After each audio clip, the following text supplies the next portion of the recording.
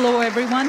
Thank you all so much for joining us here at the International Interfaith Conference, United in Liberty, the Rise of Spiritual Diplomats.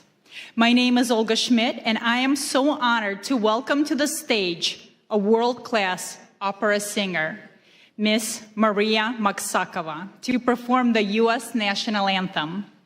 Her performance will be followed by the Pledge of Allegiance, led by Chief Joseph Riverwind, the war chief of the Arawak Taino tribe of Puerto Rico and the U.S. Army veteran. And after, Bishop Leon Benjamin will give us the opening blessing. We'll follow it in that order. So please help me welcome Maria Maksakova.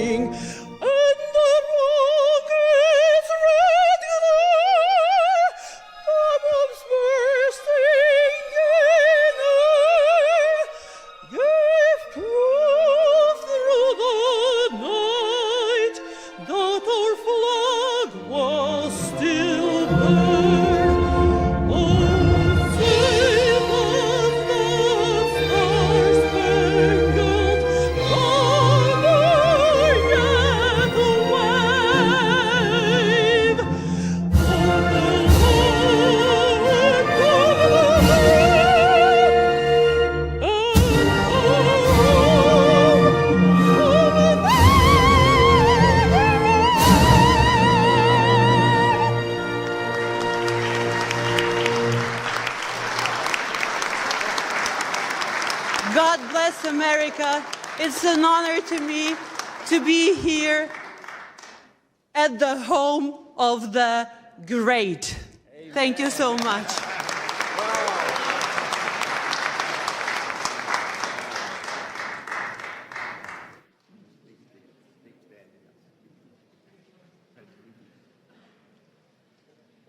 Chief Joseph Riverwind will join us next.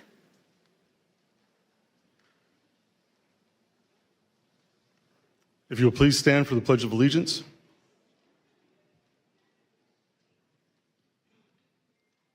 I pledge allegiance to the flag of the United States of America and to the republic for which it stands, one nation, under God, indivisible, with liberty and justice for all.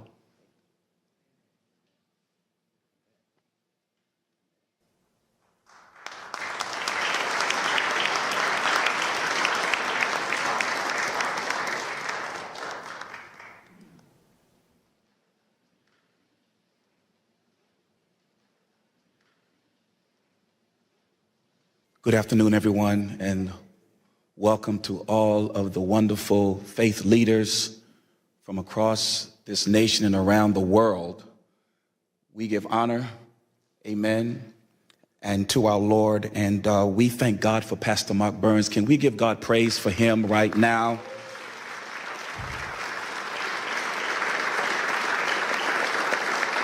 The rise of spiritual diplomats as we pray today. The road of faith is not a road that is sometimes easy to get on. It takes courage, it takes boldness, it takes wanting to lay aside your differences to come together for a common good. What the Lord is saying today is that there are now adults who have turned into children who will walk by faith. Adults sometimes want to have their way, but children say whatever the Father says. We want us to come together as children of God, to get on this journey together as Pastor Mark Burns has laid this out, that we need to solve the problems around this world. You are the solutionaries that have come together. Give yourself a hand for being the solutionaries. The psalm says, praise ye the Lord, in Psalms 133, as I pray this scripture. Behold, how good and pleasant it is for brethren to dwell together in unity. It is the precious ointment upon the head that ran down upon the beard, even Aaron's beard that went down to the skirts of his garments, as the dew of Hermon and as the dew that descended upon the mountains of Zion. For there the Lord commanded the blessing, even life forevermore. So, Father, we come to you now, Lord, as you said in your word. Let this anointing now flow upon this wonderful spiritual diplomat service, that let it flow, oh God, from the head. As Pastor Mark Burns has seen this in his heart, let it flow down, oh God, to every person that is in this room and those that may be watching afar off. Let it flow so that, oh God, everything that is disjointed may come together in the spirit of unity. Let it flow until, oh God, every, oh God, type of defrailment and defragment, anything that cannot be joined together, let it be, oh God, put away and lay it aside so that the true unity can manifest in this room today. Father, we thank you, Lord, for a growing surge, oh God, of faith that is now rising in the hearts of men and women that have come together to solve the problems, oh God, that make for peace around this world. This whole globe needs, oh God, peace. And so therefore, Father, we command the blessing to come now, that every heart, every mind, every soul, every person gathered together here today will now begin to get a divine download because of the anointing. It'll come, and your solutions, your way of doing things will unite with men and women across this globe, and we shall solve the problems of this earth, and this earth will be blessed because of your faith. We thank you now. We thank you, Heavenly Father, that you chose us for such a time as this. Bless Pastor Mark Burns. Keep his heart, oh God, secure and safe in you, and allow these roads that have never met before. Now we are joined together, and the earth will be better for it because of us. We thank you for it now. It's in the name of the God of Abraham, the God of Isaac, and the God of Jacob, in Yeshua HaMashiach, the name of the Lord Jesus Christ, our Lord and Savior. We thank you for it now. It is so, and it is done. Let everyone in this room that touches and agrees say amen.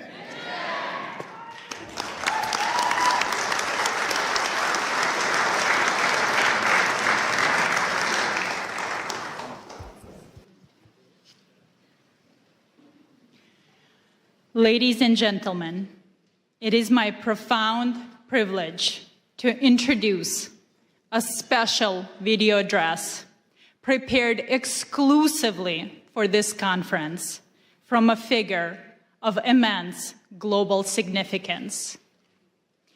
Please direct your full attention to the screen for a message from the President of the United States of America, Donald J. Trump. I just want to congratulate and thank Pastor Mark Burns. He's been my friend for a long time, and he's been with me from the very beginning, and we very much appreciate it. But on the great job that he's done, so many people believe so strongly in him.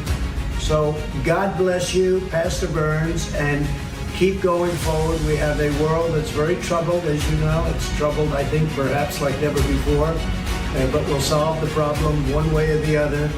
Thank you very much for the great job you've done, Mark, and keep it up.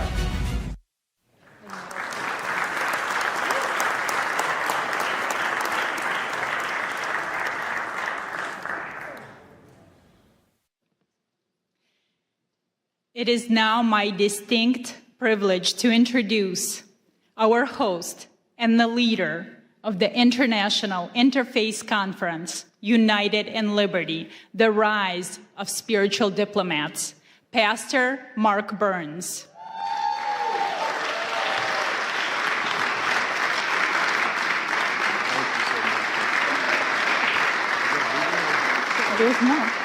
Pastor Burns serves as a spiritual advisor to President Donald Trump and is the chairman of the Spiritual Diplomats, standing at the vital intersection of faith, diplomacy, and public life.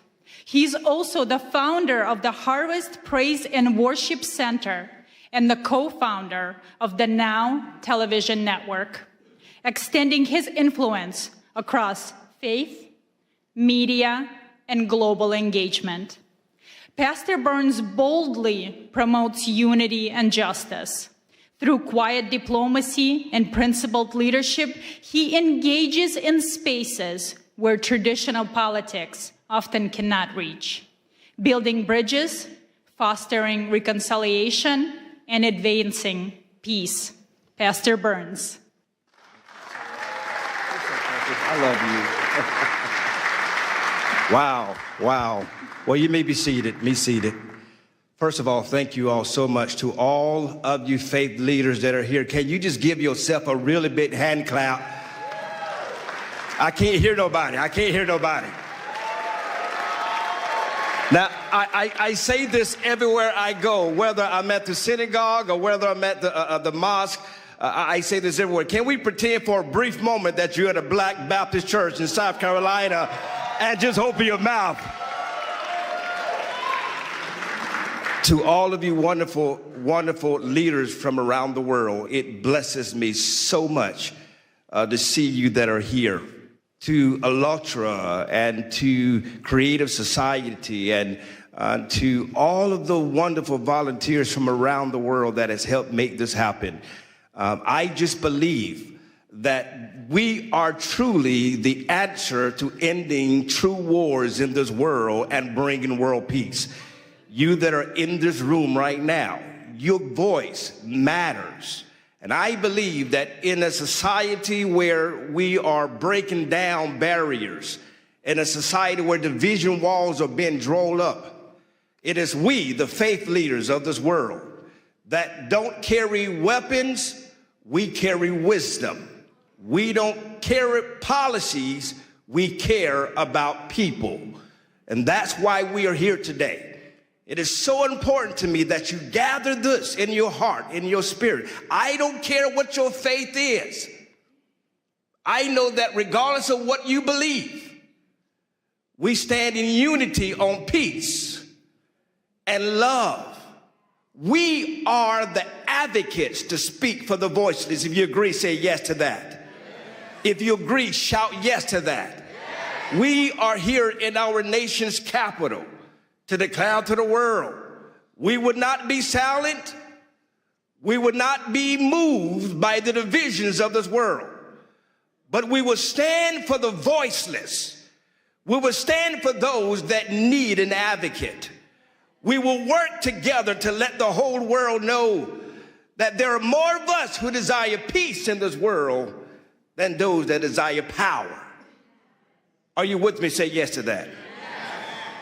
And so you will hear from some great men of faith, women of faith, influencers from all over the world. I pray that you stay all the way to the end because you do not want to miss not one word. But not only that, we will have a commissioning and pinning ceremony of new spiritual diplomats that will declare to the world, I will make a vow to stand for the voiceless and stand for those that need an advocate to speak for them. Are you a spiritual diplomat?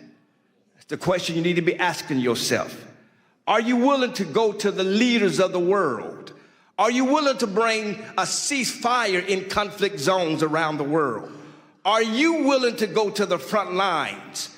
Are you willing to speak to those on the local level, the state level, the national level, or the international level? Are you willing to be an advocate for those that need your voice? regardless of your faith, you are a global leader. Your voice matters. We have dignitaries from all over the world that are here. And so it is time that faith and public life come together like never before. And we formulate an army of spiritual diplomats that would go behind the scenes, that would speak to the kings of the world, reminding them that why they have the power that's been given to them by the people. That power that's been bestowed upon them is not so that they may be empowered or rich, but they may use this power to speak to those that are less and to raise up those that need a helping hand. That's why you're here today. And together with all the faiths that are coming from around the world, this is what the world should look like. We are the true representation of human life and human dignity. This is a charge that you will receive today, to be a true spiritual diplomat. That you would go to your Muslim brother, you would go to your Jewish brother, you would go to your Christian brother, whatever the faith is, your Hindu brother, your Buddhist brother, whatever your faith is, regardless of what you believe or how you pray, you would stand on the fact that we are united in peace and in unity and in love. That's why you're here. And I pray that you received a mantle, a charge to go out back to your countries, to go out back to your states, to go out to your provinces, to speak to the kings of your world, to speak to the leaders of politics and political world, and to remind them that you will be the voice of moral compass in their life, and remind them when they veer off and they start serving self-interest, you will be a voice to bring them back to the center and remind them who they are and why God has selected them in leadership. Let's bring peace to the world. Let's end the conflicts of the world. There's so much more that we're going to be doing together. This is not just a meeting. I need you to understand me clearly. If you're here just to be one of the number, if you're here just to take pictures, we don't need you nor want you. But if you truly here to roll up your sleeves and become the pit bulls of the world, and remind the leaders that you will not be silent, you will not be moved, but you will stand for those that are lost. You will lead the marches where there may need to be marches led. You will speak up for those that are being killed viciously. You would not be just keyboard warriors, but you would advocate for those that desperately need your leadership. If you agree with me, say yes to that. So that's why you're here. We're uniting the world together. And we started right here in our nation's capital. God bless you. Thank you all so much. There's much more to come. Please, please, stay to the end. You want to be commissioned. You want to be commissioned as a true spiritual diplomat, where you receive one of these spiritual diplomat pens that you wear with pride, that you're telling the world, I am a leader you could call on. I am a leader that will stand in the gap. I will always fight for those that need a voice and a helping hand. God bless you. Thank you all so much.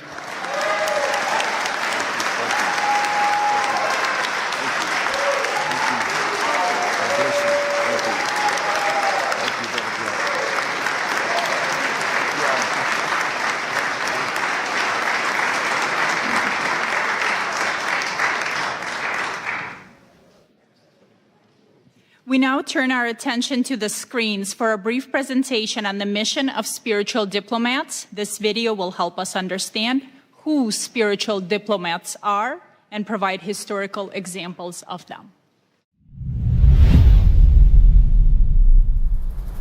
When most people think of diplomacy, they picture negotiators in suits moving between governments to strike deals. Spiritual diplomats operate differently. A spiritual diplomat is a faith leader who steps into spaces where politics, treaties, and traditional negotiations have failed. They don't carry weapons or political power.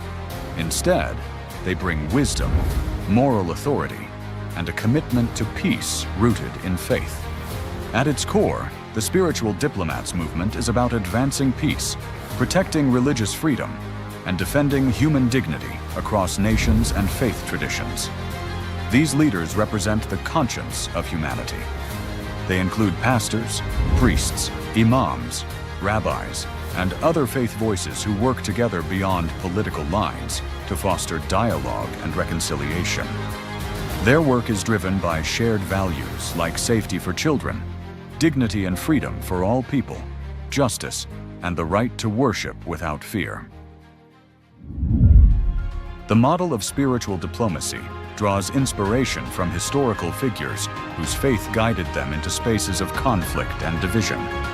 People like Reverend Billy Graham, who stood before world leaders with courage and conviction, Sheikh Abdullah bin Baya, who worked alongside Christian, Jewish, and political leaders to foster understanding and protect religious minorities, Archbishop Desmond Tutu, who fought apartheid with faith and moral clarity, Gandhi, whose nonviolent resistance reshaped a nation, Dr. Martin Luther King, who stated that he dreams of a day where you're not judged by your color, but by the content of your character, and other interfaith leaders, who showed that moral courage can change the course of history.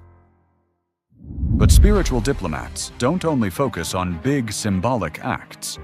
They engage in quiet diplomacy by meeting with leaders in sensitive contexts, create safe spaces for interfaith dialogue, stand with refugees and persecuted communities, and advocate for religious freedom in global forums. They also work in conflict mediation, helping calm tensions, rebuild trust, and open the door to reconciliation where political solutions have stalled.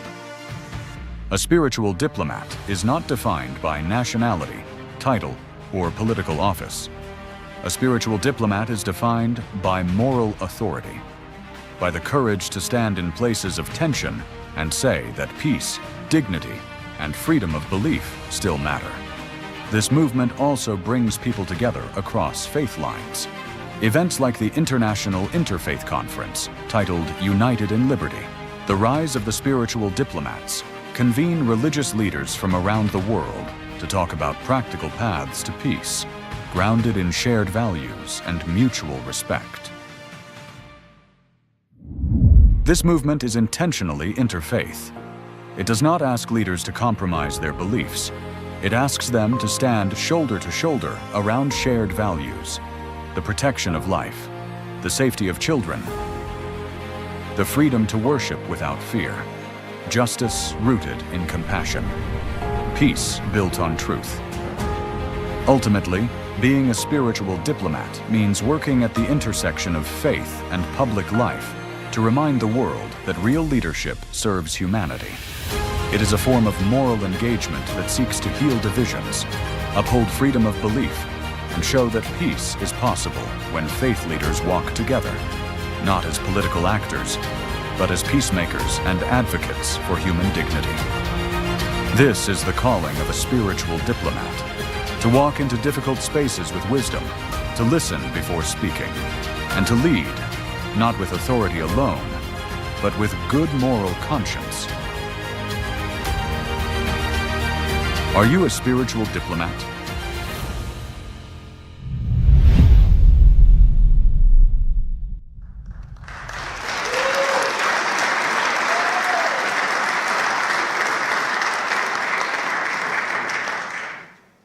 Traveling to us from Europe, we welcome George Simeon, President of the Alliance for the Union of Romanians, a courageous freedom fighter and defender of Christian rights. He brings a vital presentation on faith at the crossroads. He speaks to us today on how Romania's spiritual resilience offsets a lesson for a divided world.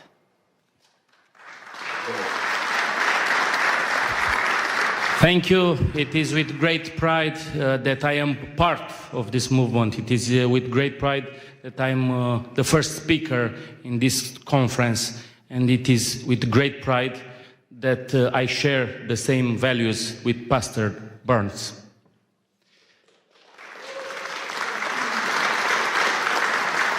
We come from Romania, a country where until recently You could have been jailed and punished for your belief. A country where the horrible experiment of communism tried to promote atheism. And the key to world peace, the key to global understanding, the key to prosperity is through God, is through faith, is through spiritual diplomats. We are here in Washington with a big delegation of members of the European Parliament and the Romanian Parliament, over 40 diplomats who are here to speak about a horrific attack on human dignity. In Romania, the elections have been annulled. In Romania, democracy has been annulled by wicked people who have no faith, no God, and do not like President Donald Trump. I am sure that all of us gathered here today think about world peace. I am sure that, like Pastor Burns advocated, we must find a solution for peace in Ukraine. I am sure that in Gaza, we must adopt the Trump solution for peace. And in the Middle East, I was speaking with Rabbi Duvi Honig earlier. There are so many rabbis here in this interfaith dialogue. We must bring peace. And we are here in Washington, an example of democracy and world peace. You have a great leader for at least 3 more years. And we must follow on the footsteps on Donald Trump for our nations, for our religions. Thank you, great friend. Thank you for what you are doing, and count on us, on the Romanian people, for world peace and for spiritual diplomats.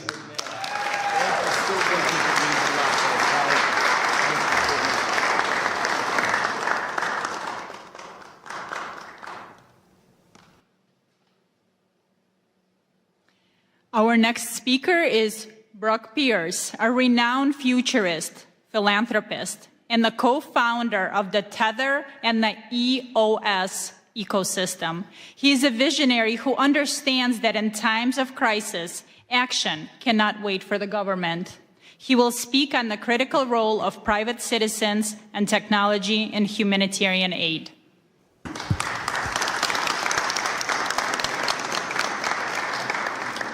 Well, what an honor and a privilege it is to be here with all of you today, and specific thanks to Pastor Mark Burns, who I've had the great pleasure of working with on a number of initiatives, and this is as exciting as any of them because it is global in nature.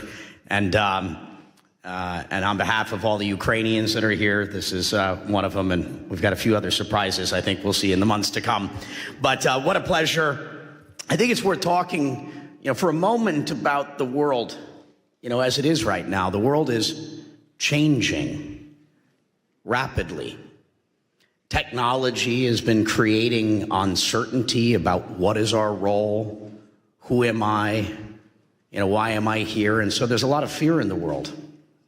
There's a lot of uncertainty in the world and a lot of doubt that's leading to polarization and division from our technologies and tools. And what is the answer to all of that? In these moments, faith. Faith is the answer to FUD. When you're feeling lost and you don't know where to go, faith is the answer. And that's what's brought us all together here today, is that we all believe in something more than our current moment, our present reality. We understand that there is a plan, that our life has meaning, and that we have a purpose for being here. And we just have to step into that. Right? We have to say yes to being the spiritual diplomats, those of us that are so blessed and appointed to be in a position to engage with the leaders of the world and speak up, to use those connections and our voices to make that impact, in the world. And so how do we deal with, the current reality, conspiracies that have replaced trust, tribalism that is replacing dialogue, ideology that has been replacing wisdom, Again, I think the answer to all of it is how do we continue to find our faith to overcome these challenges so that we can find that peace. We'll be doing another trip to Ukraine here soon, and Jordan, Israel, and Bethlehem. And, for those that take an interest in any of these journeys, please, connect with us. And so, what is spiritual diplomacy to me? It's the ability to engage with those nations and cultures and people through their deepest source of meaning, belief and identity, where it's not just about power, policy, and pressure, but it's those things that transcend our typical negotiations and bringing it back to purpose, bringing it back to dignity, that narrative and moral authority. One nation under God, right? And that's what we're all here for. So I'm so grateful to be able to speak and share this time with all of you and continue to do this, perform this great work in the world together. God bless all of you, and thank you for your presence and participation in this great work.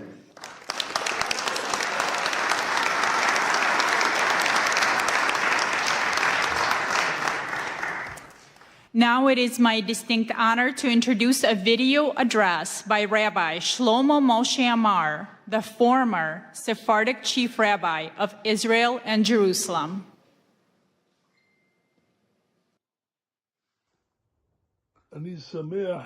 I am happy to bless the attendees of the International Interfaith Conference in the capital city, Washington, in the United States, which comes to share opinions and exchange views between religious leaders in order to increase love, brotherhood, and peace among the nations. We see that America's been blessed with a dear and important president, the Honorable President Donald J. Trump, a lover of peace and a pursuer of peace. And I'm confident that this initiative also comes from Pastor Mark Burns, who President Trump appointed to lead this initiative. I met Pastor Mark Burns in New York, and his entire goal is to increase friendship and brotherhood among nations. This is a very, very blessed thing, to bring about understanding that will prevent wars and prevent great troubles and will increase good life among people, among religions, and among nations. May it be God's will that the blessing of the Lord rests upon you. Do correct things for the good of the entire universe and all inhabitants of the world. And may we hear and be heralded with good news, peace, and blessing. Amen. Amen.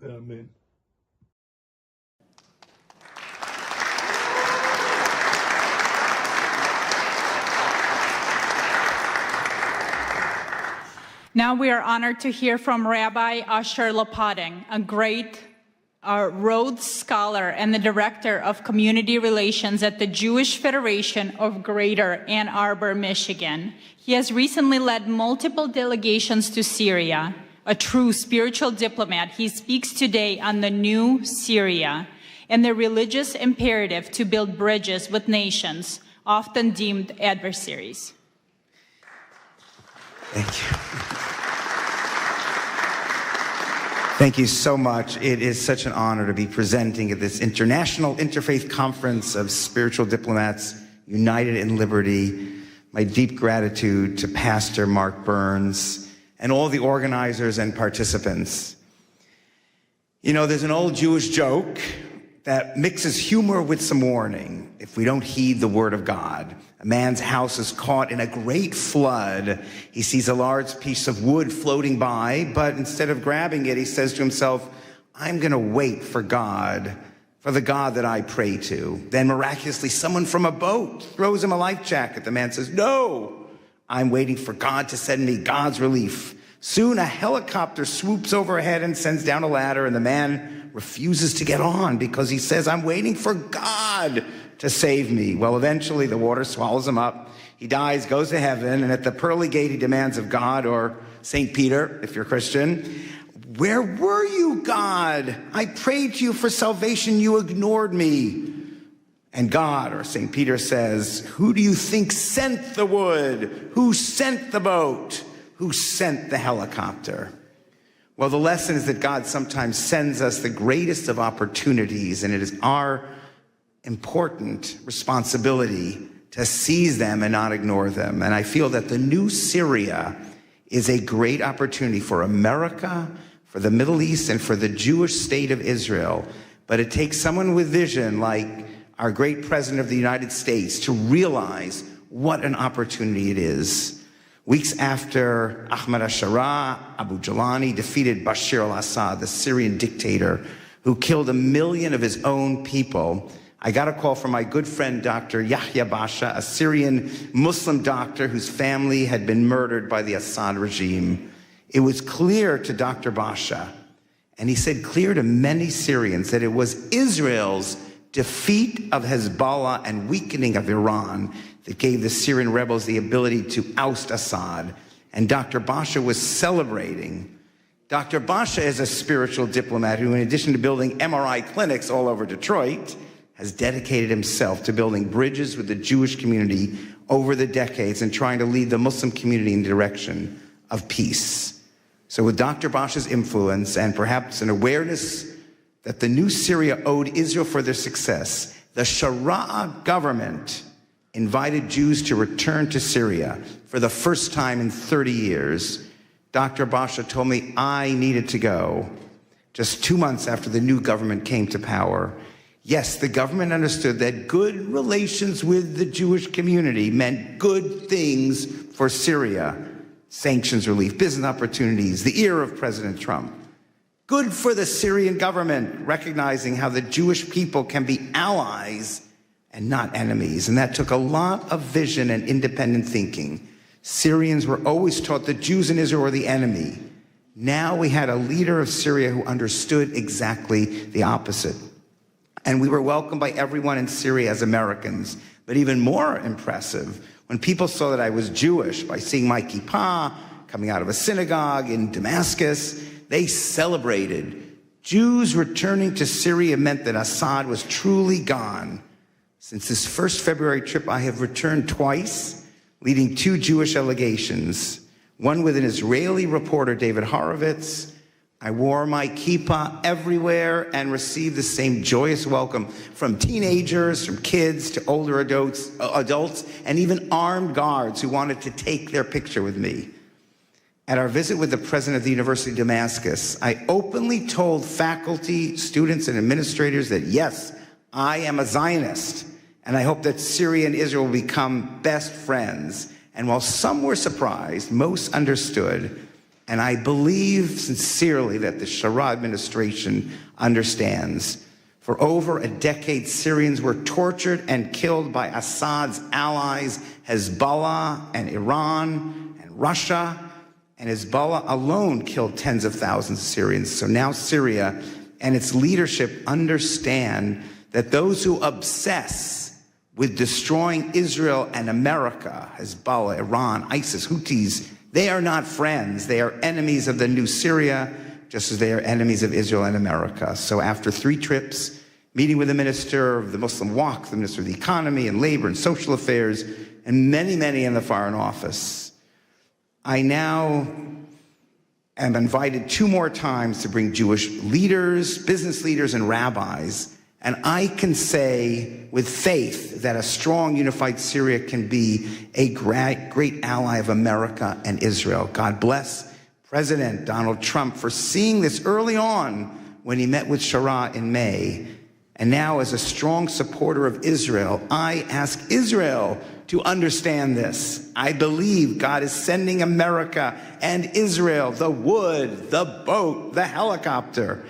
Israel has to figure out how to use all these opportunities while maintaining security. But I believe having a strong, unified Syria can be the best allies for Israel's security against its greatest enemies. Part of being a spiritual diplomat is seeing diplomacy and building unlikely bridges and breaking down old, outdated divisions and seeing that all, as the pastor said, as holy work accomplished by trusting in God to guide us into crucial opportunities, to the boat, to the helicopter.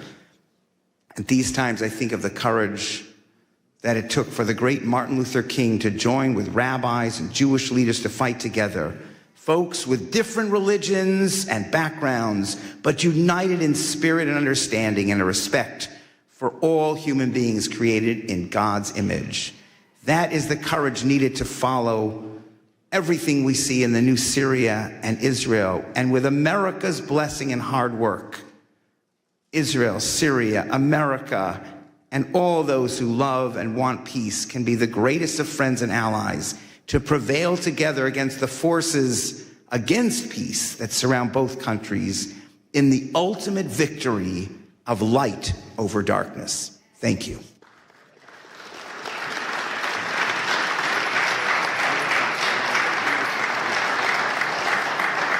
Thank you. And next, please welcome His Excellency Sheikh Ashraf Effendi, a distinguished Sufi master from the Naqshbandi order and a global peace ambassador. Sheikh Effendi came here all the way from Germany. He brings us wisdom from the Sufi tradition on the theme, "In God We Trust," emphasizing the key role of rope of God and divine blessing. And we will have a translator. Thank you very much. Assalamu alaikum wa rahmatullahi wa barakatuhu. Möget ihr alle im Namen des Herrn gesegnet, gegrüßt und von seinem Lichte geführt sein. In the name of Allah, the most gracious, the most merciful. In the name of the Lord, may you be greeted and blessed and guided by His light forever. Zweifellos ist dies eine himmlische Zusammenkunft und das Werk göttlicher Inspiration. This is a divine meeting and standing under divine inspiration of God. Und so wie Allah, der Herr, alle Welten und alle Seelen es wollte, haben wir zu einer heiligen Zusammenkunft hier zusammengefunden. And as God wanted, guiding all the beings on this planet, we have found our way here to this meeting. Ewiger Dank sei dem Herrn der Welten sowie den Organisatoren, die diese göttliche Inspiration realisiert haben. Immense gratitude to the organizers of this event and the volunteers that are here and everyone today invited. Wir werden uns noch später bei Ihnen bedanken, ausführlich bedanken noch. Doch wir haben jetzt nicht die Zeit. Bevor die rote Karte gezeigt wird, müssen wir zum Thema kommen. At a later point, we will express our gratitude to the organizers in more detail and with the appreciation they deserve, but now our time is running out. Wie wahr, bei allen Friedensveranstaltungen zuvor haben wir noch nie so eine Hoffnung gehegt wie bei dieser.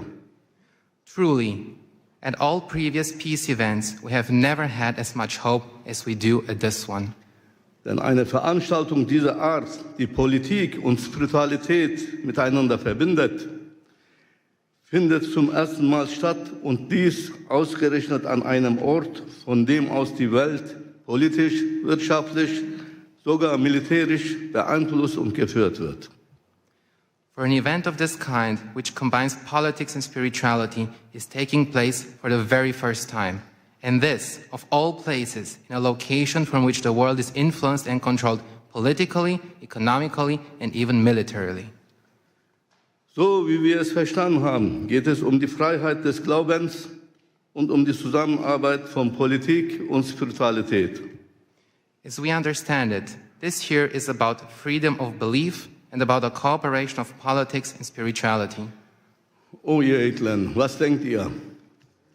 Wie können wir die religiösen Führer, spirituelle Autoritäten oder Diplomaten dazu beitragen, die Freiheit des Glaubens und eine Zusammenarbeit mit der politischen Führung zu realisieren?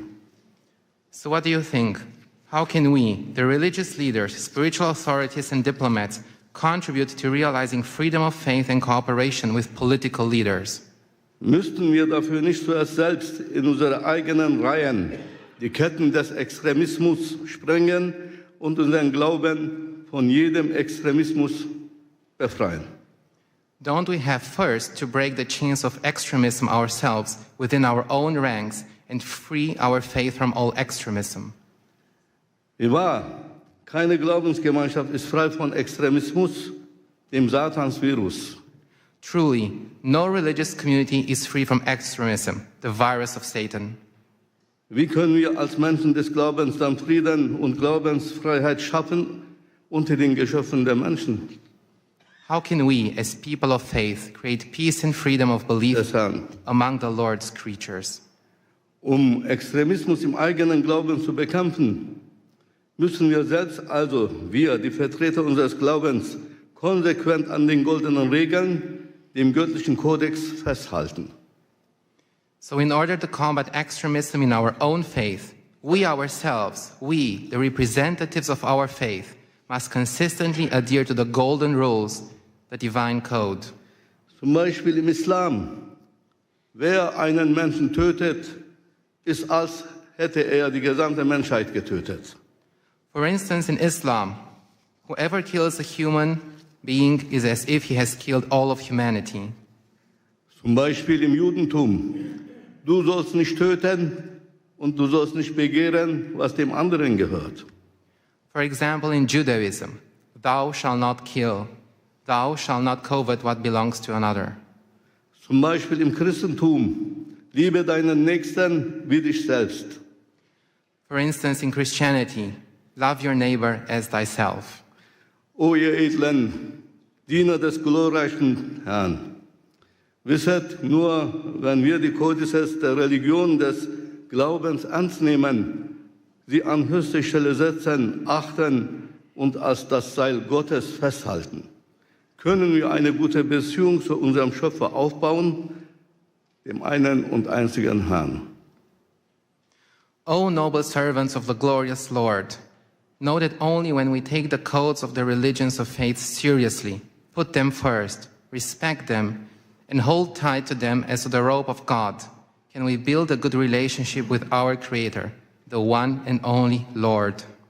Ohne Zweifel, nur er kann uns den Frieden schenken. Moreover, only He can gift us peace. Denn nur er, der Glorreiche, ist der Herr des Friedens. Natürlich bedient er sich stets eines Werkzeuges für alles, was auf Erden geschieht, auch für einen wahrhaftigen Frieden in der Welt. For only He, the glorious one, is the Lord of peace. Of course, He always uses a tool for everything that happens on earth, including for true peace in the world. Möge Präsident Trump derjenige sein, der dazu berufen ist, Frieden in die Welt zu setzen, da er auch die Macht besitzt, dies zu realisieren. May President Trump be the one called upon to bring peace to the world, as he also has the power to make this happen. Möge er dafür mit einem himmlischen Friedenspreis vom Herrn des Friedens selbst gekrönt werden. Eine Auszeichnung, die niemandem zuvor zuteil wurde. And may he be crowned with a heavenly peace prize from the Lord of peace himself, an honor that has never been bestowed upon anyone before. Mr. Trump, don't need Nobel Prize. Doch zurück zum Thema. Für die Freiheit des Glaubens müssen die Religionsgemeinschaften zunächst in Aufrichtigkeit zusammenkommen und füreinander Sorge tragen. But back to the topic at hand. For the freedom of faith, religious communities must first come together in sincerity and care for each other. So dass wir innerhalb unserer jeweiligen Gemeinden Buddhisten, Juden, Christen, Muslime, Indogene und so weiter sind, uns jedoch in der Öffentlichkeit nicht entlang dieser Zugehörigkeiten voneinander abgrenzen. So that within our respective communities, we're Buddhists, Jews, Christians, Muslims, indigenous peoples, etc., but in public, we do not separate ourselves from one another along these lines. Nein, für uns selbst sind wir die Buddhisten, die Indigenen, die Christen, die Juden, die Muslime. Doch in der Öffentlichkeit müssen wir uns zeigen, Hand in Hand als Allianz der Gläubigen. No. For ourselves, we are Buddhists, indigenous people, Christian, Jews, Muslims. But in public, we must show ourselves hand in hand as an alliance of believers. Titel und Namen der Religion in der Öffentlichkeit, wie Judentum, Christentum und Islam, werden uns nur voneinander trennen und entfremden, und das darf auf keinen Fall mehr geschehen. Titles and names of religions in public, such as Judaism, Christianity, and Islam, will only separate and alienate us from one another. This must not be allowed to happen again. Lass uns daher laut und deutlich dieses Verständnis der ganzen Welt zu erkennen geben und stark betonen, wir sind die Rabbaniun, wir sind die Gottergebenen. Let us therefore make this understanding known loud and clear to the whole world and emphasize strongly, we are the Rabbaniyun, we are the God-devoted. Und mehr noch, erheben wir von diesem Ort aus unsere Stimme, von jenem Ort, von dem die Geschicke der Welt politisch, wirtschaftlich und militärisch gelenkt werden. Wir richten unseren Ruf an die politischen Führungen und Regierenden, alle Länder und Völker dieser Erde und sagen, and more than that, let us raise our voices from this place, from the place where the fate of the world is controlled politically, economically, and militarily.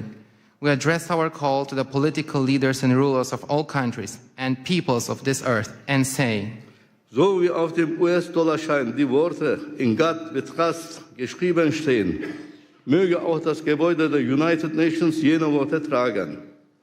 Worte, die das Vertrauen der US-Bürger geprägt und ihre Währung zur wirtschaftlichen Weltgeltung geführt haben. In God we trust. Just as the words, "In God we trust," are written on the US dollar bill, may the United Nations building also bear those words. Words that have shaped the trust of US citizens and led their currency to global economic significance. In God we trust. Und mehr noch, im Gebäude der United Nations sollte unbedingt ein House of Believers errichtet werden. Ein Ort, an dem die religiösen und spirituellen Autoritäten der Welt als vereinte Gemeinschaft der Gläubigen zusammenkommen, um bei den Entscheidungen über die Zukunft der Menschheit mit der politischen Führung, mit geistiger Stimme der Menschheit mitzuwirken. And furthermore, in the United Nations building, a house of the believers should definitely be established, a place where the religious and spiritual authorities of the world come together as a united community of believers, where they come together to participate in decisions about the future of humanity with political leaders as a spiritual voice of humanity. Denn wir haben gesehen, dass Politik allein nicht ausreicht für Frieden und für eine glückliche Menschheit. For we have seen that politics alone is not enough for peace and for a happy humanity. Wenn die Politik der Körper der Menschheit ist, so ist der Glaube die Seele der Menschheit. Der eine kann ohne den anderen nicht existieren. If politics is the body of humanity, then faith is the soul of humanity. One cannot exist without the other. Möge Allah, der Herr, alle Seelen, diese Konferenz und ihre Organisatoren, Teilnehmenden segnen und mit seinem Licht führen. May God bless this conference and all the participants in this conference and hear all of us with his ears. May Allah Almighty bless and guide you. Assalamu alaikum.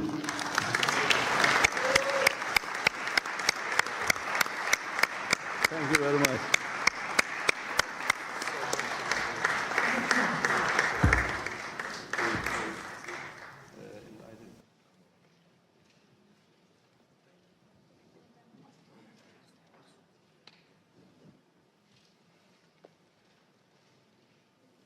Thank you very much. I'm pleased to introduce Rabbi Duvi Honig, founder and CEO of the Orthodox Jewish Chamber of Commerce. He has dedicated his life to uniting communities through economic cooperation. Today, he speaks on commerce as common ground, exploring how business can protect religious freedom and democratic integrity.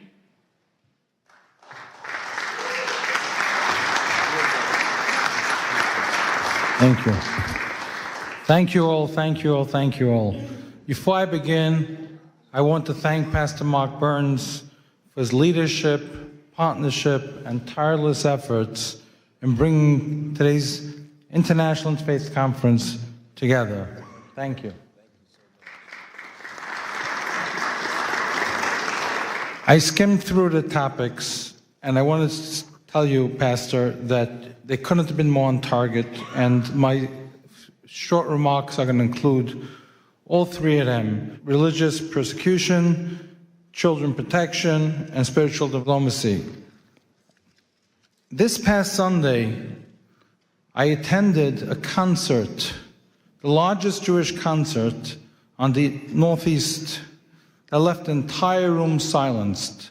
Alon Hill, a 24-year-old pianist, kidnapped from the Nova Music Festival on October 7th and held in Hamas tunnels surrounded by complete darkness without seeing sunlight for 505 days, told us that the only thing, Pastor, that kept him sane and alive was saying Shema Yisrael every day.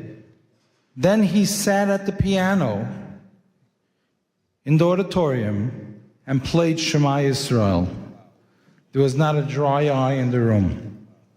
That moment says everything.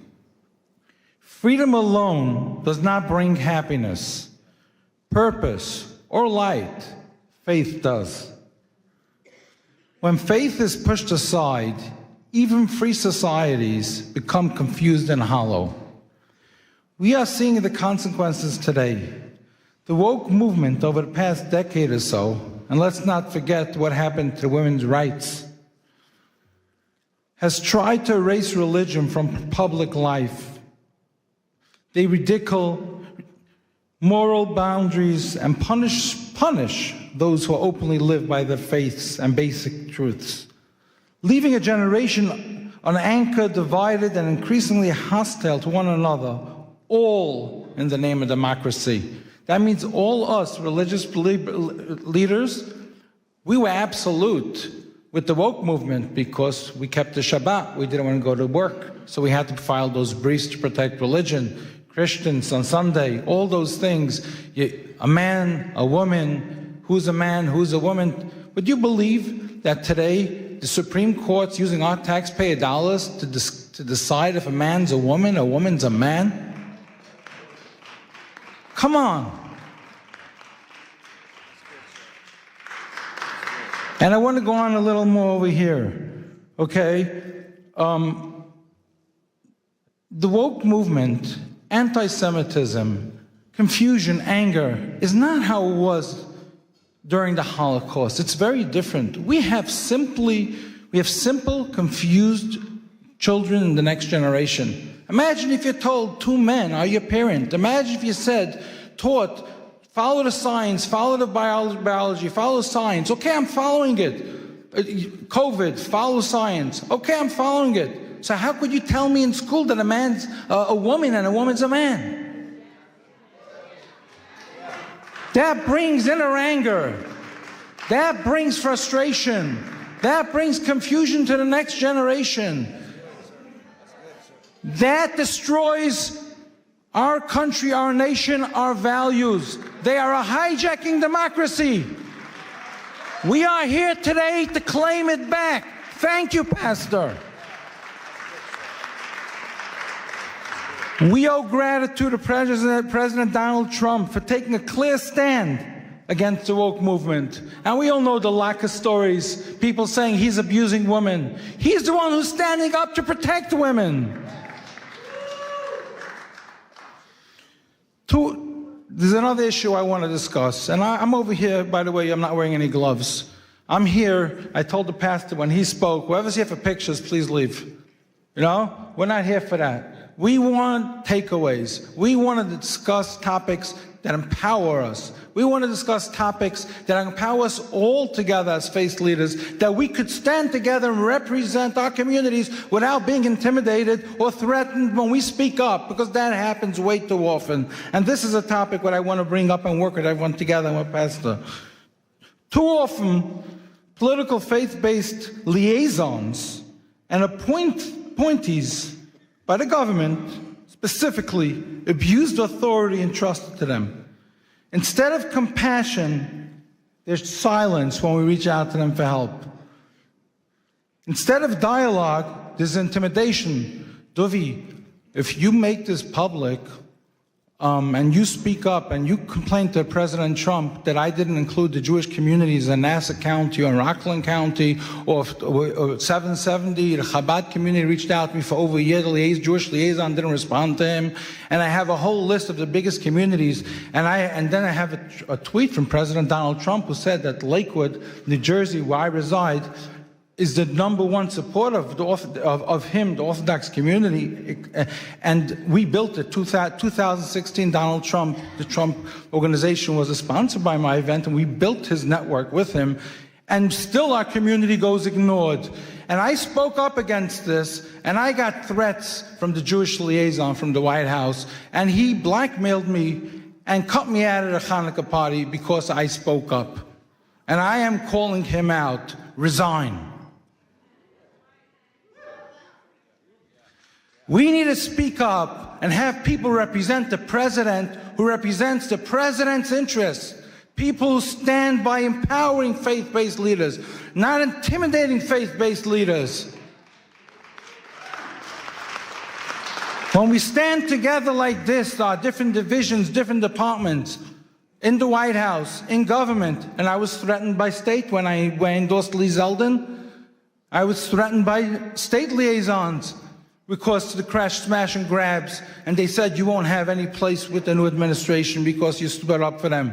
When I called out President Biden's team for hosting a hate-based summit, blaming it on the Jews, blaming it on Jersey City, blaming it on Rockland County attacks, blaming it on anti-Semitism, but not including one Orthodox Jew, I called them out for it, and the White House took a fight with me, and the Jewish liaison cut me out then as well because I spoke up for what's right.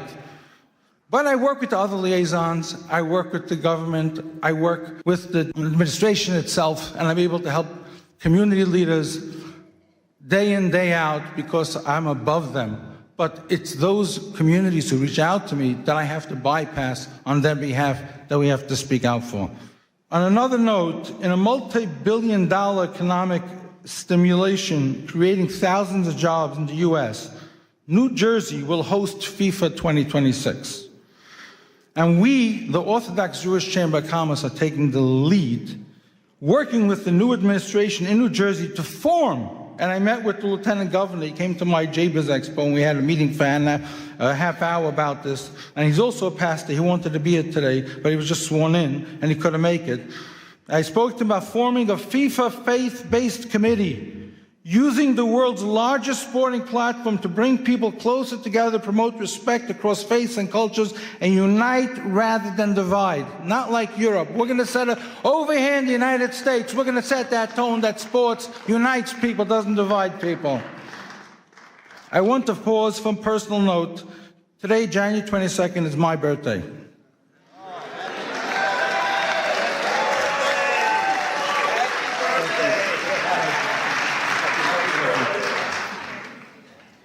And it is also the 21st wedding anniversary of President Donald Trump and First Lady Melania. On behalf of our community, the Orthodox Jewish Chamber of Commerce, Pastor Burns and his team, we extend our warm congratulations and wishes and continues strength and leadership. Our chairman, J. Morton Davis, who couldn't be here today, he's close to 100, the close friend of the president, for half a century, sends his congratulations to the president. And final, I also want to announce today, as the founder of the Morris Katz Foundation, together with my partners, Alan Dershowitz, Elon Carr, former U.S. Special Envoy and Monitor to Combat Anti-Semitism and CEO of IAC today, Malcolm Homeline, Mayor Izzy Spitzer of New Square, and the Morris Katz Foundation Committee, that we, the Jewish community, have nominated President Donald Trump for the Morris Katz Presidential Legacy Award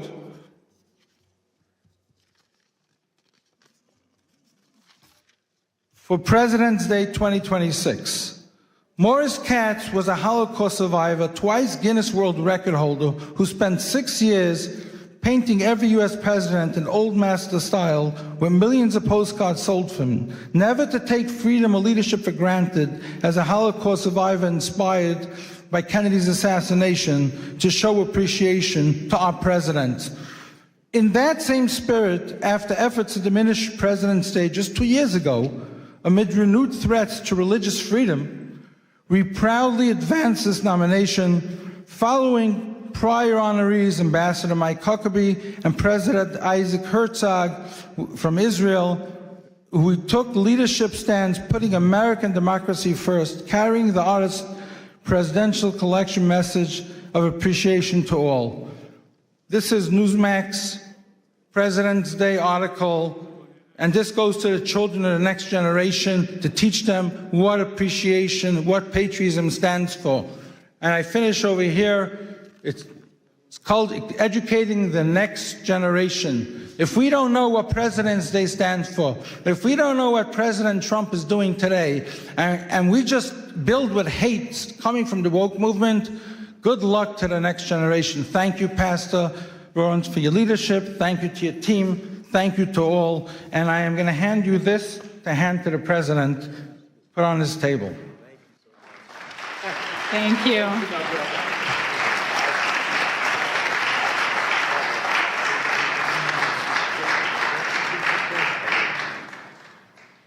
Our next distinguished speaker is Sir Professor Dr. Gabriel Paupe Andreoli, President of the Institute for Advanced Studies and Cooperation and an ethical AI leader affiliated with the Vatican. A polymath in medicine and ethics, he addresses the shift from law to conscience, discussing the future of global governance.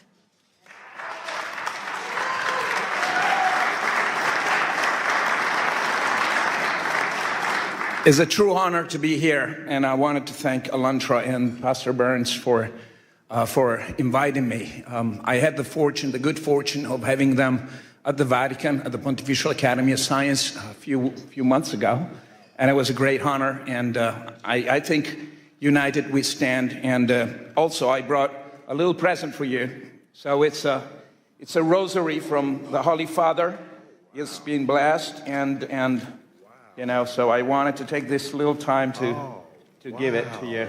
Man, thank you. Wow. Holiness. So the Holy Father is always with us and in our heart. Wow. Thank you. So much. Thank you. What a pleasure. So special. Wow. I'm going to try to read this, and because I think it's important. We're standing in a threshold of a new era, and I need your help. We all need to stay together. So esteemed spiritual leaders and diplomats, ladies and gentlemen, we're living in a time of extraordinary paradox. Never before has humanity possessed such technological power, scientific knowledge, and global connectivity. Yet never we face such a systemic fragility, polarization, and planetary risk. This paradox reveals something essential. The central challenge of our time is no longer technological, but political, constitutional, and ethical architecture. At WEF in Davos yesterday, leaders have spoken of the essential need for a new world order, and it was about time. We've been working on it for the last few years. In recent days, I was at the Vatican seeking guidance from His Eminence, Cardinal Pietro Parolin, Secretary of State of the Holy See, and we reflected on a question that is at once urgent and hopeful. How can humanity move beyond fragmented effort and begin to shape a shared constitutional pathway for peace, for human dignity, and for regeneration of our Mother Earth? And by the way, I think Kathleen Rogers is here with us, and she was a great inspiration. Kathleen, are here? Or maybe she's... Oh, okay, great. Thank you for being with us. How can we transition from sustainability to flourishing? The conclusion was clear. We must work together through institution, through commitments, and through technological guarantees, because what humanity needs today is not merely a better tools, but a new framework of trust. A framework capable of translating ethical intention into credible, verifiable, enforceable cooperation across borders, systems, and generations. For many years, sustainability has guided political discourse. To sustain is to hold, to resist, to maintain balance, and balance, when treated as an end rather than as a phase, becomes stasis. In living system, biological, social, and civilizational stasis is not life. The challenge we face, climate instability, geopolitical conflict, inequality, and the concentration of technological power, cannot be solved by containment alone. This is why we must move from sustainability to flourishing. Flourishing is not theoretic. It's a principle of governance. To flourish means to design economic, political, and technological system that generates more life, more dignity, more trust, and more shared prosperity over time. Sustainability asks, how do we survive longer? Flourishing asks, how do we harmonize and strive together? Flourishing is generative, and the pathway to flourishing is harmony. The alignment of freedom with responsibility, innovation with ethics, sovereignty with cooperation, and progress with protection and trust. For the first time in human history, the vision is no longer confined to moral aspiration. We now possess the technological platform capable of making it real. An enabling infrastructure that allows ethics to move from intention to implementation, ethical systemic intelligence, supporting decision making while preserving human accountability and dignity. The centralized blockchain system ensuring transparency, trust, and international integrity beyond centralized power. Quantum and post-quantum science, strengthening security and transforming state strategy, because in an interconnected world, domination produces instability, while cooperation generates anti-fragility. So, for the first time in human history, finally, the convergence of changes is the very logic of power. It allows us for the first time to envision a world federation of states grounded in guarantees, constitutional framework. Not a global government, not an empire, but a federation of guarantees, limits to power, protection of rights, constitutional safeguard for dignity, peace, harmony, and the regeneration of our leadership and relationship with the earth. Peace has to be a strategic infrastructure. For too long, peace has been treated as a moral aspiration or a diplomatic outcome, but peace has failed repeatedly because it lacked the institutional and economic infrastructure.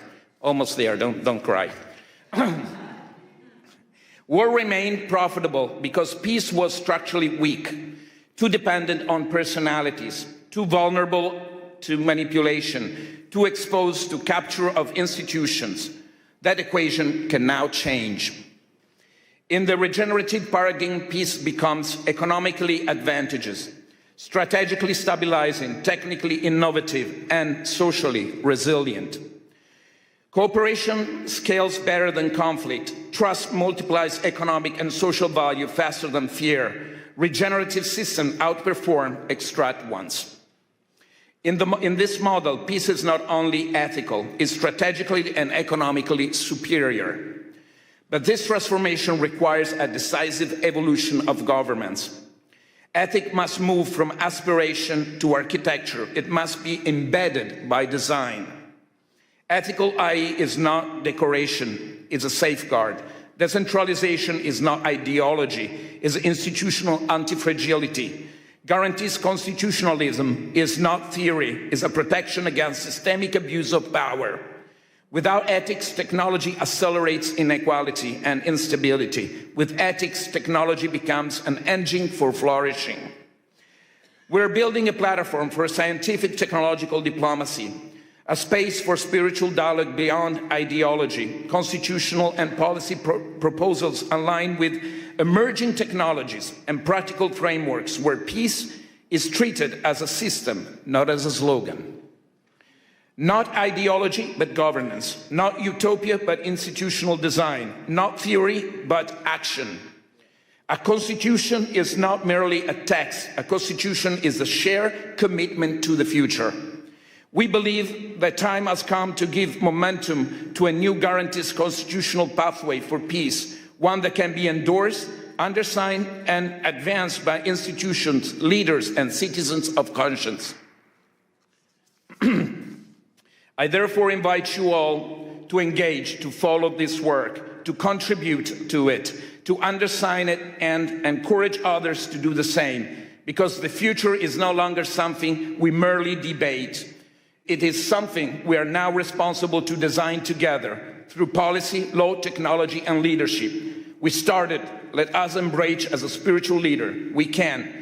Let us build what is structured, safeguard, and regenerative for all of us and our children and future.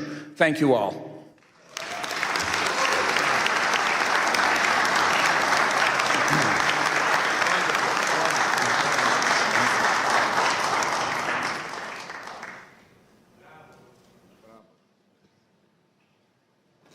From Nigeria, we welcome Reverend Bayodun Fadoyinbo, the Global Senior Pastor of the Commonwealth of Zion Assembly, impacting millions across Africa and the globe.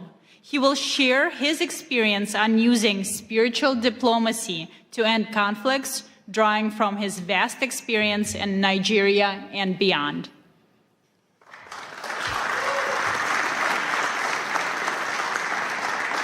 Good afternoon. Such a joy to be here all the way from Africa.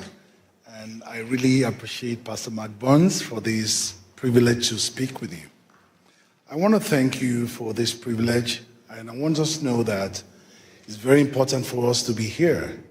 And we are here because, not just because we've been invited here, but because God has brought us together and given us the kind of influence and affluence that we have to influence our world and to help our community and to experience peace. I want you to know that the world is looking not for leaders, not for speakers, but those who will broker peace all over the world.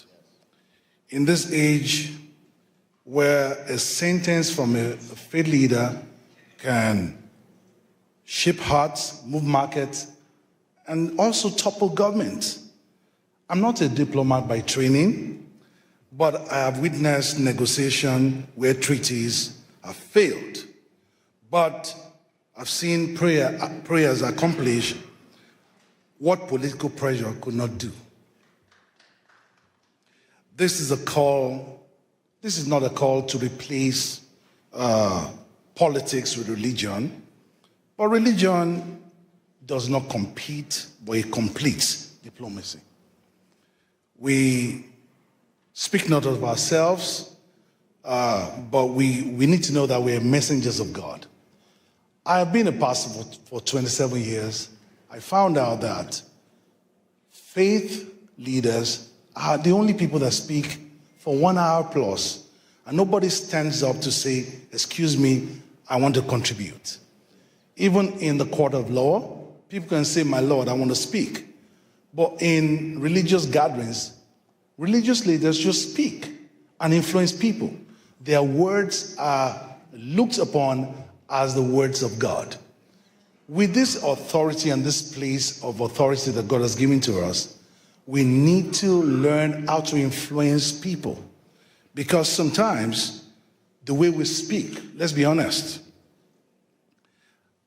we speak from the place of tradition, we have authority, we have legitimacy of community, we have moral gravitas that secular institutions often forget. I want you to know that God has called us. A call to forgiveness, a teaching of forgiveness can end blood feud. A sermon of dignity can inspire human rights movement. We remember the words of Archbishop Desmond Tutu. Even though it was not violent, even through his messages, he dismantled apartheid through his messages. We remember Pope John Paul II, whose simple appeal, war never again, echoed through Poland and beyond. We also remember sermons the baptized ethnic cleansing, and the casual dehumanization that turned neighbors into enemies. The weight of our words are measured not in their eloquence, but we must consider the consequences of our words. Today, our world suffers from dialogue deficit. We talk at each other, but not to each other. Faith leaders must understand their position and where God has placed them. So what does responsibility look like? Number one, we must, first of all, know that we stand for truth instead of triumph.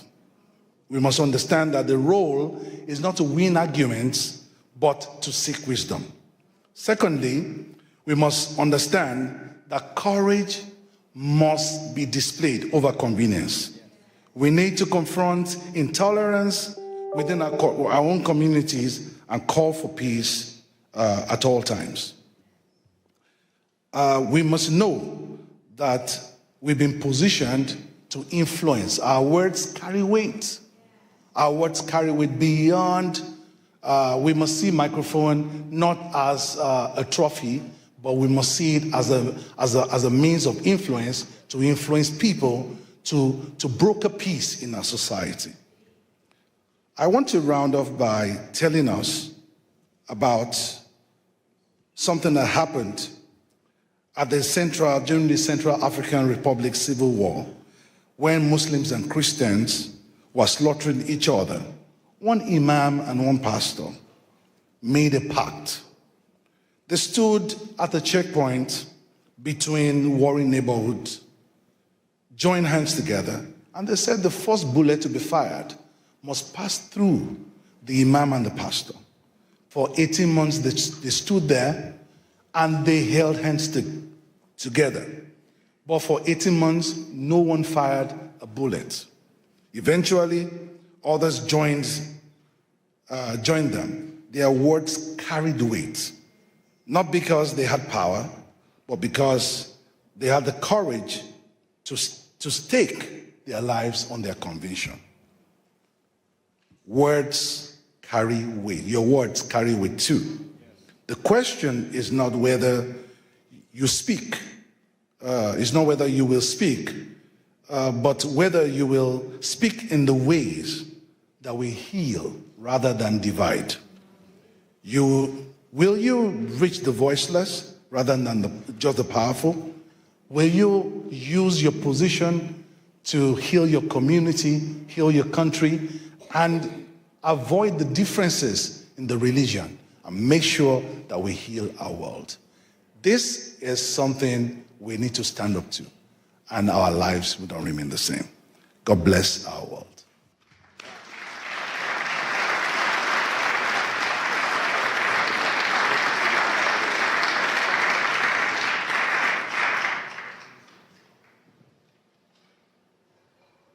It is my honor to welcome Ms. Marina Ovtsinova, the president of the ALLATRA International Public Movement, and a specialist in global risk strategy who pursued her studies at Harvard University.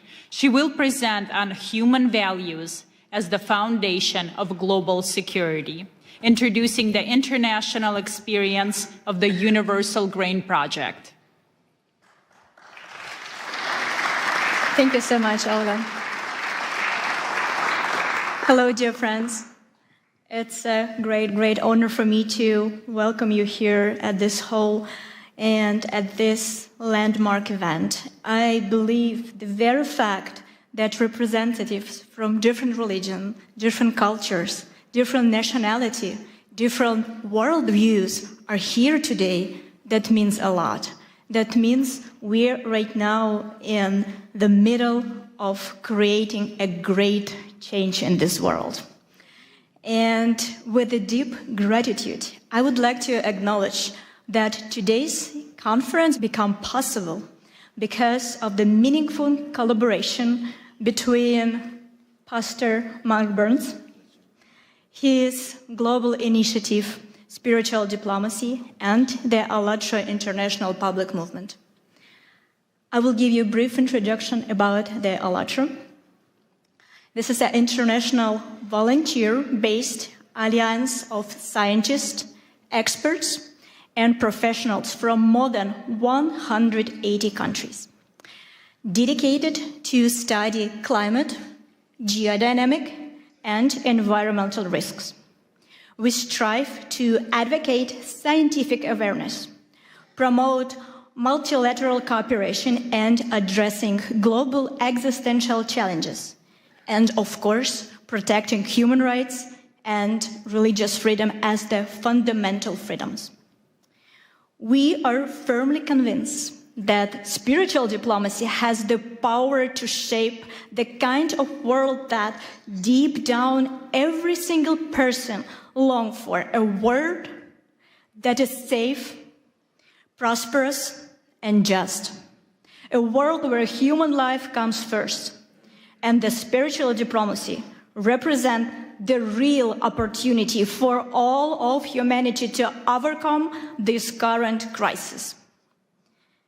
And we have solid evidence that we presented to you today that humanity is deeply seeking spiritual diplomacy as the force capable of transforming our world. Back in 2017, we initiated a large-scale international social research project called the Universal Grain. We defined the goal of this project as following: to identify the scientifically sustainable, the fundamental values shared by all people on the earth, regardless of their religion, nationality, social status, political affiliation, in order to find unshakable foundation for understanding among all of humanity. The result of this extensive research was the documentary film, The Universal Grain: Life, What Unites Us All. An international team of thousands of ALLATRA volunteers work on its creation, including reporters, camera operators, and of course translators. An unprecedented global public survey was conducted. Our volunteers went basically everywhere, into the streets of major cities, and they also traveled to the remote settlement of indigenous community. They spoke with a leading expert across scientific discipline, with representatives of different religion tradition, with community and the ethnic leaders also, as well with the public figures and politicians. Around the world, we ask people one simple question: what unites all people on the planet, regardless of their religion, political views, skin color, or place of residence? Then, of course, we had to sit down and analyze thousands of responses. And what emerged? What a holistic pictures. People in every culture aspire to the same thing: peace, safety, justice, and the opportunity to live a dignified life. This is the universal grain that lies at the foundation of all world religions and humanistic teachings. Why is this knowledge important today? Because we are living in an era of global climate and geodynamic and environmental change. The challenges facing our planet know no borders. Nature does not ask which religion we follow or what kind of passport you have, right? In the face of growing threats, we are all simply people, residents of one shared home, the Earth.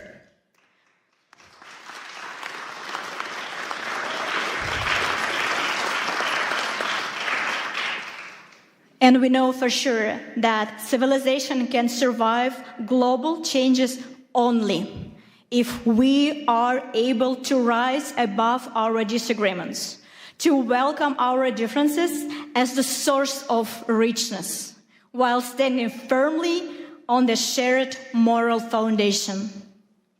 And now, I would like to invite you to watch a short video segment. It is only a small section from the vast collection of interviews gathered during this project. But you will see it provides how much we all have in common. Let's watch it.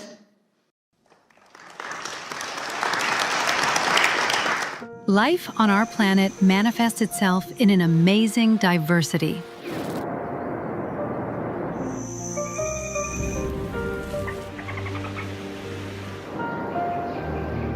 Likewise, human civilization demonstrates an equally impressive variety of cultures, traditions, and religious beliefs that have been forming over centuries. This kind of rich heritage reflects various approaches to understanding human values and people's life in society. Within the framework of the Universal Grain, the unique social research project of ALLATRA International Public Movement, the volunteers addressed people worldwide with question, what do all of us have in common? And their answers show what unites us all. Siamo partecipanti volontari di un movimento internazionale che si chiama ALLATRA. And we're conducting a research, the Universal Grain. And the purpose of this project, we want to find out what unites all people across the world internally. En todos los países del mundo nosotros hablamos con la gente. We ask certain questions and people on the streets and famous people, like everybody.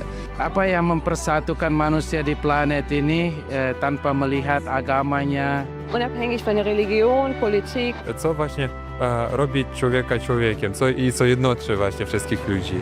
As one unified world community. We are all human beings here.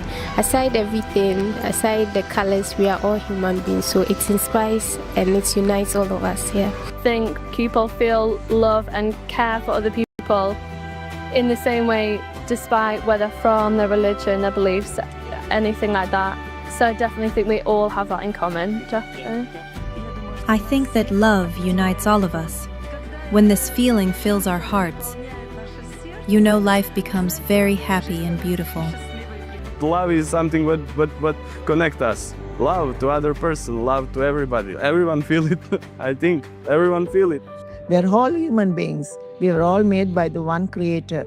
So we have to live in harmony with each other. If we can change the world by giving love to others, so that as each one of us receives love, then we have more love to give the next person. You deposit love in yourself, so you can give that love. Humaneness is the most important thing, because people shouldn't do evil. A human being should do good. It is love for life in all its manifestations. God has endowed us with many qualities. We need to be able to fill them with our hearts. Humaneness, mercy, being caring towards everything that surrounds you. We should all be like this. The greatest commandment is love. Love your God with all your heart and all your mind. And then he said the second of this is to love your neighbor as you love yourself. I live my life not based off of theology, but based off of the greatest example of Jesus Christ. That's love. So when you do that, it doesn't matter who you pray to. I will still feed you. It doesn't matter who you call God. I will still love you. I will still come to your aid if you have been persecuted for your religious freedoms. Does that make sense? And that's become my rallying cry to the world. I just want to see people have a right to do what they have a God-given right to do, and that is to worship God in freedom. The first thing is to forgive, to love, to create, to be a honeybee. Yeah, a bee builds everything, right?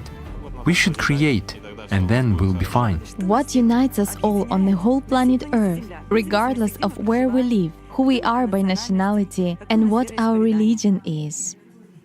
heart, smiles, joy. We should open up.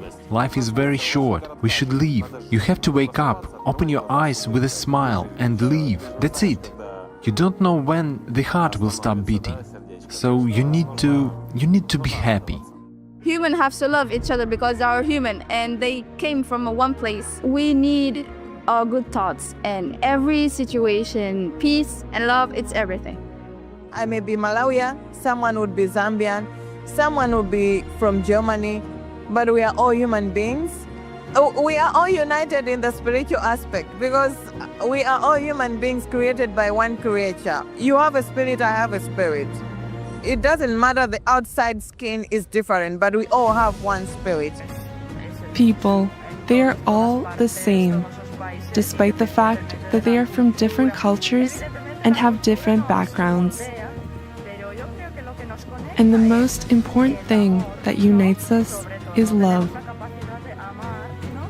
The ability to love and the need to be loved. The need to communicate with other people. If humanity is first, then we will know how to develop one another and how to care another. What each of us does, and more importantly, how we go about doing that, can and will, in fact, determine the future of mankind. Working together, we can forge a more promising future. You know, I'm a diplomat, but above all, I'm a human being. And as a human being, what I want peace and reconciliation. We are all human beings, so we have different culture, we have different religion, but we believe in life, we believe in love. We want a better life, we want a better world, and that's why we need to be united. No matter the religion, no matter where you come from, no matter the color, we are one. Of course, we want the good part of a person to dominate. We have peace, we have friendship, we have kindness. And those are the things that the world really needs. Whatever our color and shape or beliefs may be, we are all human beings. We are all here together to do something together. Love is what unites all inhabitants of this blessed earth, given to us by God. It is love, heart. It is joy which may be radiated through a look or a smile. I think each of us has to remember that we should treat everyone as equal, treat everyone the way we would like to be treated ourselves. Humans are humans. You know, everyone, even it's from the India or even from America, everyone's emotions are same. All humans are same. So respect each other, respect the individuality with them, and serve others, helping whatever way you can. That's fine. That's the way you can find the purpose in your life. People around the world share so many common values and ideas. They dream of a better future, and so many people, even when they are in terrible situations, they all still have hope. Every person is like that drop in the ocean. And the more drops you have, it suddenly becomes a tide and it becomes a wave of change. So every drop in that ocean counts. Doesn't matter how small it is. You know that the situation in the world now is not so safely to live because of this war, conflict everywhere. But you know that love can fight for these things, yeah? And friendship, no border for friendship. We can friends each other. In the era of informations, we can change the good informations, not bad informations. Thank you very much for this moment, because however that you can spread this the good things to the world, and how people thinking about what is the importance of living together, living in the peaceful, in the situation. So thank you for this TV, yeah. So conversations and purposeful conversations, meaningful conversations like these will set a thought process in society, and they get to understand more about what are we looking for in this life, and bridging yourself, connecting yourself with the world around you.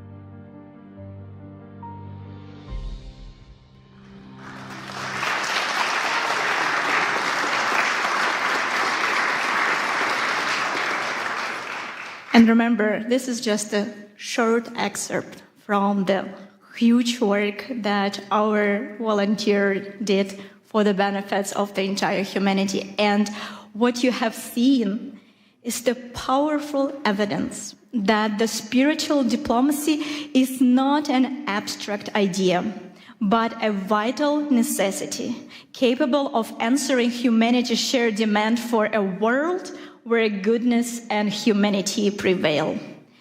And we have another example that vividly illustrates the power of spiritual diplomacy. It is the living story of one person. You know, unfortunately, we live in such a world where we need to pay a very high price for the desire to say a truth. We often are persecuted for that. And that's what happened to ALLATRA International Public Movement in Russia. The reason why Russian authority persecuted us because of our uncompromised scientific position and our open position for support of Ukraine. And the Russian authority, they did not forgive us that, of course, right? For telling the truth. And we become the target of their propaganda and their persecution machine. Our participant, in order to have the ability to continue their work, continue to spread the truth, had to leave their homes and leave very, very rapidly. So, sorry.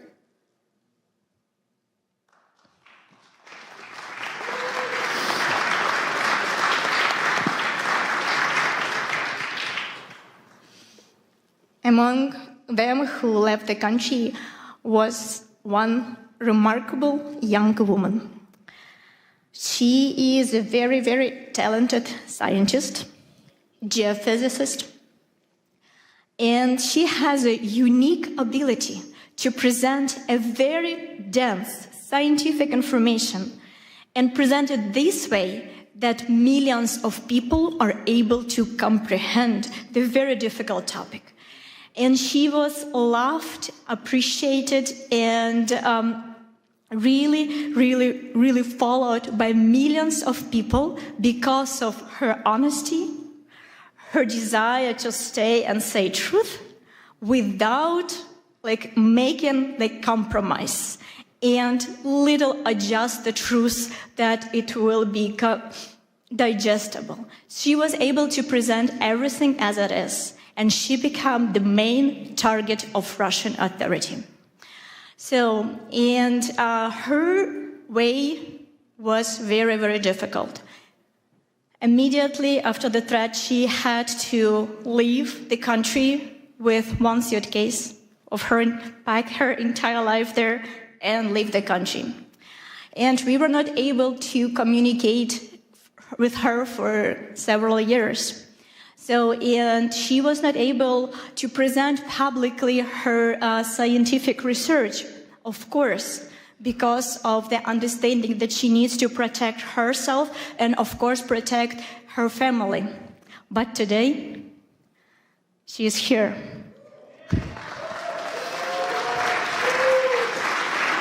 And this is one of the victory of spiritual diplomacy. And she is here because she wants to express her gratitude to Pastor Burns because of his support, his guidance. She is here to present him personally with the book that she wrote about Pastor Mark Burns. Ladies and gentlemen, please welcome Елизавета Хромова.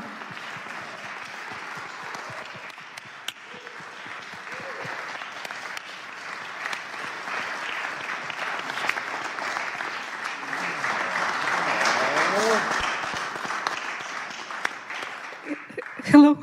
Hello, everyone. Hello, dear Pastor Mark Burns. My name is Елизавета Хромова, and I am a volunteer for International Public Movement ALLATRA. I came here to the conference which you organized to personally express my gratitude to you. It is a great honor for me to speak those words looking you in the eyes. First, let me share a brief backstory. As you already know, in Russia, ALLATRA International Public Movement has been banned. I endured persecution along with my friends. I lost my homeland, my home, my life's work. And at one moment, I even lost my hope that I can even find a reason to believe in humanity again. Then one of the darkest days of my life, everything changed when I saw your interview. I didn't know you, but when I watched it, I felt as if we had known each other forever. And in your interview, I didn't saw judgment or desire to lecture someone. It was just disarming sincerity. You said, I am neither left nor right. I stand for human rights. Wow. And you spoke of a God who loves people. And your words reach the deepest part of my soul. I'm really sorry, I'm so nervous. I'm so sorry. You showed by your example that there are people who don't stay silent, who choose what is right, but not is popular. There are people who build bridges between people, cultures, and beliefs. And in these bridges, we can meet each other face to face and see in each other the dearest and the closest one another. I saw in you the ministry of Jesus Christ in action. As Christ sit at the table with the despised and outcast, he said, I see you, I am with you, and you did the same. You reached out to those whom others tried to destroy. And your words reminded me that our rights, granted not by people or laws, it come from God. Yes. And we have protected in every corner of this world for all people and for all faiths. And this is why I wrote this book about persecution, about my path back to home, to hope and faith, and I dedicated this for you, because you became a voice for me in the darkness. And this book is called Pastor Mark Burns, The Man Who Restored My Faith. You didn't just help me find my faith back, but you also showed me that faith can unite, heal, and lift us up. My God.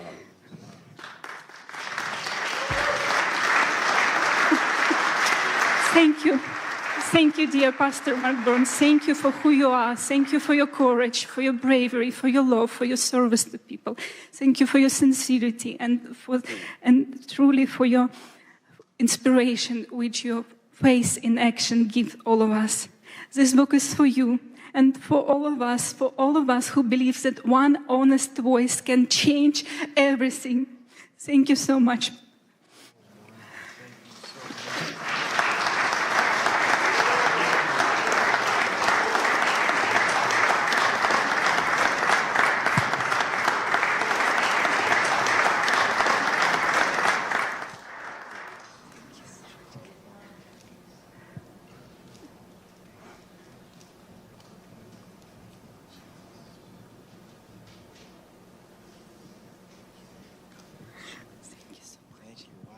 Give her a wonderful hand clap. Wow.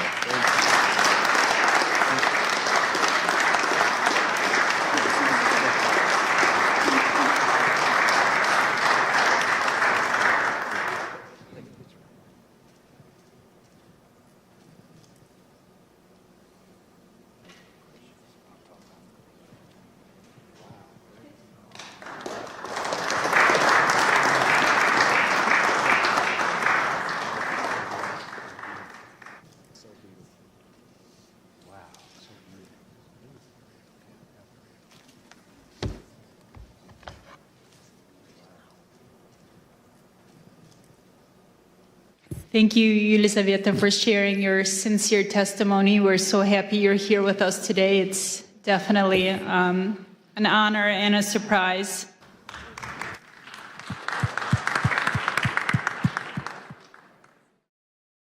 Ladies and gentlemen, we are starting. Thank you so much.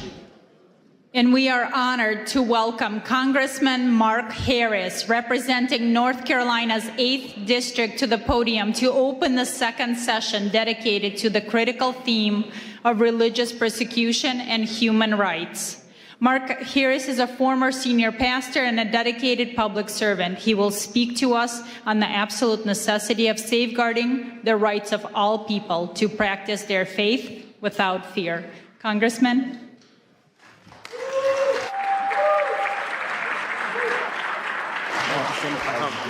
Thank you so much for having me. Well, good afternoon. It is great to see you. I'm sorry for being just a little bit late, but I literally just ran out of Judiciary Committee meeting today that we were holding, and we had a pretty big hearing going on today with a special guest there that we were dealing with. So, but I am so honored to be invited to be with my friend Mark Burns and to have the opportunity to address this International Interfaith Conference. Listen, I'm excited today because under the Republican trifecta led by President Trump, faith is back in America and it's making a powerful difference. From day one of this administration, the president drew a clear line. Anti-Christian bigotry has no place in our federal government. Go ahead, give that a hand. Listen, he boldly affirmed that the United States recognizes only two God-given genders, male and female. He stepped in to protect the most vulnerable minors from irreversible body-mutilating surgeries that the radical left once celebrated. And he restored fairness, safety, and dignity for young girls in sports, ending the painful experiment that allowed biological males to compete against them, shattering dreams, causing injuries, and leaving too many girls feeling unsafe and sidelined in spaces that were meant just for them. And President Trump said, that will not stand any longer. We all know that deep in our bones, that the soul of this nation is inseparably tied to our Judeo-Christian heritage and the timeless truths of the Western tradition. Our founding fathers didn't just mention God, they wove Christian justice, natural law, and biblical principles into the very fabric of this republic. For decades, those foundations were chipped away by an aggressive secularism and left-wing ideology. But praise God, the tide is turning. It's turning in the halls of government, it's turning in communities across the land, and it is turning in the hearts of everyday Americans. Government works best when it gets out of the way, when it respects the sacred space.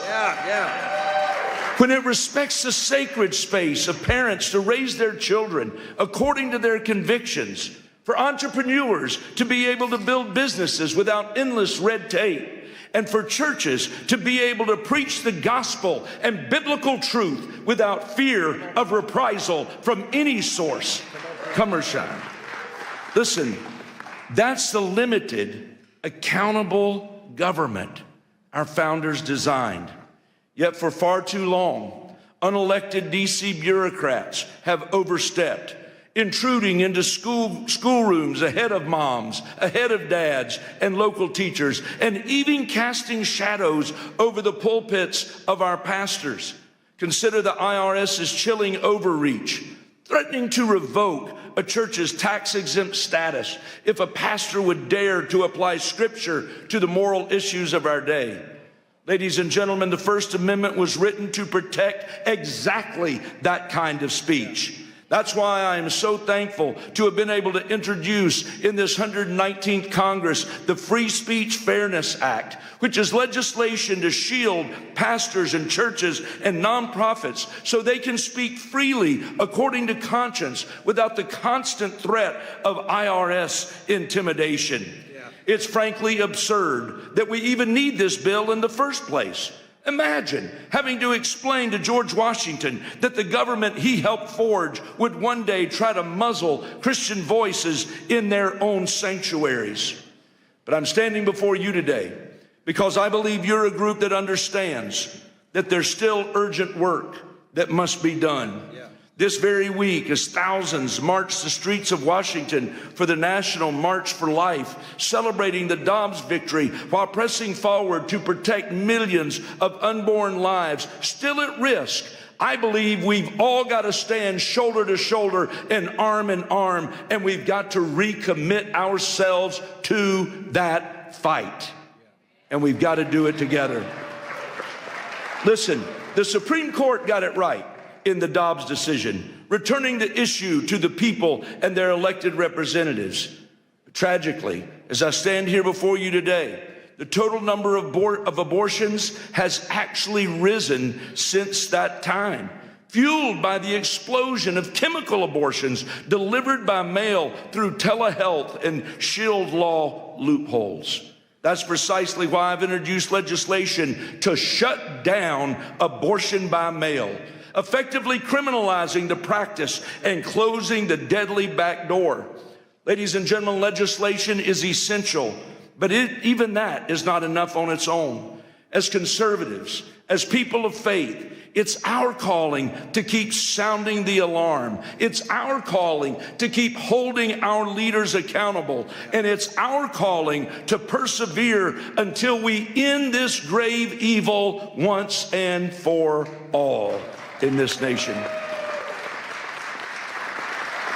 House Republicans step into this new year, I believe, with great optimism and real resolve. We're committed to restoring peace and safety in our communities. We're committed to securing a hopeful future for our children. And we're committed to lifting America back to respected leadership on the global stage.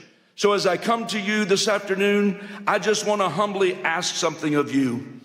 Please lift us up in prayer. Lift us up in prayer that we in Congress will not grow weary, that we will not stumble. But as Hebrews 12 exhorts us, that we will run the race with endurance, the race that is set before us, looking to Jesus, the author and perfecter of our faith. Thank you, and may God bless you, and may God bless the United States of America today. You're sent here to fight, so let's fight, fight, fight until we get it done. God bless you. Thank you. That was powerful, brother. Appreciate it, man. Amen. Pleasure to be with you. Ladies and gentlemen, please welcome Mr. Matt Schlapp, Chairman of the American Conservative Union and a pivotal figure in American political strategy. As a leader who has guided the conservative movement globally, he addresses the critical intersection of faith, freedom, and political action.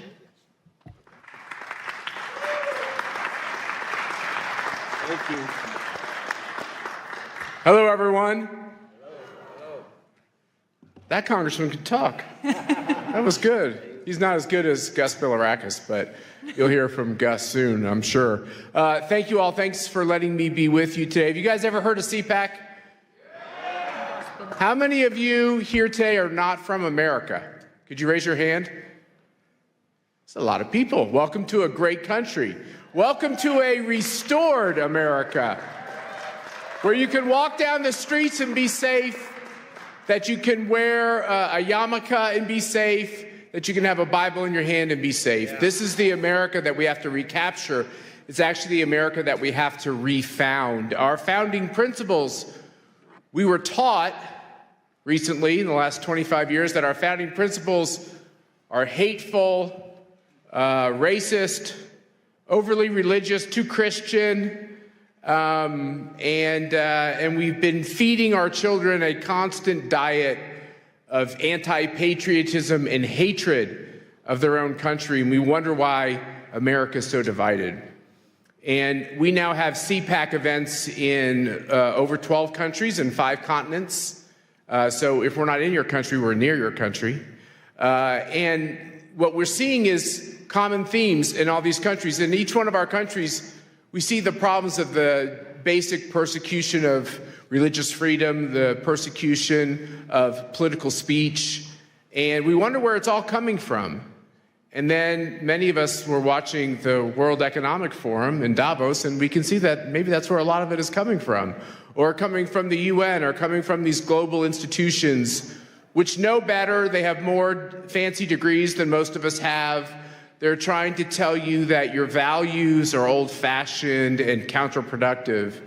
And the most wonderful thing about Donald Trump's victory, kind of like resuscitation, revitalization, there's another R word we could use, political resurrection, it gave hope to all of us.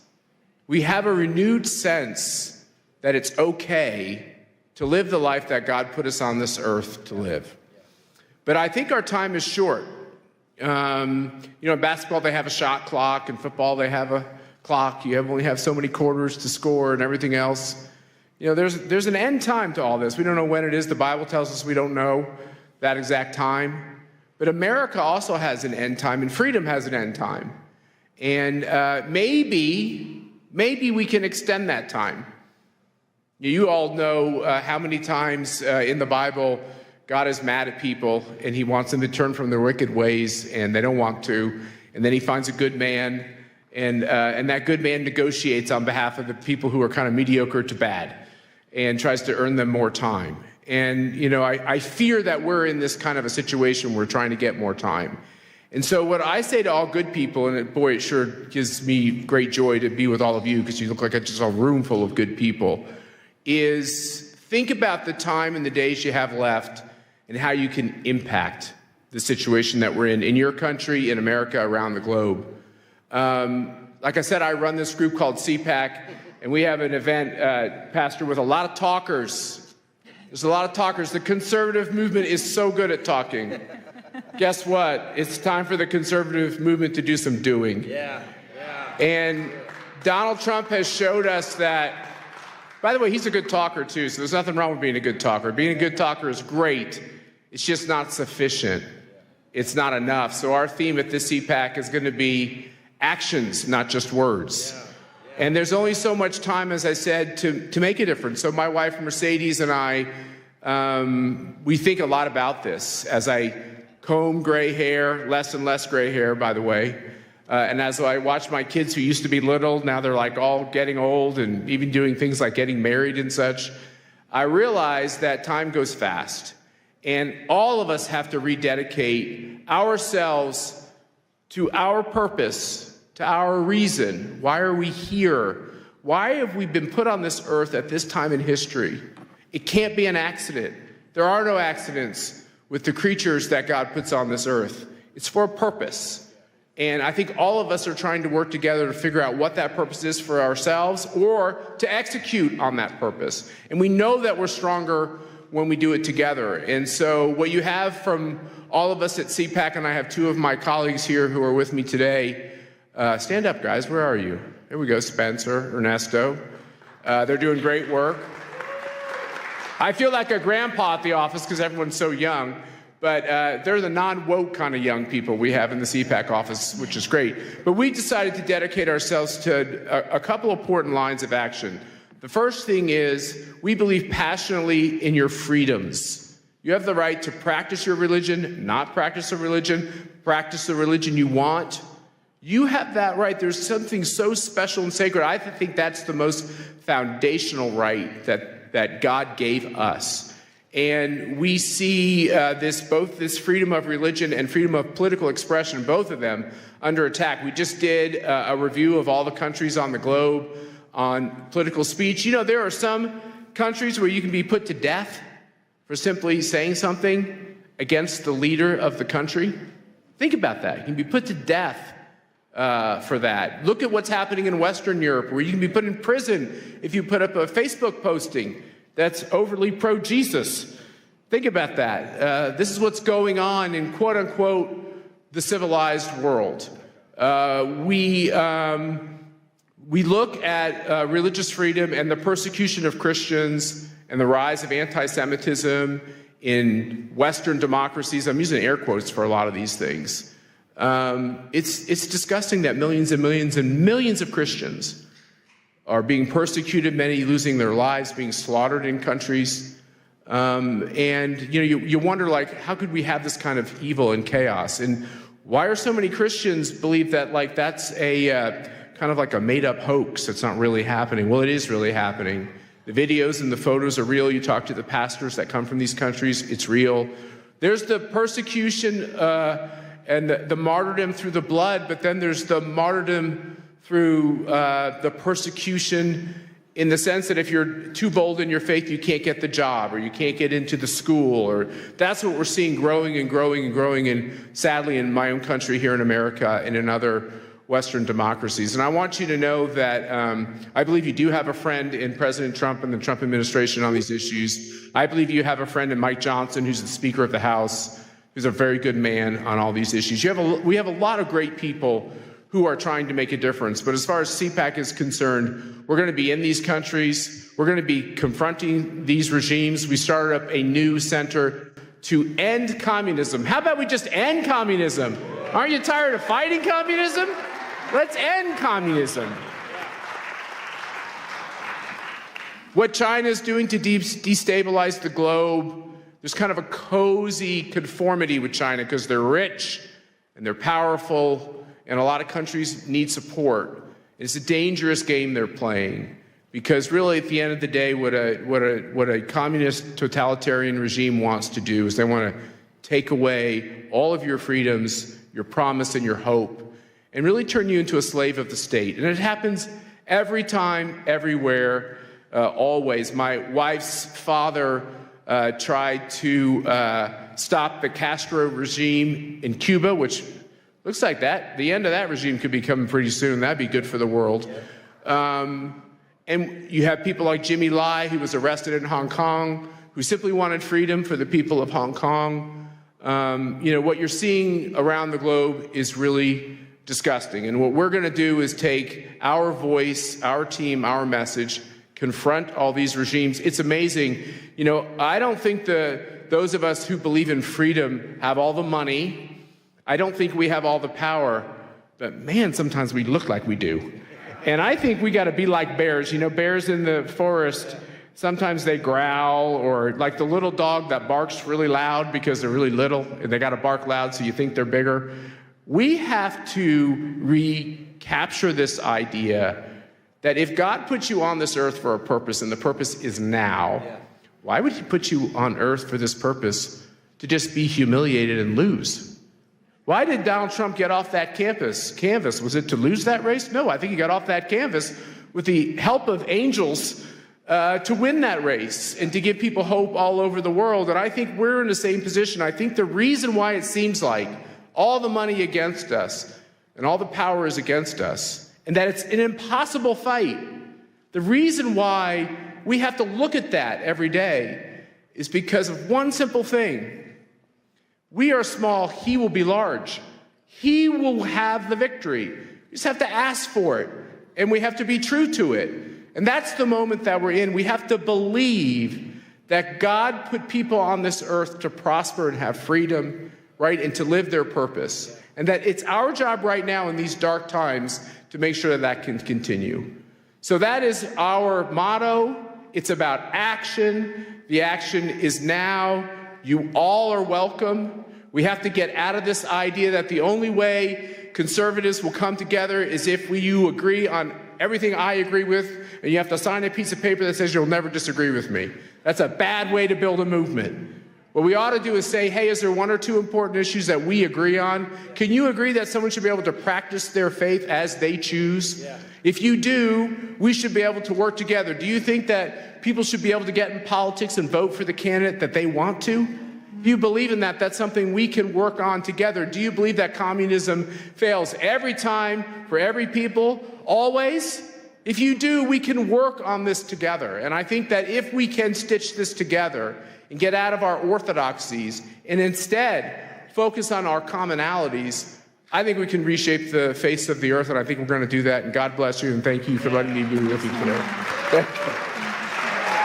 Thanks, Pastor. That was awesome. Was that time? No, you perfect, brother. Now it is an honor to introduce Congressman Gus Bilirakis of Florida, recognized as one of the most effective lawmakers in Congress. He's a steadfast champion for international human rights and will speak on the importance of protecting religious freedom against discrimination worldwide.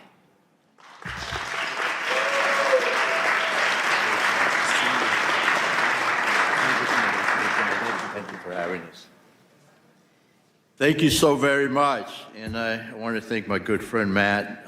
He's so right about these issues. We have a lot of things in common. We have to work together for the good of society, humanity.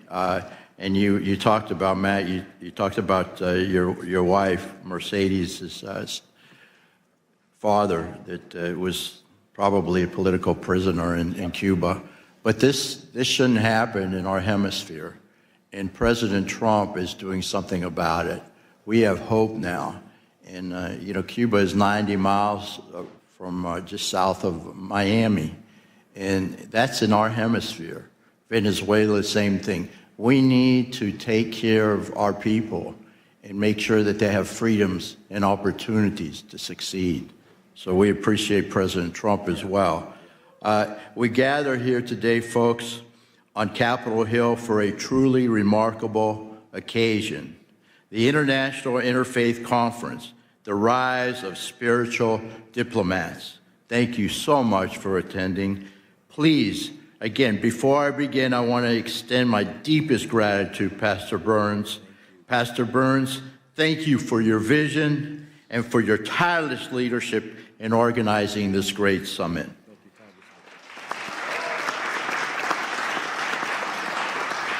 You have called us here to recognize a new era of spiritual diplomacy, where faith leaders don't just shepherd their own flocks, but step into the breach as mediators, peacemakers, and defenders of the innocent, where traditional politics often falls short.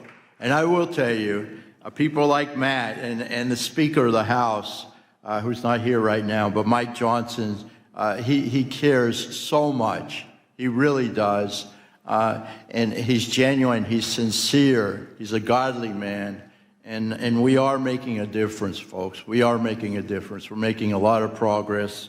So I chair the Congressional Caucus on International Religious Freedom. I see the first freedom not as mere legal concept, but as the heartbeat of human dignity. Yet as we meet on today, January 22nd, that heartbeat is under threat, folks. So again, I've got to tell it like it is. The data from this year's 2026 report is staggering. We are witnessing government restrictions on religion at their highest global levels in decades, unfortunately. We are so very fortunate here in the United States of America. And I know there's some bumps in the road, but we have religious freedom. And we should never, ever take that for granted. But in Nigeria, folks, the crisis has reached a breaking point. Statistics from the start of this year show that over 3,400 Christians were killed for their faith in the last reporting period alone. In this day and age, it's happening around the world, folks. I have fought to ensure Nigeria remains a country of particular concern, because we cannot stay silent while thousands are slaughtered. Do you agree? Yeah. In China, the CCP continues to target Falun Gong practitioners and Uyghur Muslims with high-tech surveillance and arbitrary detention. This is happening, folks. It's happening every day. China currently leads the world in the arrest and sentencing of believers. I mean, they're not spreading it. They're just practicing their faith, their religion. And in some cases, it's meditation, what have you. But they should be free to do so. In Pakistan, The shadow of blasphemy laws still hang over Muslim minorities. The Ahmadiyas and Christians turning private faith into public death sentence. Unbelievable. Global anti-Semitism. We must confront the reality that Jews are facing a resurgence of hate that we once promised would never, ever happen again. But it's happening now, folks, before our very eyes. We must stop it. The challenges we face are not only legal, in which regimes weaponize the laws to crush dissent, but also social, as tolerance breeds in the vacuum of silence. We must not stay silent. We must act, folks. And that's what we're doing in this Congress. This is where the spiritual diplomat comes in. You are the ones who can reach the places a secular envoy cannot. You speak a language of universal values, justice, peace, and the sacredness of life that resonates deeper than any treaty. You're the ones. We can do this together. I'm Greek American, and we say, Oli Mazi, all together. We can do this together if we stick together.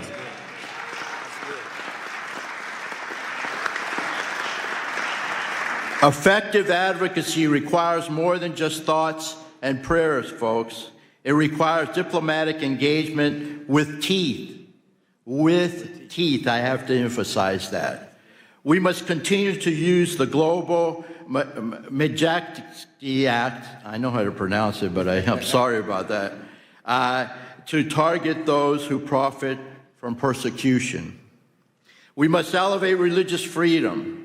This issue must be a permanent pillar of our foreign policy. Do you agree? Yeah.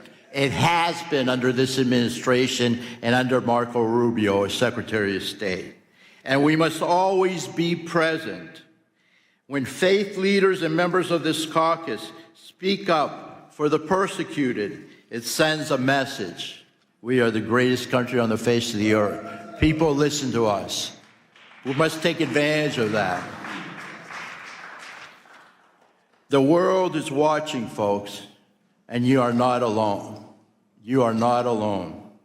Pastor Burns, you often say that spiritual leaders, and I quote, carry no weapons, they carry wisdom, right? I'll repeat that. Pastor Burns says, spiritual leaders carry no weapons, they carry wisdom. Today, let that wisdom guide our policy, whether it is Christians in the Middle East who are being persecuted, a Muslim in China, or a Jew in Europe. And I will tell you that the Orthodox Christians are also being persecuted in the Middle East. Syria in particular, and of course in Turkey as well, there's not religious freedom for Orthodox Christians in the country of Turkey.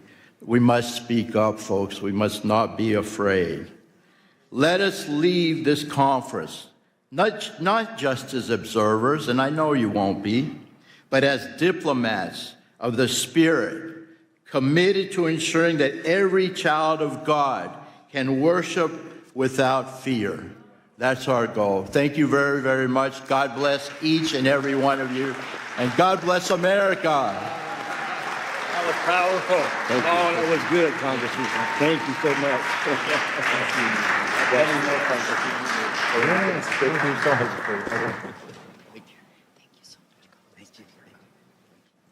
Well, you know, before I'm thinking I'm about to speak again.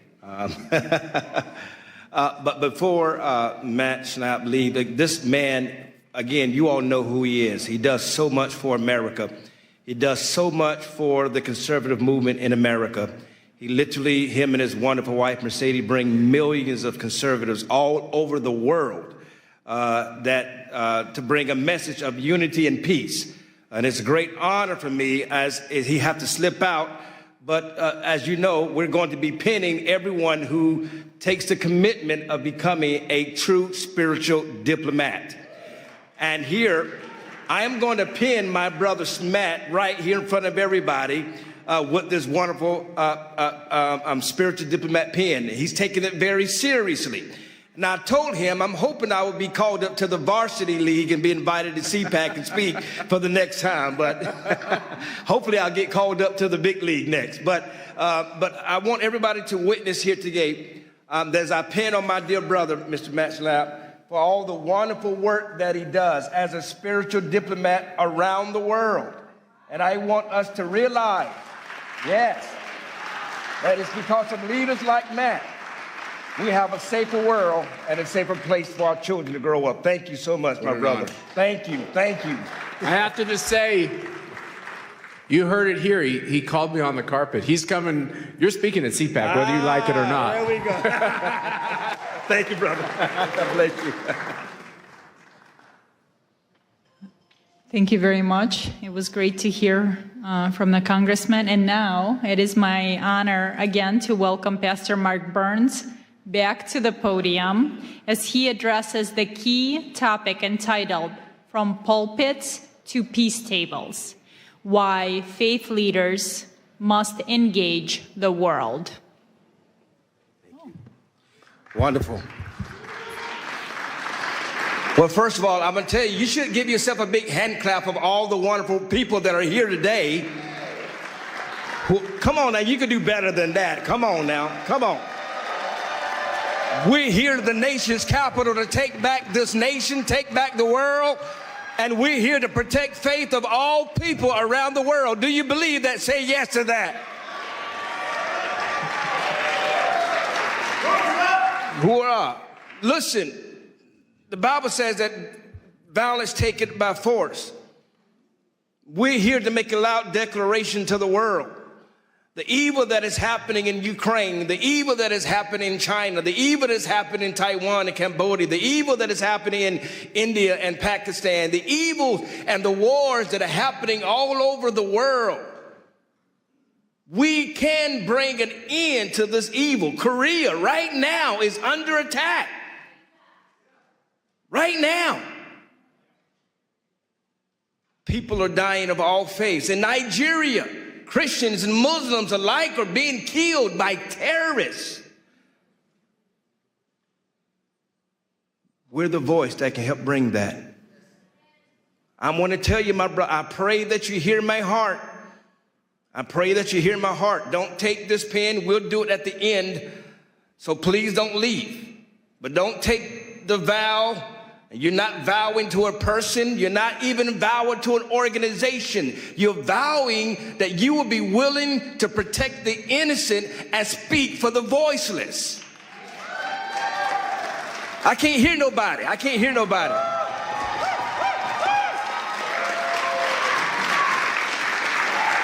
That's why you're here. And so many of these great leaders that are on this podium that you're hearing from, these are thought leaders. These are real spiritual diplomats. These are people working behind the scenes that are working to protect children, to protect religious freedoms. We're going to talk about it a little bit later about the young girl that was raped in Tanzania. We have His Excellency that is here right now, all the way from Tanzania to talk about it, to discuss about it. It's not always about the things you see on CNN. I'm not here to play games with you. I was recently at an embassy, and I'm not going to mention the name of the embassy, but I was sitting down with the ambassador, and we were sitting down, and everybody was eating, and everybody was loving on each other and patting each other on the back, and I put my hand down, and I said, "Don't you understand why we're here?" I said, "I'm here because people are dying right now in your country. We don't have time to be sitting here drinking champagne. People are dying." We're coming and assembling ourselves to bring peace, to be willing to speak to the kings of the world, to speak to the leaders of the world, Brother Jack, to speak to those that are voiceless. I'm going to keep repeating it. I want you to get up and leave and exit yourself out of this room if you just want to get a lapel pin, just to say, I was there. I don't need you, nor do I want you. I am not here to play games. There are too many people that meet in this building, and all they do is talk, talk, talk, and nothing ever happens. I need people who are going to go to the front lines with me. I can't hear nobody. I can't hear nobody. I am in a room full of leaders, am I not? I am in a room full of real warriors. I can't hear nobody. I dare you to open your mouth up and say, I'm one of the people. I'm ready to go to war. Somebody say yes to that.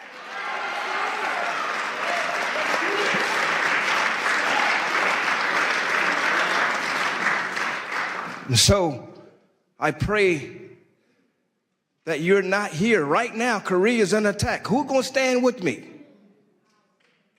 Right now, Pakistan is under attack. Who's going to stand with me? I'm going there in April. Who's standing with me? I am going to Iran. Who is standing with me? I can't hear nobody. Who is going to stand with me with Ukraine until every bullet and every missile stops, until we bring that war to an end? Who's going to stand with me?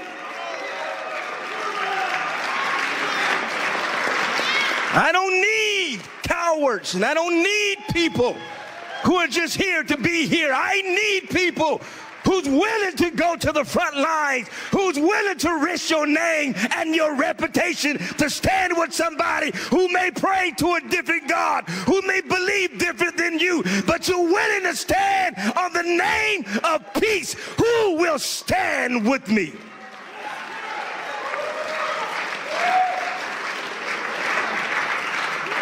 Who will stand with me?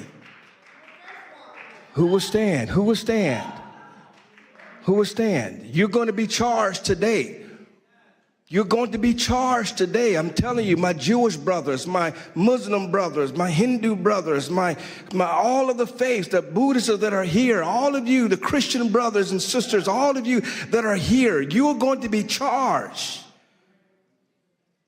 Please take it serious, because somebody's life depends on it. Are you hearing me? Tragic that even happened in your own family, happened in your own life. I've studied your story and how you left, how she sung the national anthem, but she was in Russia, and how her husband came under political persecution, and they left Russia, moved to Kyiv with her son, who's sitting right there, just to have her husband assassinated in Kyiv. This is the kind of battles that people are facing right now around the world, and yet she flew all the way from Kyiv just to come to sing the American national anthem. That's putting our differences aside and standing as one people, as one voice.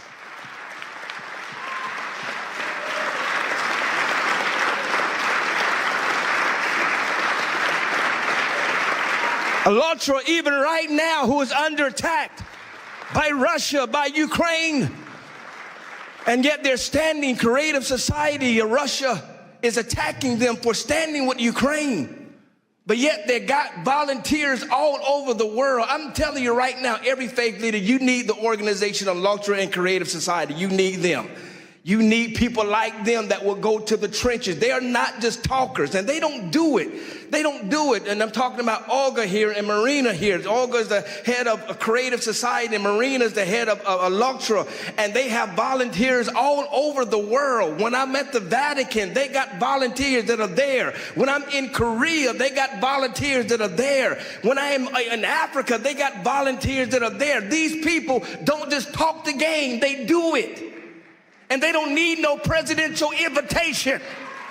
Quit waiting for the White House to invite you. You don't need an invitation. I can't hear nobody. You don't need an invitation, Valerie. You show up and fight. You show up and fight. You do it faithfully, consistently. So these leaders that are up here, they're not here to waste your time. They're not here to be famous.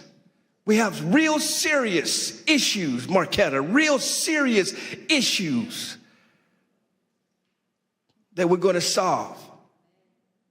And what I'm going to be asking of you is helping us to continue to create this network. We're going to be introducing to you an email and a number that you who are out there around the world to communicate. And it's not just international or national issues. So you hear what I'm telling you? I got an invitation. We're going to Chicago right now. There's mold that is happening in Chicago right now. And we're not going to allow partisan lines, Republicans or Democrats, to block simply by helping people. Are you hearing me? No real Republican was supporting Ukraine until I got there. And I came up with the mindset that I'm going to stand what is right, not what is popular. Are y'all hearing what I'm telling you? I don't care what your faith is. I don't care what you believe. Rabbi Duby, I'm going to stand for what is right and not what is popular. Are you hearing me? And so we got battles all over the world, desperately needing people to come and remind them that help is on the way, that you're not by yourself. I'm not here to give you some political rah-rah speech. I thank the president for sending me the video. Thank you, Mr. President. He's in Davos and he stopped and he sent me a video to tell everybody he's supporting what we're doing. But that's not what I'm living for. We've got to get to the point where that spiritual diplomacy lasts beyond whoever's president. Because there are rape victims that need us. There are drug addicts that need us. There are religious people that are dying for practicing their faith that need us. Who's willing to go speak to the kings of the world? Who's willing to risk their reputations? Are you hearing what I'm telling you? And so I pray that you receive what I'm telling you. I want this movement to continue to grow and grow bigger. We're planning to do this again in 6 months at Mar-a-Lago at the president's house. And we're going to bring it even bigger and even greater. Then we're going to G20. We're going to do a wonderful event at G20. Amen. We're going to take over Miami. And then we're going to go to Qatar. And then we're going to the Vatican. We're taking this all over the world to bring peace. I believe we're going to have a spiritual diplomacy right there in Tehran, in Iran. We're going to do it right there in Iran and show the world that we won't allow evil to win. Y'all not talking back to me.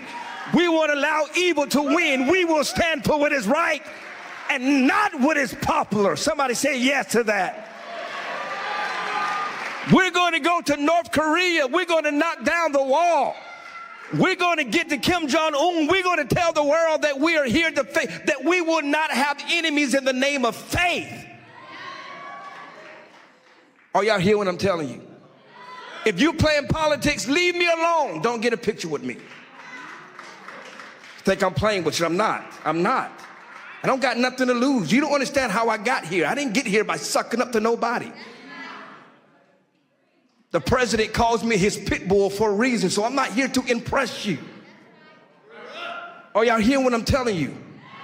But I'm going to be here after President Trump. And I'm going to be here to be in the next president face, and the next president face, and the next president face, to tell the world that we will unite the communities around the world. We will stop being divided by who you pray to, and we will stand on the principle of peace and love for the whole world to come together. Whether you're black, whether you're white, whether you're young, whether you're old, whether you're Jew, whether you're Christian, whether you're Muslim, Buddhist, it doesn't matter. If you're a human being, we shall stand until we reach the promised land. God bless you all.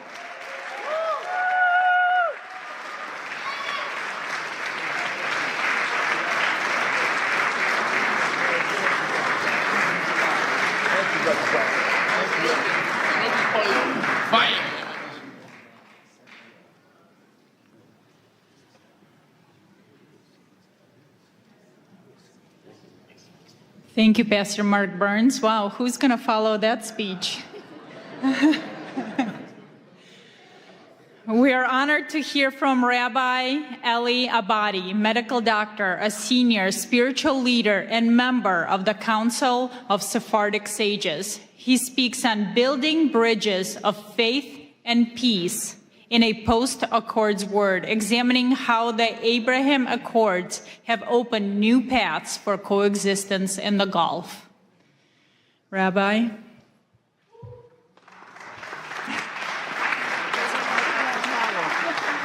Pastor, that's a very hard act to follow. I was the lucky one. First of all, Pastor Burns, I want to thank you very much for the privilege and the honor that you bestowed on me in coming and addressing this illustrious audience. And secondly, for pinning me today and inducting me in the cadre of spiritual diplomats. I shall carry this with great honor and duty. Together, inshallah, God willing, we will fashion a better future for the next generation of humanity. Thank you. And now I start my official speech.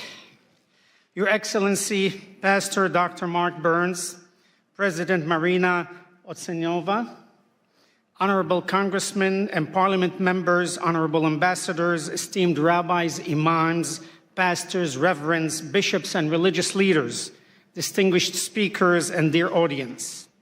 The great Mahatma Gandhi once noted, if we were to respect others' religions as we would have them respect our own, a friendly study of the world's religions is a sacred duty. We are gathered here today as global faith, political, and thought leaders from many areas of human endeavors to find a path toward a peaceful coexistence between all religions, nations, and all people, especially the world's three Abrahamic religions, Judaism, Christianity, and Islam, and few others. As Edmund Burke said, religion is essentially the art and theory of remaking of humanity. And therefore, we as leaders ought to embark in remaking mankind to cherish, protect, and foment a peaceful coexistence. As the United Nations Manifesto on the Culture of Peace stated, we must learn to use one another's religious belief as ways to connect, not as reasons for conflict. For 800 years, Judaism, Christianity, and Islam were inextricably intertwined in medieval Spain, the era of convivencia. Each had a common ancestry, similar values, and holy scriptures. As Genesis 42:13 states, we are all brothers, children of one Father. Living together side by side in Spain, very often in close quarters, the people of these religions flourished. They naturally found a way of understanding and respect for each other's culture, bringing forth an enlightened culture. Thus, the seed of Renaissance had been planted. Remarkable individuals of different faiths made lasting contributions to civilization. However, and unfortunately, gradually over the next 3 centuries, large forces vying for power gave way to puritanical judgments, absolutism, and religious extremism. Ultimately, these exclusive policies and the conflict they unleashed extinguished the shared learning that had flourished. The fragile unity between the three faiths was lost. Up until these days, these conflicts still exist in many areas in the world that we must end and return to the days of old. In the area of faith, Jews, Christians, and Muslims believe that God made a covenant with Abraham. It was to keep faith in one God and to worship him and to teach the practice of worship to his children down through the generations. In return, God would preserve, protect, and multiply the children of Abraham. This covenant became the legacy or trust for the children of Abraham to continue. Abraham's offspring would become great nations. And as stated in Genesis 17:4, the Lord said to Abraham, "Herewith my covenant with you, and you shall be the father of many nations." The people of these nations are now called Jews, Christians, and Muslims. We are all monotheists. We all believe in one God, the creator of all that is, in the universe and on earth. As leaders, we are enjoined by our faiths to find a path toward a peaceful coexistence between all religions and all people.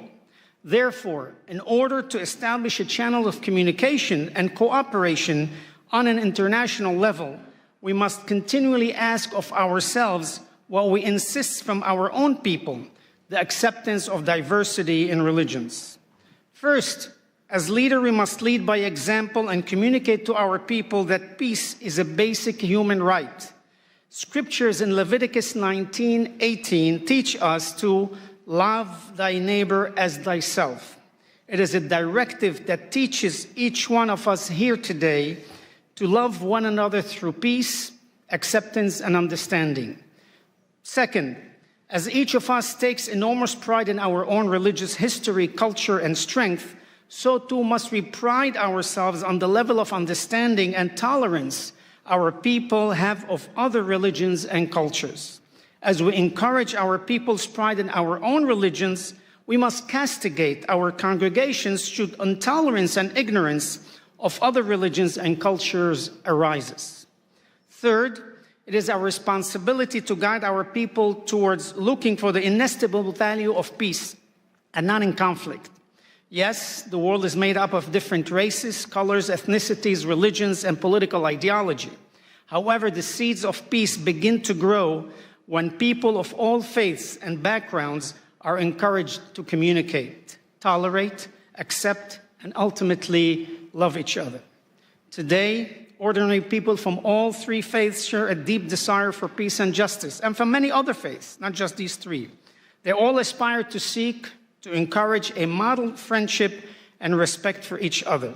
We as leaders of our respective faiths and people do also share a deep desire for peace and justice. We will work towards it, and we pledge our time, efforts, and wherewithal to the implementation of being spiritual diplomats between people, nations, and religions. Our aim should be threefold. One, to stand together should any of our communities suffer harassment or attack. Two, to respond together to events, local or global, which have an impact on the relationships between all of us. And three, to overcome some of the misrepresentation, demonization, stereotyping, prejudice, and lack of awareness in the world through an ongoing educational process that teaches peace and respect for each religion, ethnicity, race, and nationality with a goal of a peaceful and respectful coexistence. It is time to take the initiative without waiting for more ignorance, hatred, and war to occur. It's time to actively bring peace where there is conflict. It is time to seek the good instead of evil, hope instead of despair, and love instead of hatred. It is time to allow our love of God and respect for His covenant to protect and multiply the children of Abraham, to materialize into a worldwide covenant of peace and protection for all of humanity.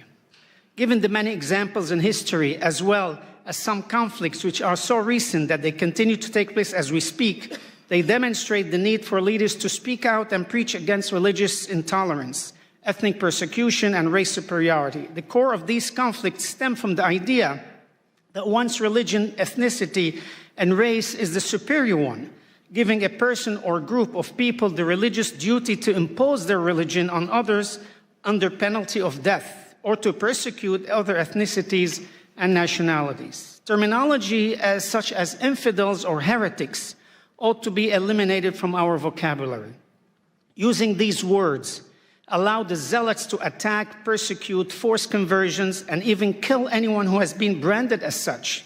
As leaders, we ought to condemn the use of this terminology. Equally as important, we need to teach that religion and religious values can and should be transmitted only through love, acceptance, and tolerance. Religion can only be appreciated if transmitted peacefully and with the consent and wholehearted acceptance of the individual. We as religious leaders have the responsibility to highlight the beauty of religion while teaching our own people how religion can bring harmony, peace, and understanding. On 5 occasions in the Bible, 1 in Leviticus, 3 in Ezekiel, and 1 in Nehemiah, each state that the religious statutes given by the Almighty are, quote, so mankind can live through them. And our sages in the Talmud expound on this announcement, saying specifically that by obeying the religious statutes, we are to live through them and not to die through them. In Psalm 34:15, King David exhorts us to search for peace, and pursue it. Our sages in Ethics of the Father state, be from the disciples of Aaron, the high priest, love peace, pursue peace, and love your fellow human. Each of us here today as leaders, we must make that commitment to encourage our people to pursue peace and love one another. All of us here Christian, Muslims, Buddhists, Hindus, and others, can effect change by planting the seed of true peace amongst us and our co-religionists. We can come to the reconciliation of our people. Oseh shalom bimromav, hu berachamav ya'aseh shalom aleinu, v'al amo Yisrael ve'imru amen. He who makes peace in his high heavens, may he in his mercy bring peace upon us and upon his entire nation, and let us say amen. Peace be unto you. Assalamu alaikum. Shalom aleichem. May God bless us with this endeavor. Thank you, and God bless you. That was beautiful night, Rabbi. Thank you for that powerful speech. Hey, we just get started.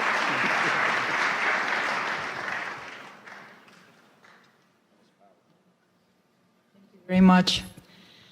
Returning to the podium is Ms. Marina Ovtsinova, President of ALLATRA International Public Movement, bringing her expertise in counterterrorism and global security. She addresses a grave threat to democracy, from stigmatization to repression, focusing on the danger of anti-cultism. Thank you so much. It's a really big pleasure to have the opportunity to address you once again. Thank you so much for that, Pastor Burns. And the energy in this room feels really huge, right? It feels like a really strong. And it's because we all, every single person in the room, we gathered to defend human freedom. A person's dignity. We all, every single person here understands what that means. And we're here to protect the right to believe, to speak the truth, and to live without fear. These freedoms are the very fundamental on which true security in human society is built. But we need to acknowledge something very clear. That foundation, that really important foundation for the human freedom is now in danger. Because today there is a well-organized structure at work, deliberately attacking that very foundation. And many of the deep, tragic stories that you will hear today from our speakers from this stage are direct result of the action of this transnational structure and its destructive manipulative techniques. So let me educate you a little bit. So what is that, and why does it pose a threat to every person and to society as a whole? The transnational anti-cult network is the highly coordinated international system made up of individual organization, activist, pseudo expert, and biased journalist. Their goal is to systematic dehumanization and destruction of targeted group of people and the incitement of hatred and hostility within the society. What this network does is often described more simply as anti-cultism. But in reality, anti-cultism is the technology of dehumanization and repression. Let me be clear right away.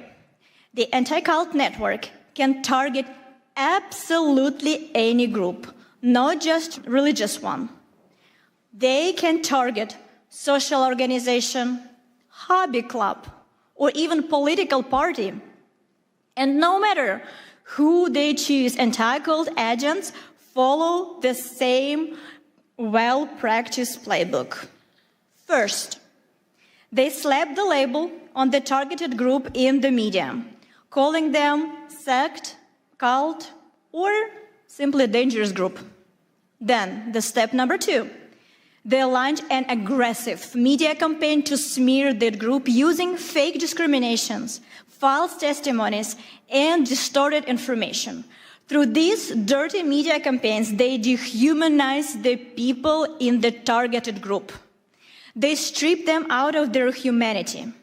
And as a result, Those exposed to this manipulation stop seeing the targeted group as equal, as neighbors, as co-workers, as parents, as children, or fellow citizens. Instead, they begin to treat them as outsider or enemy. And after this stage of dehumanization, society is effectively giving, quote unquote, permission to persecute. People are fired from their jobs, pushed out of the public life, silenced through the pressure and intimidation, dragged into court, and even subjected to violence. And in the end, the very foundation of democracy collapses. Freedom of consciousness, the right to speak freely, the rights one's face, and the right to human dignity.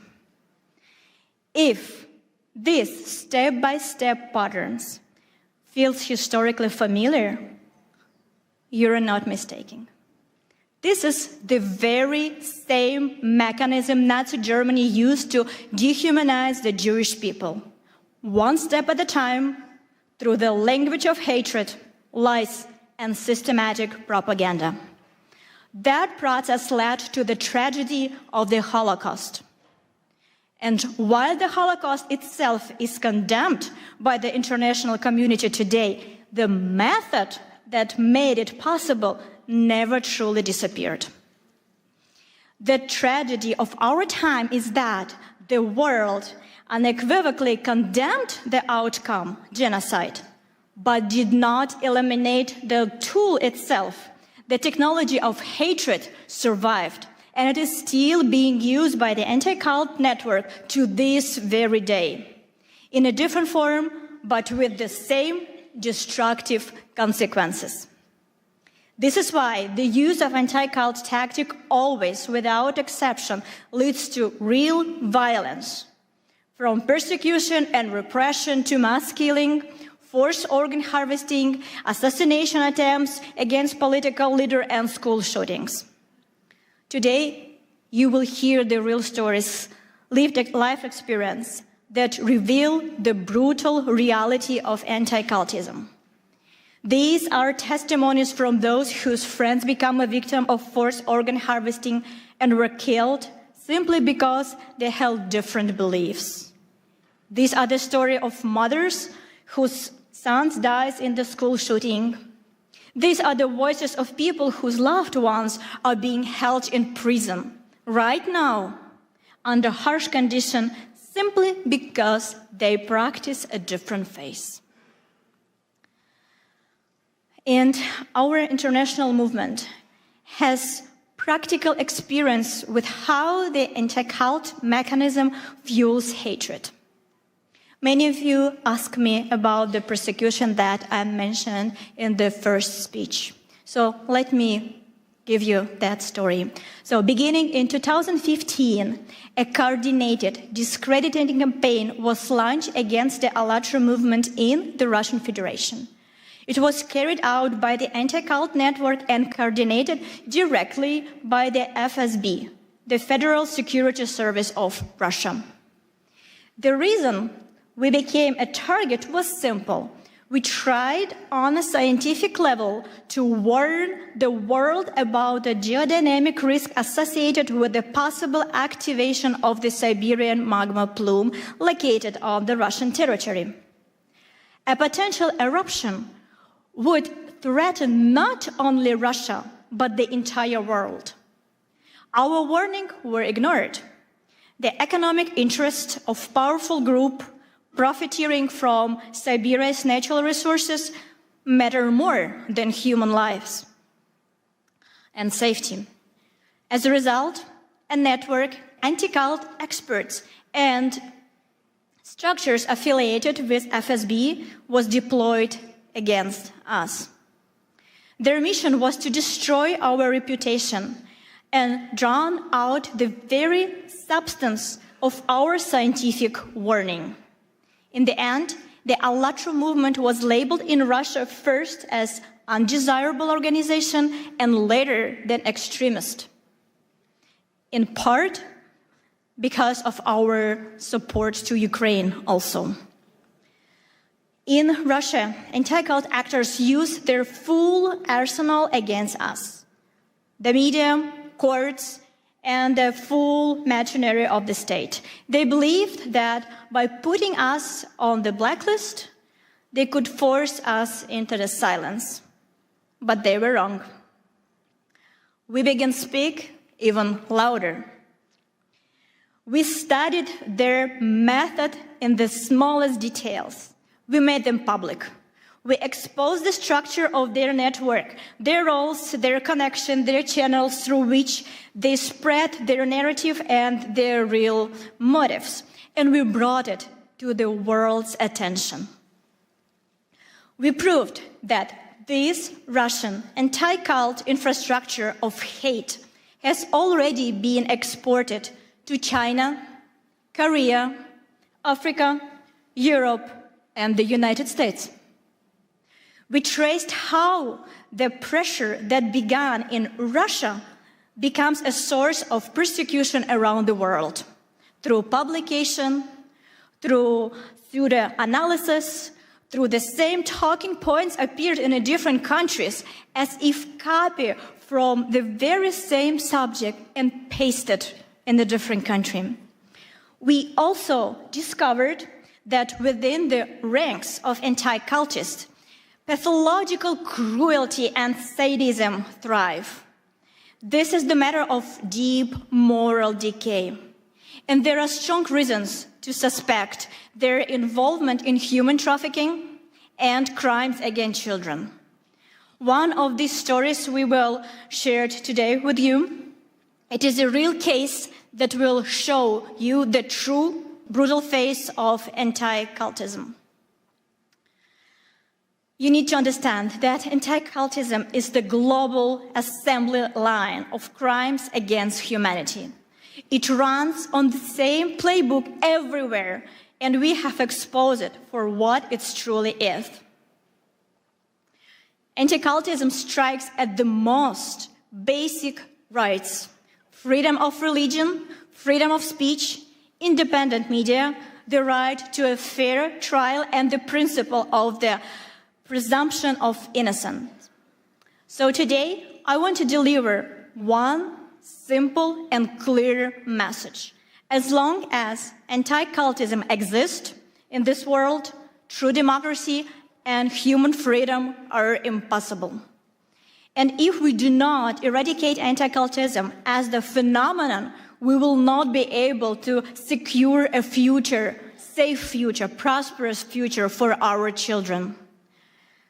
And I would like to note a particular that you, dear Pastor Burns, play a special role in the countering the destructive anti-cultism. Through your spiritual diplomacy initiative, you are uniting leaders of different countries, different religions, different worldviews, who have stepped forward to defend human dignity and freedom of conscience and the right to live with dignity. And we all know, and we can say it, that you, Pastor Burns, act as the true leader. You build unity where others saw division. You give a voice back to those who are being pushed into silence. And you offer protection to those who are in need, who cannot protect themselves. And it's because that initiative, like yours, extremely important right now. And we understand that thanks to you and this initiative, humanity will inevitably prevail. And for all our participants of ALLATRA International Public Movement, it is a great honor to stand shoulder to shoulder to you. And for decades, the anti-cult network acted with impunity. But today, thanks to you, Pastor Burns, the situation has been changed. And we can say with the full responsibility and confidence, for a final victory, only one thing is still missing: the unity of everybody, especially the unity of those who has been targeted by that group. To stop the threats and killings and the destruction that anti-cult network brings, we need more than words. We need decisive action. We need a coalition of mutual protection, international and interfaith. The principle must be simple and shared by all. An attack on one group is an alarm for everyone. Instead of indifference, let them deal with it themselves. We must stand in unwavering solidarity. We will defend them because tomorrow someone could come for any one of us. If everyone who has been targeted by the anti-cult network and harmed by its manipulation unites to expose its criminal activities and publicly expose how the anti-cultism works, we will inevitably achieve justice and prevent new tragedies for sure. There is an age-old and very accurate metaphor. I'm pretty sure you all know that. But please, think one more time with me when I will cite this word.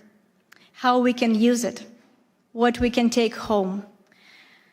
We all know that it is very, very easy to break a single twig. It takes almost no effort. But if we gather all twigs together into one bundle, it becomes stronger. Not because each twig has become stronger, but because they are together. And that is exactly how we must act right now. Each of us may believe in our own way. Each of us can continue doing what we are doing. We're all leaders. We all have our missions. But together, by protecting our future, our children from this organization, by standing for rights, for freedom of religion, for freedom of choice, for freedom of your thoughts, your action. So we definitely can change this world. Because by the end of the day, our strength is in unity. Thank you so much.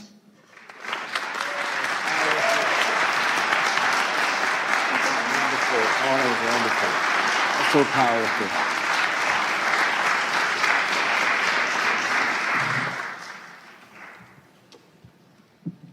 Thank you, Marina, for that sobering analysis and for making it clear that as long as transnational anti-cult network exists, democracy and freedom are impossible. And right now, please welcome Dr. Michael Jenkins, President of the Universal Peace Federation and the President of the Washington Times Holdings, with decades of experience organizing peace initiatives in the Middle East and Northeast Asia. He speaks to us today on the urgent issue of global religious persecution. Thank you very much. Thank you.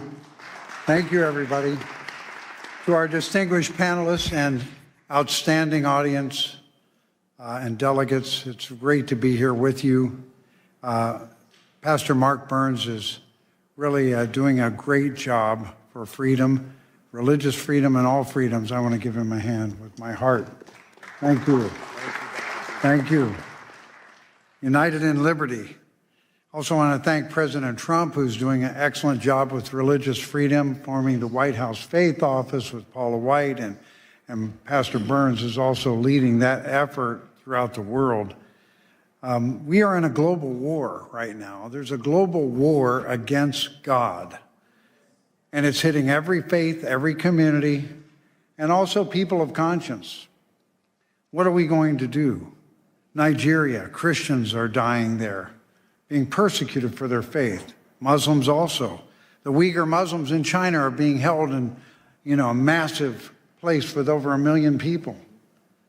And many are dying, under persecution. India, also many nations of the world. And I really want to say, how will we stop this? How are we going to turn this around? We have to bring the faith communities together. That is the number one thing that will help the most. And then the political leaders will be enlightened and they will follow the lead of the faith leaders if we love one another. I really believe that right now we see that there is an urgent situation, and that is with our Jewish family. I met my brother, Rabbi, and I would like to have a moment of silent prayer for our Jewish family right now. Just a moment of silent prayer. Peace for all Jewish people everywhere. Amen. Amen. And for all God's people, and also for all people of conscience. So I would say to this, peace, shalom, assalamu alaikum, shanti, shanti. We can win when we come together. We are meant to be together.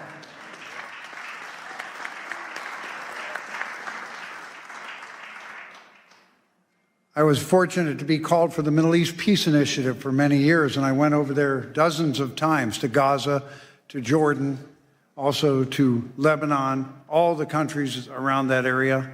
And I found interfaith dialogue can do more to heal divisions than anything else. Other things are important too. Economic development, all kinds of friendship, education, economic investment. But interfaith dialogue can bring hearts together. Suddenly, your Muslim brother or your Jewish sister or whoever it is, your Christian friend, are no longer strangers that we have images about. They become family. They become family. So even as miserable as it has been for the people of Gaza and Israel, interfaith dialogue has to rise, Pastor Burns, right away. Right away. You need to lead it too, because you're so much fun to be with. This man loves everybody. One thing about interfaith dialogue, if you love people and you really appreciate how God is working through their faith, it changes you. That's why America has such a central role to play, because there is an understanding that all faiths are welcome here, even though we mess up a lot of times. All people are welcome in America, all faiths. How are we going to make that happen? We need leadership. We need the spiritual diplomats. Spiritual diplomats are not political leaders, but they can help lead the way for political leaders. Our congressman who came here, how great it is that they support. But they're also, the lead of spiritual diplomats is something that's not restricted. We don't have to worry about a lot of protocols, right, Doc? That's right. You just go and start engaging with love and wanting to heal.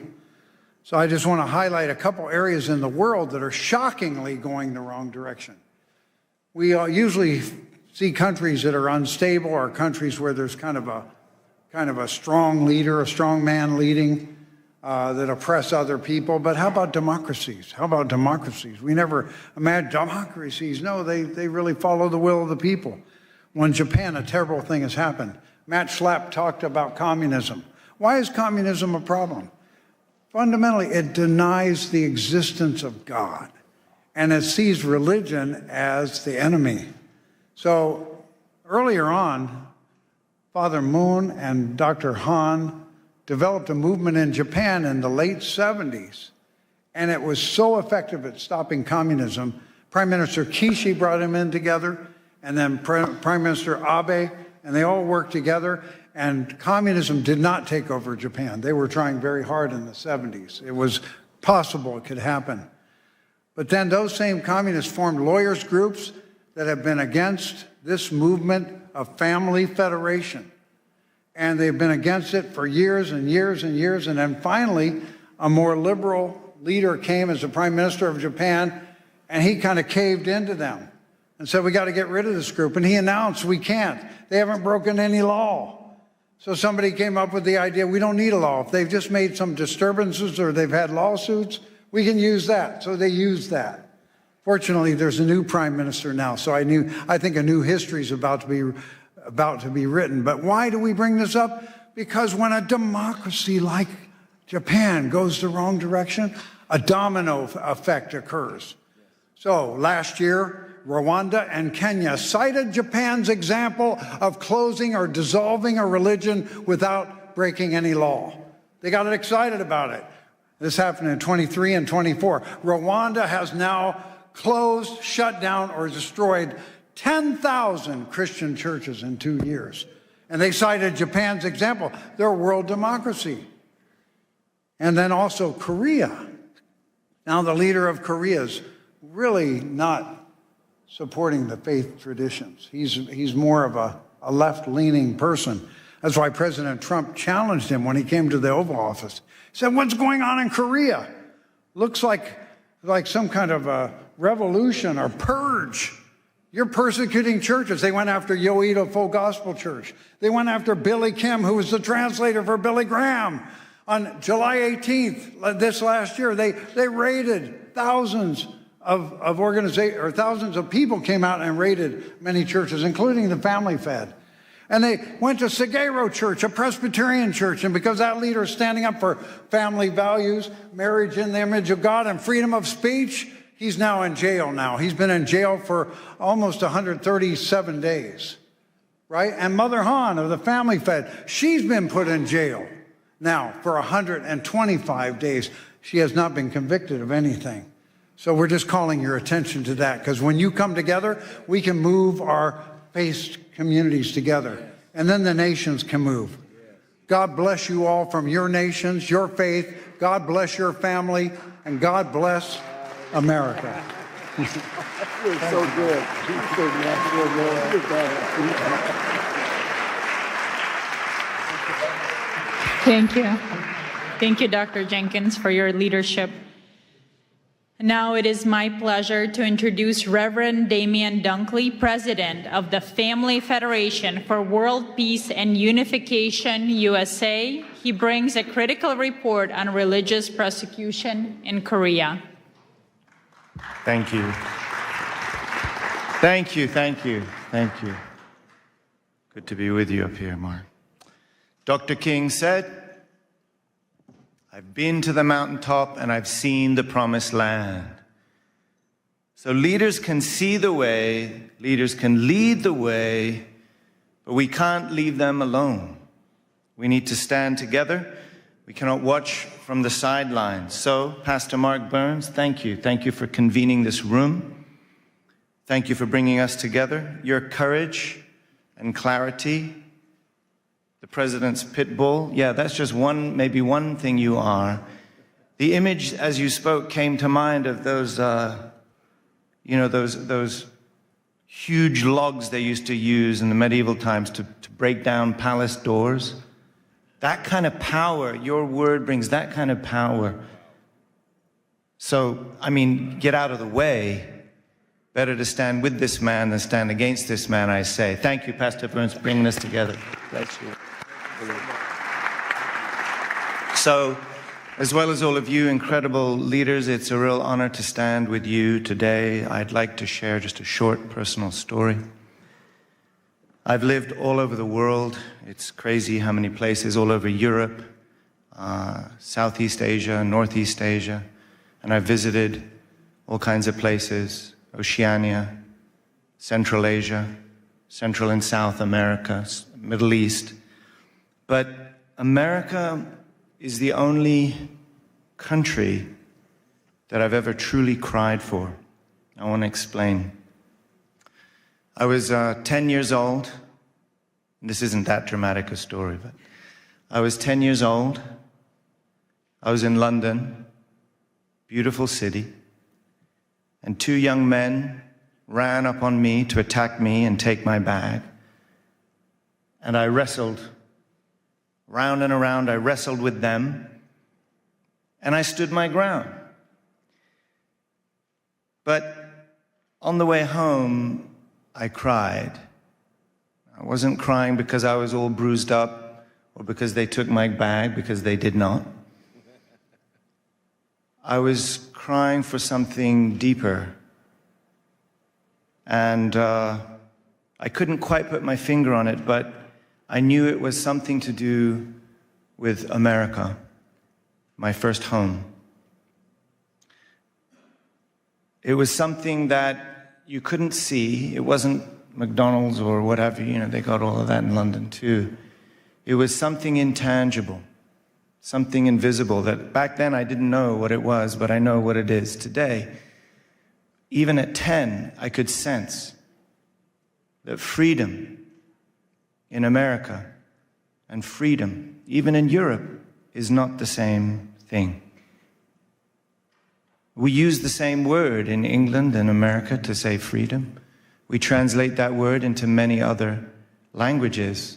And we think that when we, Mark, as an American, use that word and it enters the ear of a foreign speaker, that they understand what we mean. But I promise you, it is not the same.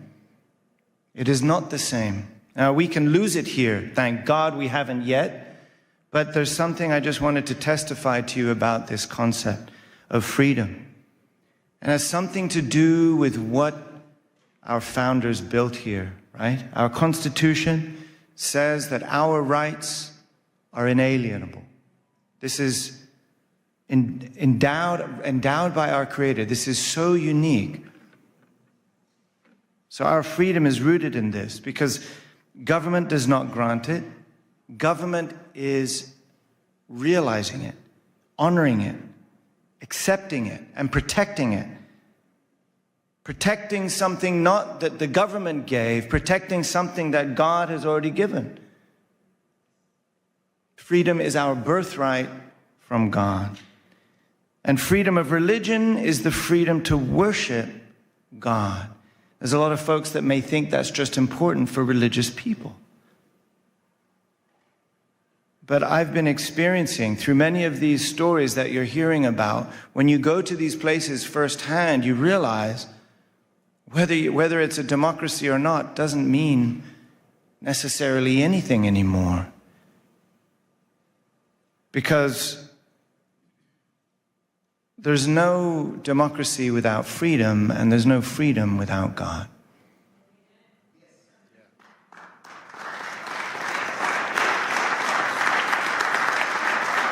I really believe God invested in this nation, not just for these people, but to be a shelter for all religions and all people. And the world is crying. Liberty is everyone's birthright, which is why America must stand to protect and serve the freedom and liberty of all people on the planet. I believe that by putting God first. And the world is crying. Recently, I was in Korea. We just heard mention of this, Dr. Jenkins. And I experienced something I never expected to. It's a free and democratic country, a place I never expected that I would need to feel like I got to look over my shoulder before I say something. And many of you may know this feeling. I never thought I would feel that in Korea. Honestly, I started to kind of feel that right here in America until recently. I visited Dr. Han, the Mother of Peace, in a detention center in Seoul. I visited Pastor Son Hyun-bo in a detention center in Busan together with my brother, Pastor Mark Burns. Thank you for standing up for freedom in Korea and all over the world. Thank you. We saw them together. We saw them in their miserable prison garb. Hemmed in on all sides by cement walls. Cut from the world. Reduced to their most humble essence. But what struck me in both cases was the testimony of the guards. They recognize their loving character. They recognize their spiritual authority. And these detainees had already earned great respect through their daily actions. Those cells do not stop their spirits. Those cells do not stop their light from shining and influencing the entire world. Amen? So why are they imprisoned? Dr. Han, the Mother of Peace, is turning 83 in a couple of days. A great-great-grandmother, 8 decades of serving, living for God, living for humanity, sacrificing for peace. Not even a single parking ticket. So why? Why 1,000 police investigators like stormtroopers raiding her home and spiritual campus, throwing all of her personal things around her bedroom, looking for something they still haven't found? And like we heard, over 3-4 months in a jail cell. She'll be there for her birthday, as she was there for Christmas. Why? Perhaps the only threat that she poses is that of being an inconvenient faith. A faith that reminds the powerful that their power is not above God. This is what makes America great, actually. The state is not saying, we grant you your freedom because you are a child of God. The state is saying, you already have your freedom because you are a child of God, and we cannot stop that. It is not the government that gives you your freedom. And that is the difference that I'm feeling even in democracies around the world. So we know this isn't just about 1 or 2 churches. There's a global war on God. And that's why I'm just drawing our attention to this unique taste of freedom rooted in religious freedom right here in America. We need to protect it right here in America for the sake of not just America, but for the sake of the world. That is why we're coming together. Religious freedom is America's greatest treasure. And if we lose it, it's not just lost here. It will affect the planet, I promise you. So, to defend American democracy against godless dictatorships, this is what Dr. Hahn reminded us why we've been working in America, why founding the Washington Times, to protect American democracy against godless dictatorships, against communism, and to restore the original virtue and value of the family, the moral spine and backbone of this nation, and to remind everyone that we're not just one nation under God, we're one family under God. When America attends God, it becomes the beacon of freedom and liberty, the light and hope to the world. We cannot leave one another alone on that mountaintop, Mark. We'll only be able to defend liberty when we rise up together, when we stand up together, when we work together, just like those sticks we're talking about, right? That is why it has been an honor to stand together with you here today. Thank you so much. Let's do this. Where are we going next? You're so powerful. Such a master.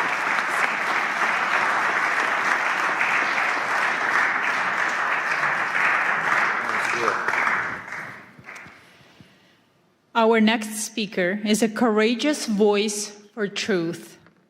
Ms. Janice Trey, board chair of the Epoch Times and NTD TV, a survivor of forced labor herself. She understands the machinery of the repression firsthand. She addresses a vital connection in her speech. Information freedom is crucial for religious freedom, highlighting the systematic persecution of Falun Gong practitioners. Ms. Janice Trey.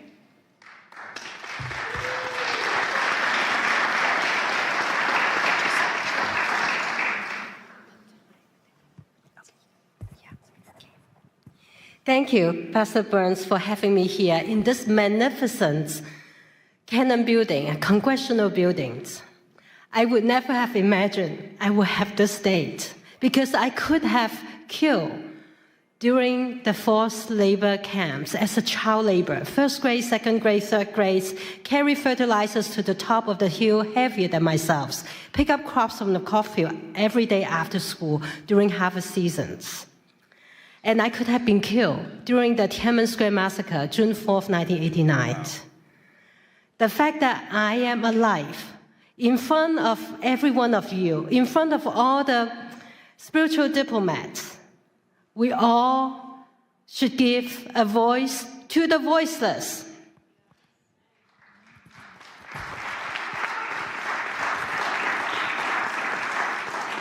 Next slide, please. Today, we honor the Creator. We speak for the voiceless. to share life-saving actions, to unite as spiritual diplomats, to end communism once and for all, to counter information censorship, to restore humanity's freedom to connect with the divine. For 5,000 years, China was a land of the divine.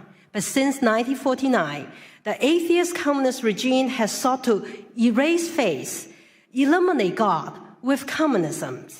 And since 1999, 70 to 100 million people practicing a peaceful meditations have been brutally persecuted.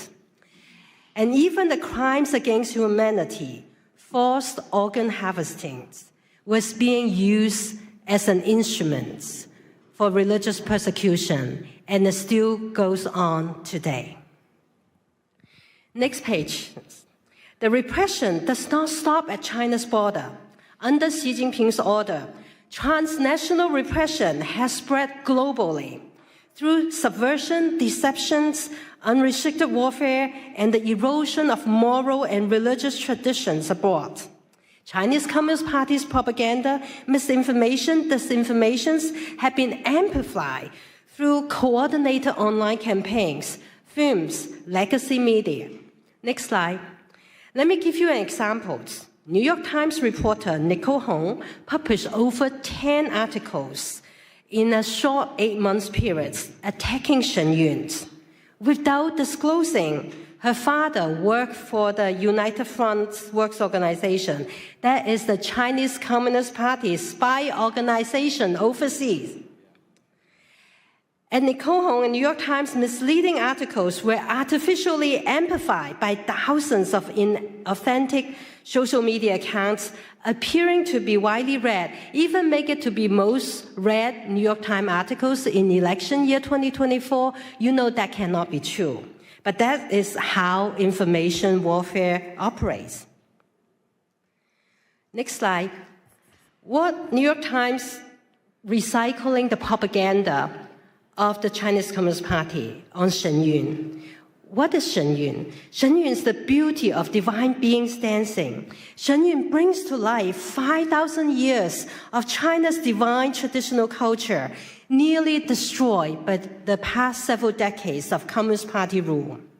Shen Yun Performing Arts is actually a U.S. company based in New York, founded 20 years ago. It's the fastest growing, successful American companies, and with 8 touring companies reaching over 20 countries, 200 cities every year, and it has inspired more than 10 million audience members.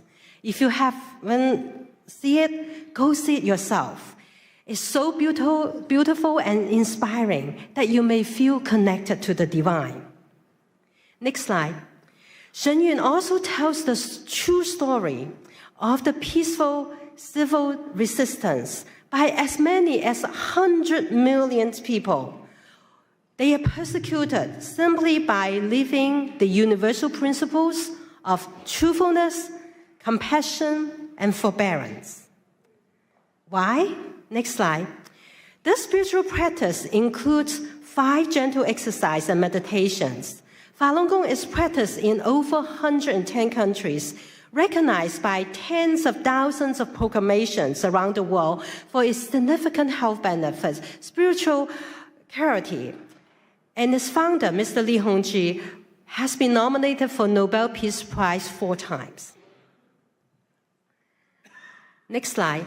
The Chinese Communist Party responds with defamation, torture, killing, because truth exposes lies, compassion reveals brutality, faith defies tyranny.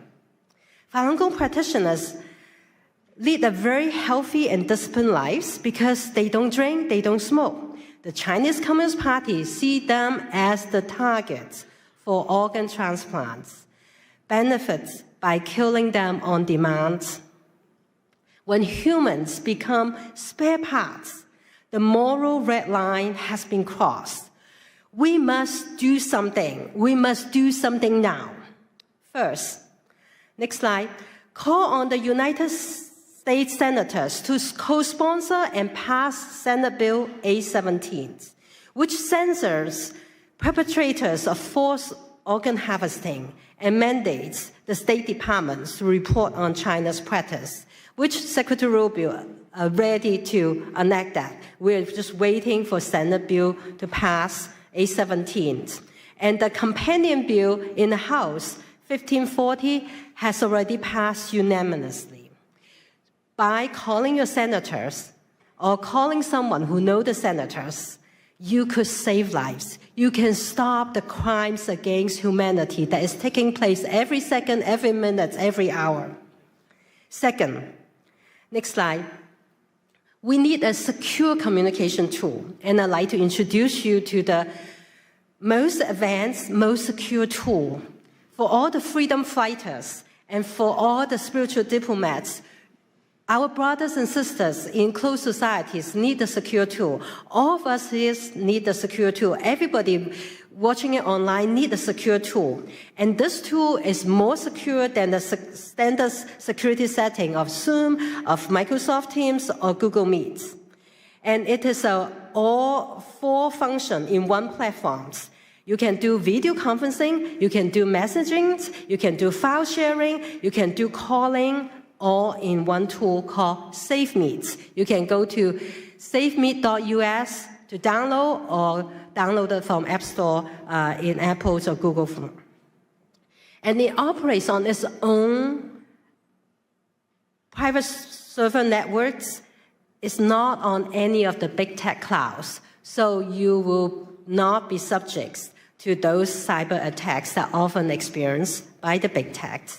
And SafeMeet uses the encryption technology that's trusted by NATO, NASA, German Department of Defense, French Interior Departments, and the United Kingdom's National Health Services. It's all free. This is a gift to humanity. It's a gift so that we can all communicate safely, and it can handle thousands and thousands together. Like a conference like this, we could have hosted on SafeMeet. It's not limited to Signal, only have 50 people. Third, next slide, uphold the freedoms of the press by subscribing to the Epoch Times or the NTT TVs, which we have 4 satellites broadcast into China, and plus over-the-air and cables. We've been providing uncensored information in and out of closed societies. Despite all the suppressions by big tech, including demonetizations, including all the suppressions, for 25 years, we never bend down because we are nonprofits. We want to provide truth reporting to you. We are based on the principles of truth, tradition, and hope. Many of our readers and viewers learned about the pandemic in December 2019, a few months before the rest of the world know about pandemics. And they changed the return flights and avoided the lockdowns, whereas their relatives and colleagues will perish in China, never return home. You never know when timely information saves lives. So sign up Epoch Times and NET. Epoch Times, 9 commentaries of the Communist Party, as of yesterday, has inspired 457,255,926 people, renounce the Chinese Communist Party and its affiliated organization, the Youth League and the Young Pioneers. The specter of communism ruining our world exposes how communism suppresses faith and corrodes humanity by destroying culture and moralities. Last but not least, the 4th action, if you have not seen Shen Yun, go check it out. Tell communism, no, we are not listening to you. We want to see communism before China, before communism. We want to learn the 5,000 years of wisdoms that God has given us. All of you are courageous. You stand up for religious freedom and human rights. It's critical today that we all join hands to face down this evil, as our courage is stronger than brutalities. We can accelerate the fall of communism. We can dismantle censorship, and we can all reclaim humanity's sacred connection to the divine. May God bless you, bless everyone who walked the path of truthfulness, compassion, forbearance, and may God bless the United States of America. Thank you all. Thank you so much. That was so powerful. Thank you.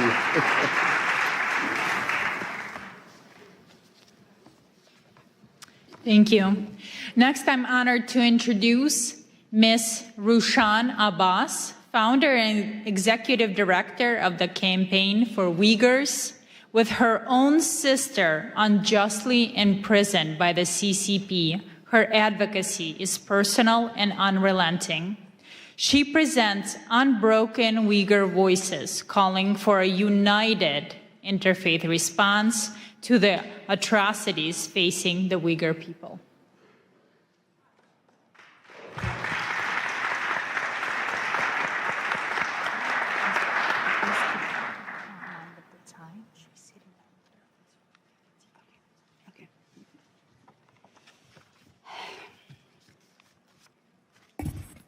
Assalamu alaikum.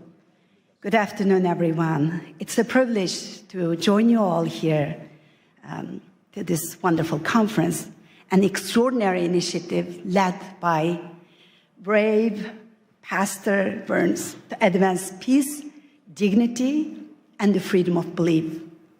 I speak as first-hand witness to China's religious persecution. My people, Uyghurs, in East Turkestan, also known as Xinjiang Uyghur Autonomous Region, under China's occupation. They're enduring an ongoing genocide right now because of their identity and religion. The Chinese regime brands Uyghur Muslims as extremists, criminalize normal practice, and disguise mass detention of millions of people as re-education centers. And where the Uyghurs' faith is erased and replaced with enforced loyalty to the communist Chinese government. For them, the faith is a threat to absolute control. Surveillance technologies track people who pray, attend religious gatherings, and Uyghur mothers are sent to the jail because they are teaching their children the culture and the religion. Some of them are sentenced for more than 10 years. Over 1 million Uyghur children are taken from their families, sent to state-run orphanages, were being raised with Chinese communist ideologies, forsaking their religion and religious and their cultural identities. Uyghur women are subject to forced sterilization, forced abortions. Because of that, the Uyghur birth rate dropped down to 0% to some of the Uyghurs' mostly populated areas. And the Chinese embassy is not hiding that. They're publicly, Chinese embassy here in the United States, publicly celebrated those genocidal efforts by saying Uyghur women are no longer baby-making machines. And this persecution is not just limited to the Uyghurs. As my sister Janice just remind everyone, they started in our homeland with surveillance technologies and using our homeland as a testing ground. And then Tibet, Southern Mongolia, Falun Gong practitioners, they all endured the same fate. The democracy in Hong Kong demolished in front of all of us and our eyes, and the world stood silent. Now Taiwan is under threat. Next, it will be all of us, unless if we speak out and hold the CCP accountable. If we don't speak now, the only voice left will be one of regret. CCP has destroyed churches, removed crosses, jailed pastors. Beijing publicly announced that they are going to rewrite the Bible and the Holy Quran to make it compatible with Chinese communist ideologies. How in the world any religion can be compatible with Chinese atheist ideology? Just the last month, right before Christmas, over 100 pastors were detained. And also Pastor Ezra Jin from Zion's Church is still in detention.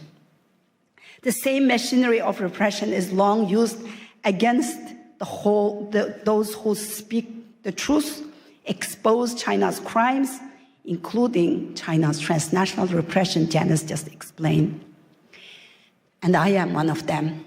In September 2018, I participated in a public panel at Hudson Institute talking about the mass detention of the Uyghur people and outlining fate of my in-laws, 24 members of my husband's family, my parents-in-laws, all of his siblings, their spouses, 14 of his nieces and nephews disappeared. And when I talked about that, as an American citizen, practicing my freedom of speech in the land of the free, in Washington, they took my sister, a retired medical doctor, non-political person, just an ordinary mother and grandmother living peaceful life. They took her just 5 days after my speech to punish me. She's still in jail. 7.5 years, she's still in jail. So the Chinese government wanted to silence me and intimidate me. And what I did was I was working as International Business Development Director, and I took lunch break when I did that speech. But then I quit my job. I became a full-time activist now. And last 7.5 years, I'm traveling around the world exposing China's crimes. Thank you.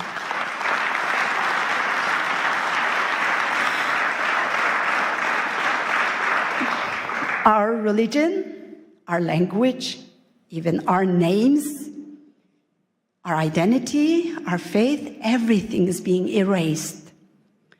And that's why I'm so grateful today for Pastor Burns to giving me this platform and all these wonderful people, all the staff who made this great conference available for me, providing me this platform. It's not just giving me the voice, but you are giving millions of Uyghurs, 20 million Uyghur Muslims a voice here at this platform. So thank you so much. The CCP has protected the system of total control. I know I'm short on time. Just give me 2 minutes, I'll be finished. The CCP has perfected the system of total control in my homeland, and they're exporting it to the authoritarian regimes worldwide. They have the vision, strategy, and the means to spread the system of oppression far beyond its borders, undermining national security and the eroding democratic foundation that your parents, your grandparents worked so hard to build and to defend. This is not just the Uyghur issue anymore.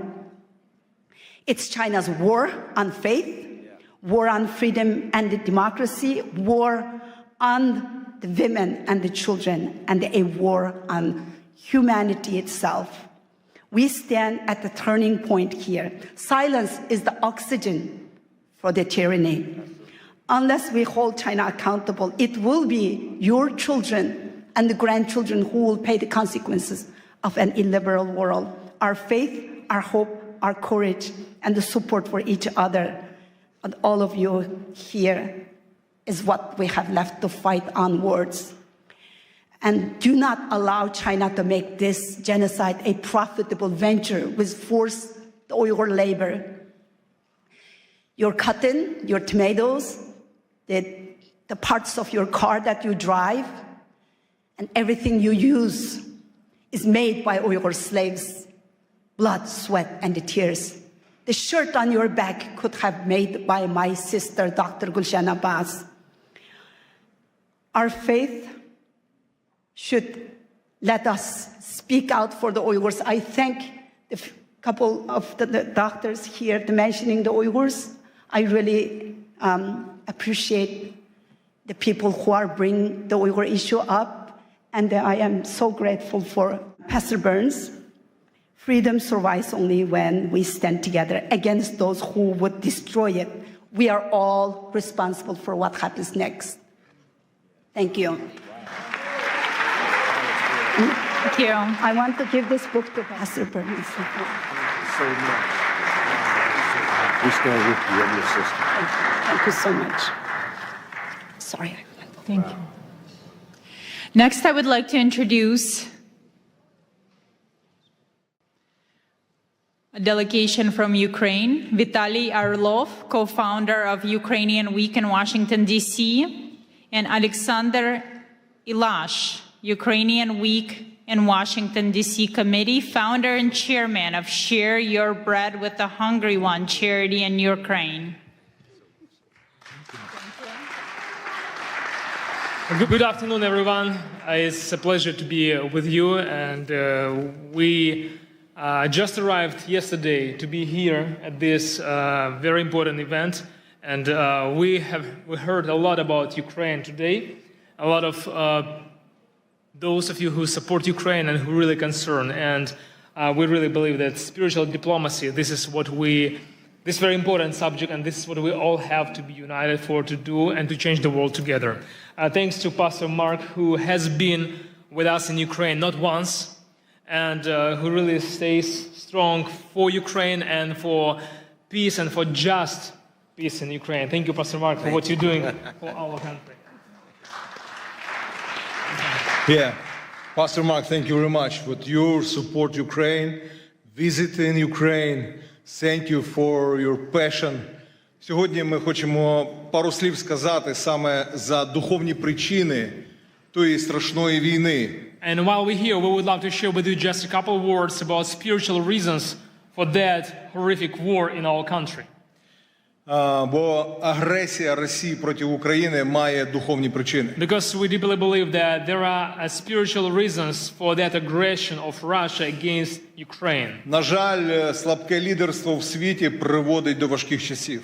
And unfortunately, we all know that a weak leadership bringing a hard and difficult times in humanity, in this world. Легкі часи народжують слабких лідерів.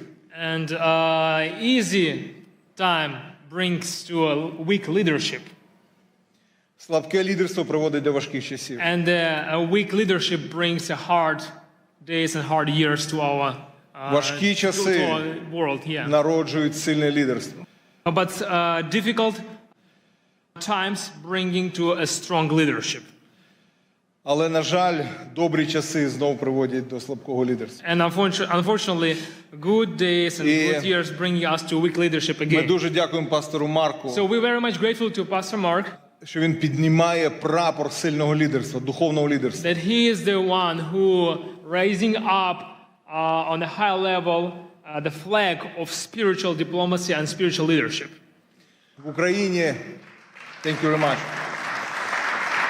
І сьогодні нам потрібне духовне лідерство для того, щоб відверто сказати, що реально відбувається в моїй країні. And today we all need that spiritual leadership to be able to say openly what's going on in my country of Ukraine. Сьогодні кілька міст, які налічують мільйони людей. These days several cities знаходяться під атаками, бомбардуванням російської армії. Cities are being under constant attacks of Russian army. І люди знаходяться без тепла і без електрики. And during these freezing winter days, people are staying, people are living without electricity, without heating, without water in their houses for weeks. Сьогодні температура в Україні біля нуля по Фаренгейту. And today the temperature in Ukraine is about 0 with Fahrenheit, or minus 15, minus 20 with Celsius. Але Україна стоїть. But you know, despite all these challenges, Ukraine stays strong. Україна історично завжди була християнською країною останні більше ніж 1000 років. Historically, our country has been a Christian nation for over 1000 years. Тисячі місіонерів Україна відправила в Росію і в інші країни. And for those of you who never heard about that, Ukraine has sent thousands of missionaries all over the world. І це свідчить про те, що саме ця війна – це духовна війна. And this is one of the reasons of this spiritual war in our country. Сьогодні іранські дрони бомблять Україну і Ізраїль. Today, Iranian drones are bombing Ukraine and Israel. Сьогодні північна корейська зброя бомбить християнську країну Україну. And today, Northern Korean soldiers and weapons also bombing Ukraine. І Україна знаходиться зараз в християнській цивілізації. And these days, Ukraine is a country in a Christian civilization. А все, що на схід, це диктаторська цивілізація. And down to east, there is a lot of dictatorship civilizations. Де немає свободи для проповіді Євангелія. Where there is lack of freedom for the preaching of the gospel. Де Росія знов ставить комуністичні пам'ятники.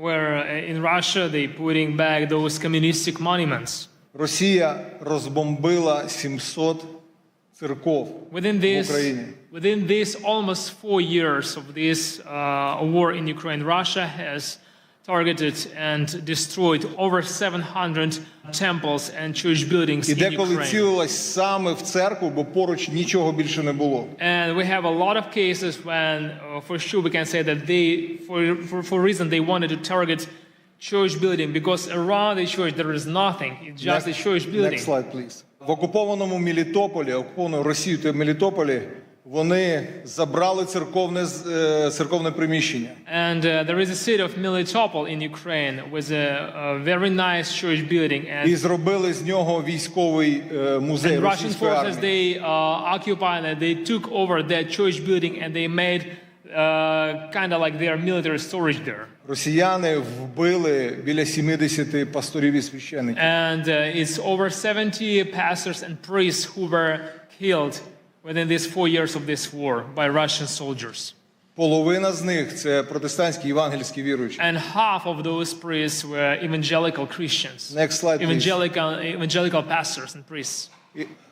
Це один з пасторів, Юрій, я його особисто знаю. This is the picture of Pastor Yuri. I knew him personally. Він прийшов на ранок для того, щоб провести ранкове молитовне служіння. He came to his church building in the morning to lead morning prayer service.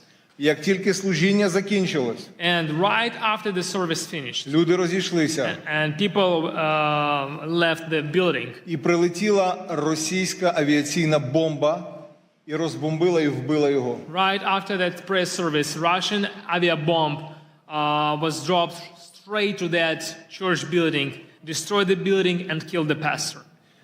Тому я дуже прошу, щоб ми, духовна дипломатія, повинна називати чорне чорним, а біле білим. And that's why, today here we are talking with you about spiritual diplomacy, and we have to be the people who will call white things white and black things Це black. справжня духовна битва. There in Ukraine we are on the real spiritual warfare. Наступний слайд. Why do I say this? В Україні повна свобода для проповіді Євангелія. Because you have to know that in Ukraine we have full-scale freedom to Пастор preach the Марк gospel. декілька місяців тому молився з президентом Зеленським і з урядовцями в нашій країні.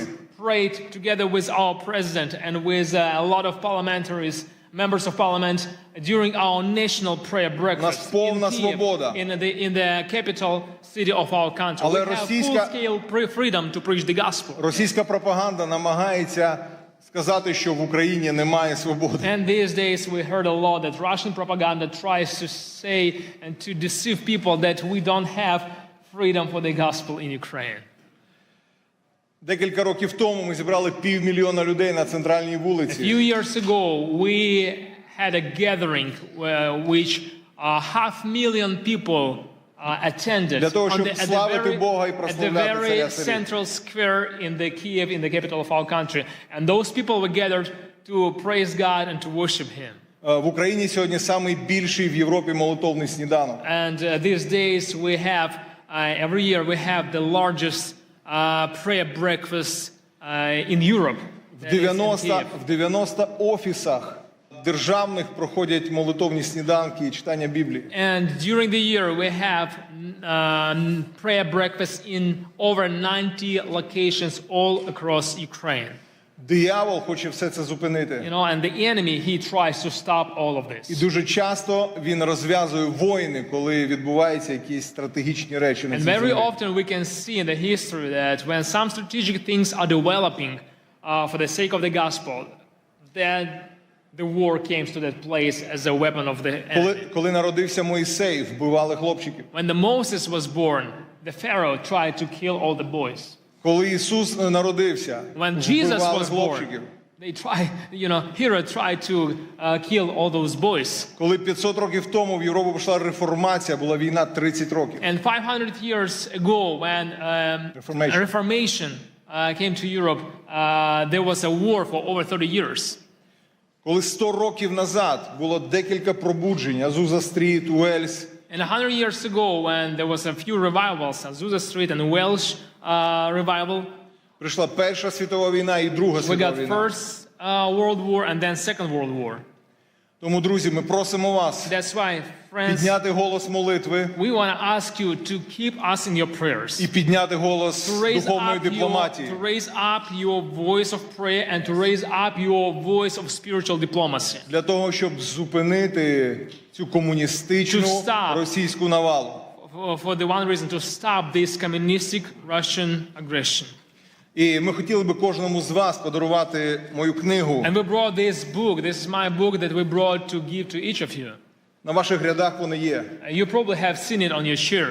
Ця книга про саме духовні причини війни. This is a війни. gift for you from Ukraine, and this is a book about spiritual reasons for the war in Ukraine. І купа свідоцтв, що сьогодні Бог надзвичайно робить в And there Україні. inside you will see a bunch of testimonies what God has done through these 4 years of the war in Ukraine, what kind of miracles we have seen. В цій невеличкій брошурі 3 трагічних історії. And also it has a small brochure with 3 stories of 3 families. У трьох чоловіків. 3 men. Від російських бомбардувань.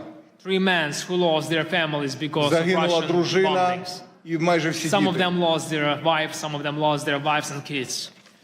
І якщо ви хочете більше про це все знати, If you want to get to know more about this, ми запрошуємо вас на Ukrainian Week, який we буде через inviting тиждень you тут у to DC. visit, to attend Ukrainian Week here in Washington, D.C. just 1 week from now. It will be here from February 2nd till February 7th. Пастор Марк буде кей-спікером And Pastor на Mark is нашому going to be українському our тижні. keynote speaker at our Ukrainian Week in Washington, D.C. So you all invited. Yes. And Edward Graham, many congressmen and senators. We're going to have Edward Graham. We're going to have a good number of congressmen and senators who are going to be with us. So you all invited. Please register and get to be with us and support Ukraine. Thank you very much. Духовна дипломатія Spiritual піднімається. diplomacy raising up here now in the United States, and it's going to spread all around the world. Thank you, Mark. Oh, thank you, God bless you, brother. Героям слава. Thank you very much to Vitaly Orlov and Alexander Milash. Thank you so much. Now we shift our focus to the protection of the most vulnerable among us, our children.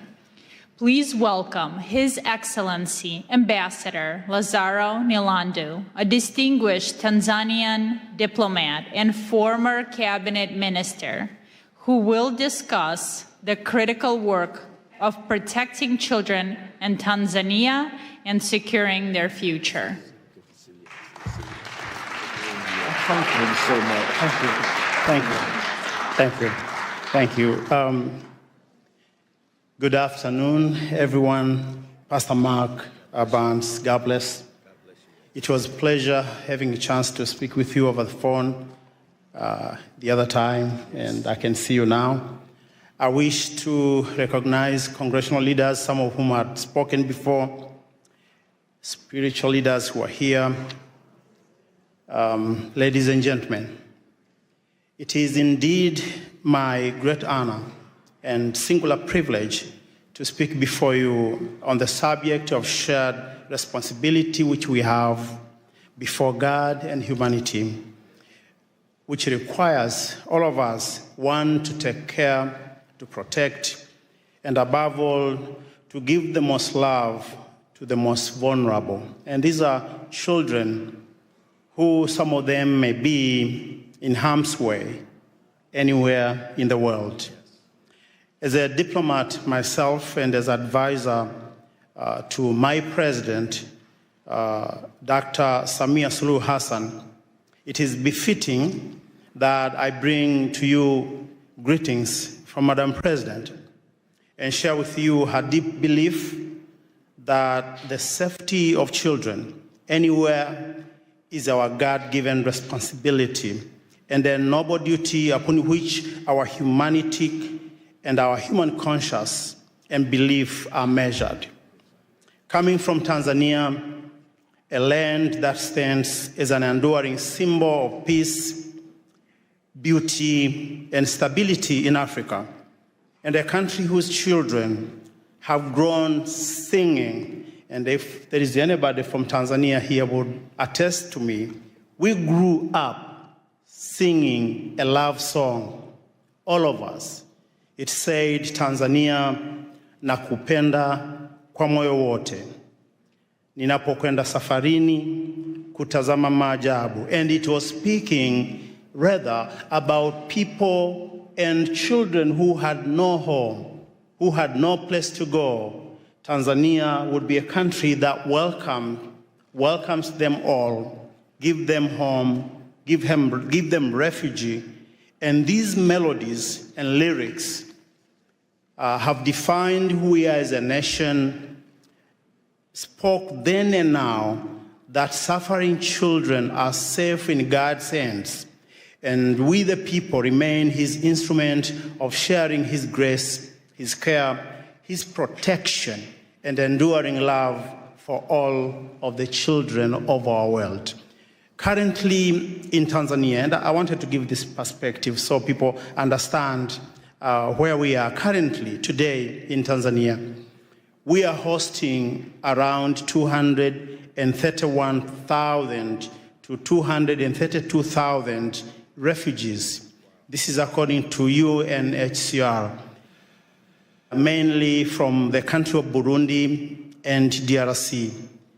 This number was estimated to have reached 1 million during the peak of the Rwandan genocide. Thousands of children, mostly those escaping brutal reality of harm, wars, and fear, have crossed into our country, into our borders, to find a home, to find love, and to find families. Tanzania has continued its open arm policy in shielding children and persecuted persons from neighboring countries and allow them to share in our endowed heritage, the hospitality of our warm-hearted people. And if you ever come to Tanzania, you find love in the street. You find joy in the street. There is something in the air when you walk the nights in the cities like Dar es Salaam and other places. The vast opportunity brought by our beautiful country, we have opened the door and arms for those that are in harm's way. Ladies and gentlemen, sometimes, and of course it does happen, bad actors have taken advantage of this generosity and access given to people from all around the world who wish to extend a helping hand in support of children in need across our land and, of course, across our continent. We had a story recently that Pastor Mark and I shared. Yes. This was a story of a man who was not a native of Tanzania. He had come from another beautiful country, and his name was Jakub Jahal from the Czech Republic.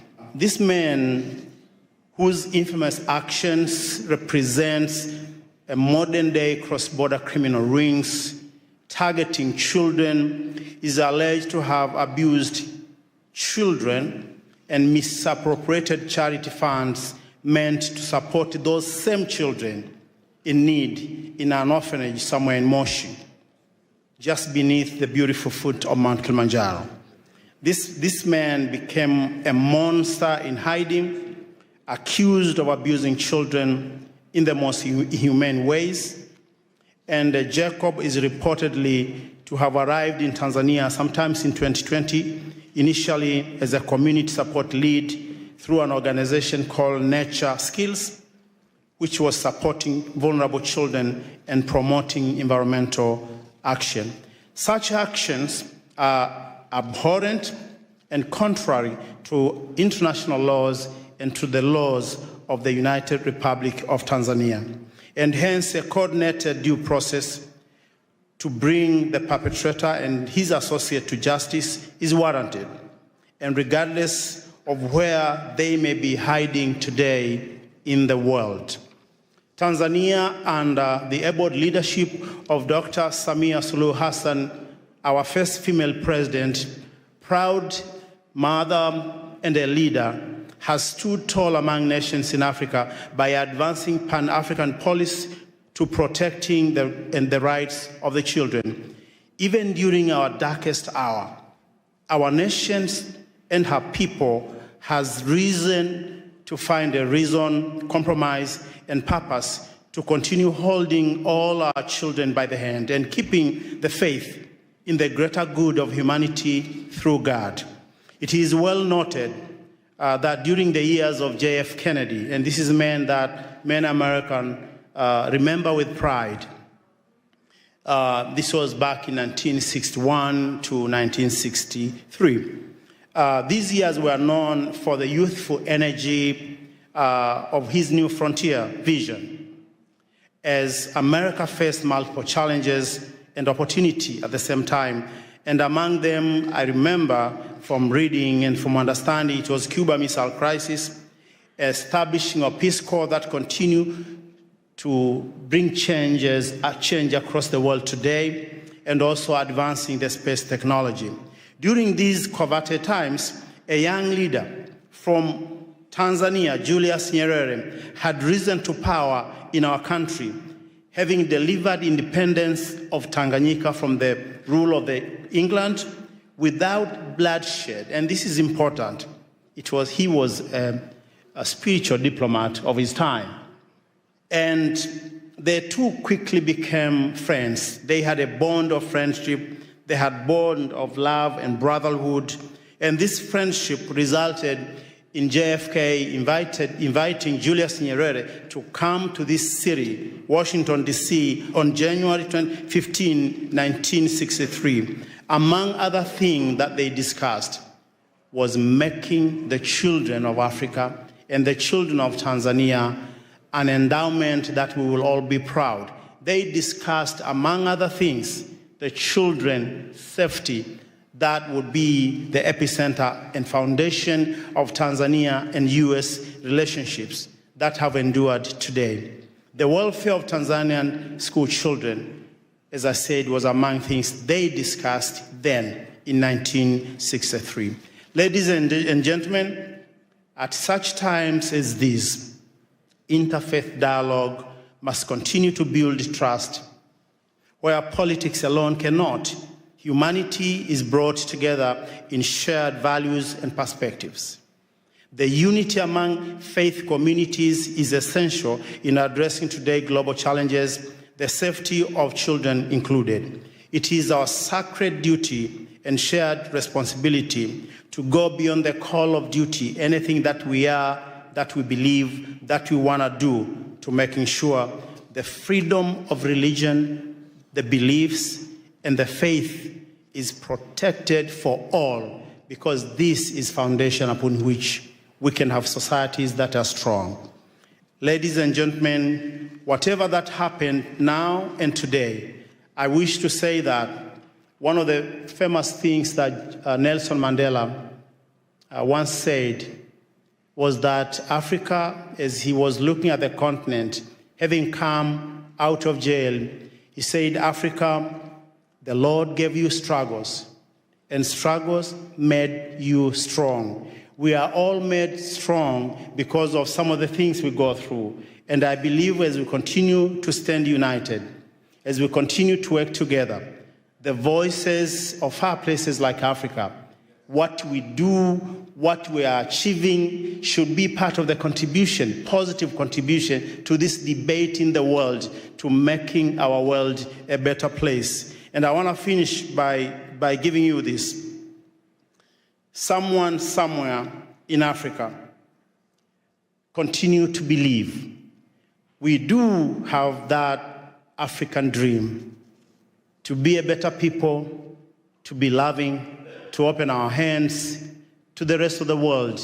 We are over 54 different countries speaking hundreds upon hundreds of languages.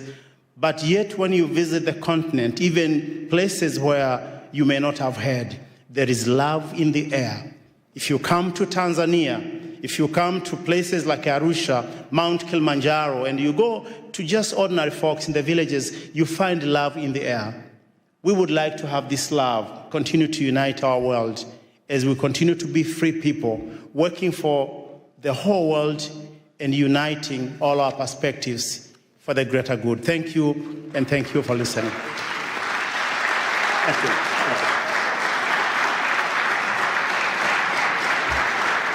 Thank you very much, Your Excellency. Thank you for bringing up the Yakubial case as well, that has allegedly committed the grave crimes against children in Tanzania.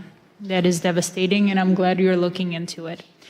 And now it is my pleasure to introduce Congressman Joe Wilson, representing South Carolina's 2nd Congressional District, a long-serving member of the House. He brings extensive experience on national security and foreign affairs, as currently serves as the co-chairman of the U.S. Helsinki Commission, advancing human rights and democratic values around the world. Congressman, it is a pleasure. Thank you. And ladies and gentlemen, and champions, as I look out to see so many champions of religious freedom, I just want to thank you for your success. And indeed, Pastor Dr. Mark Burns has just done such a great job organizing. He also has another identification. He is a friend of somebody named Donald Trump. Aside from that, and so, but the bottom line truly is that I'm grateful to be here, and we're from the same state, South Carolina, and he's from the upstate now. That's where the money is. That's where they make BMWs. But I'm from the lower part of the state, and actually I was born in the holy city of Charleston, South Carolina. And with that in mind, the reason it's called the Holy City is because of the number of churches. And the people living together and serving together. And so we have virtually a church on every corner. And so it's really exciting because most of the churches are from denominations or from people who had to, were expelled or flee from other countries. And so from that, what an example indeed South Carolina, the United States is. And that is, and for example, I grew up in the First Scots Presbyterian Church. And I want you to visit Charleston, the only church in North America with the seal of the Church of Scotland on the front in stained glass. And so the reason the Scots, my ancestors, came is because they were expelled from the villages in Scotland because the landowners realized that they could make more money growing sheep than having people to support. And so they actually expelled the population, and I'm very grateful that my ancestors came to South Carolina. Additionally, also my family is French Huguenot. They too were expelled from France and came to the United States, and I'm really grateful the only functioning French Huguenot church in North America is in Charleston, so please come by and visit. Beautiful church. And the significance of that is our country benefited, again, from having people come to our country to realize freedom and liberty. As I tell you about French Huguenots, I was working with patriotic organization. Somebody that Pastor Burns really appreciates is the Swamp Fox, Francis Marion of the American Revolution. He was a Huguenot. And so I was working to help raise money for a statue here in Washington. And I kept telling people, hey, this is exciting now. We'll finally have a statue to a Huguenot in Washington. After a couple of years, somebody said, Joe, you're wrong. There are statues to a Huguenot in Washington. I said, well, who? George Washington. So hey, who would ever imagine putting all this together, that our country indeed has benefited from religious freedom? And then flash forward, I'm really grateful that in Charleston, South Carolina, at the time of the American Revolution, the largest Jewish population in the New World was in Charleston, South Carolina. That was real news to people from New York City. I'm educating them.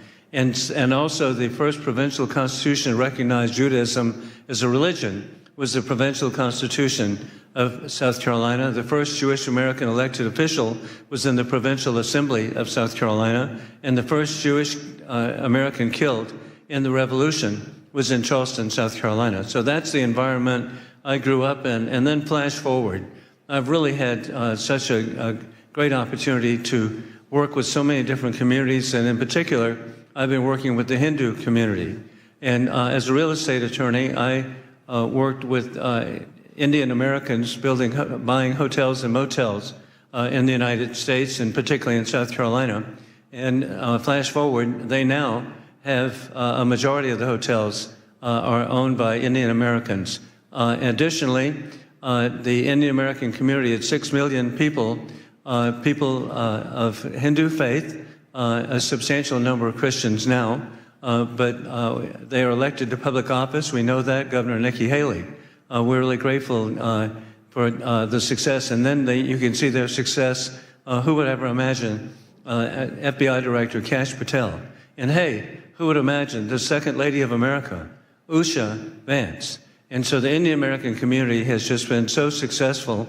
And in particular, I was grateful to be with President Trump in Houston to welcome Prime Minister Modi. And at that welcome program, it was clear, Pastor, that we were with the largest assemblage of millionaires in the history of the world.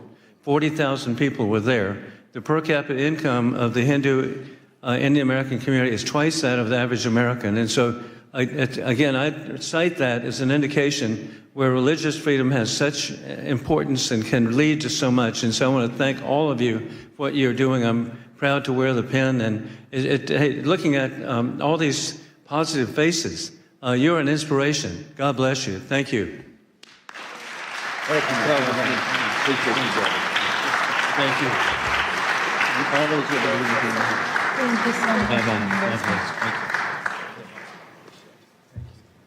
Thank you very much, Congressman, for stopping by. Thank you for your time. And now let's continue. I'm pleased to introduce Ms. Vicki Reese, the founder of Joy of Mom, a global movement reaching millions of families. She brings the conversation to the heart of the family unit with her topic, Spiritual Diplomacy Begins at Home.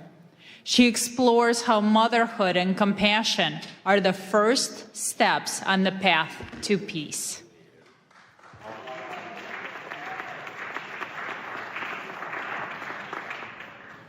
Hi, everyone. First of all, thank you, Pastor Mark, and everyone else who's gathered here today. It's incredible to be standing in this room with leaders from so many faiths, cultures, and communities. You are entrusted with the care and soul and protection of our conscience. We are here together as human beings, bound by shared responsibility to protect life, dignity, and the future. And for me, that responsibility begins with motherhood. I'm gonna try not to cry. I won't go down my personal thing. Thanks. Long before a child ever encounters policy, ideology, or power, they encounter a mother or someone who mothers them, someone who teaches them how to calm themselves when they're overwhelmed, how to repair after harm, how to live with honesty and integrity, how to know right from wrong, and how to care for another human being. Mothers are the first spiritual diplomats.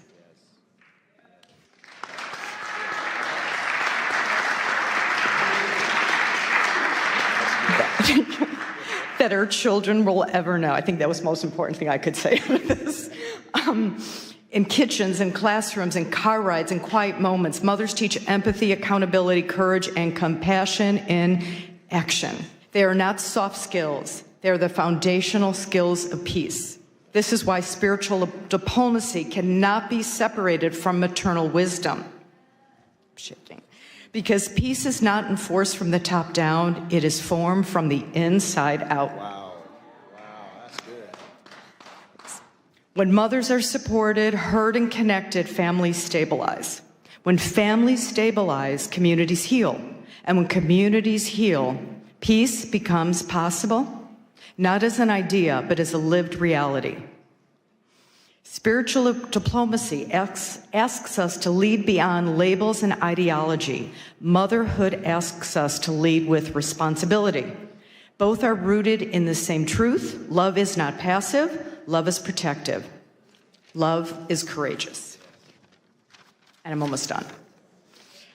We are living in a time of extraordinary division. Fear is amplified, trust is eroded, and too often the burden of holding families and communities together falls quietly on mothers, unseen, unsupported, separated by noise, a lot of noise, that tells us we are more divided than we truly are. But when mothers come together across faiths, across cultures, across borders, something powerful happens. They don't argue ideology, they protect children, they restore dignity, they remodel repair instead of revenge. That is spiritual diplomacy in its most human form. This is not about erasing difference, it's about honoring honesty first.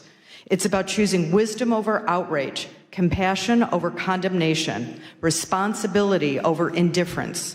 Spiritual diplomacy is not soft. And as we know, motherhood is not weak. And conscience is not optional.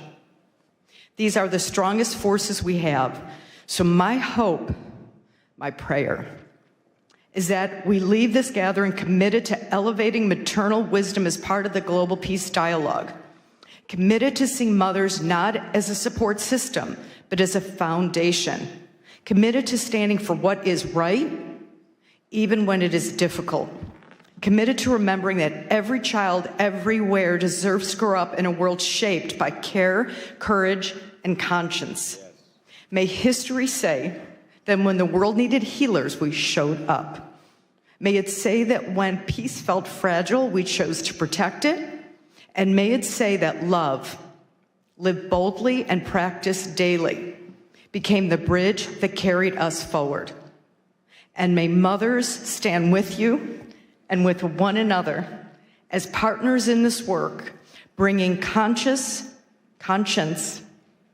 courage, and care to the future we're building together. I have one quick note. Okay? In a few moments, you're about to meet Scarlett Lewis shortly, and you'll hear her incredibly moving story and journey. And as part of today's commitment to peace, we're deeply honored to share the joy Mom will be bringing Choose Love from classrooms into homes and families, embedding peace and choosing love over fear into lived daily practice for moms and children. And we're also going to be part of your beautiful ecosystem and help bring this message home everywhere in the world. Thank you and bless you all. That was so good. Oh my God, you did such a wonderful job. Our next speaker has a truly extraordinary background. Please welcome Miss Aliyah Rosa, a former secret agent turned women's empowerment coach. She has risked her life to stop criminal networks. She speaks to us today on the dark reality of child and human trafficking and the fight to save innocent lives. Thank you. Thank you, beautiful souls, spiritual diplomats, and thank you, Pastor Mark Burns, for bringing us all together, for inviting me.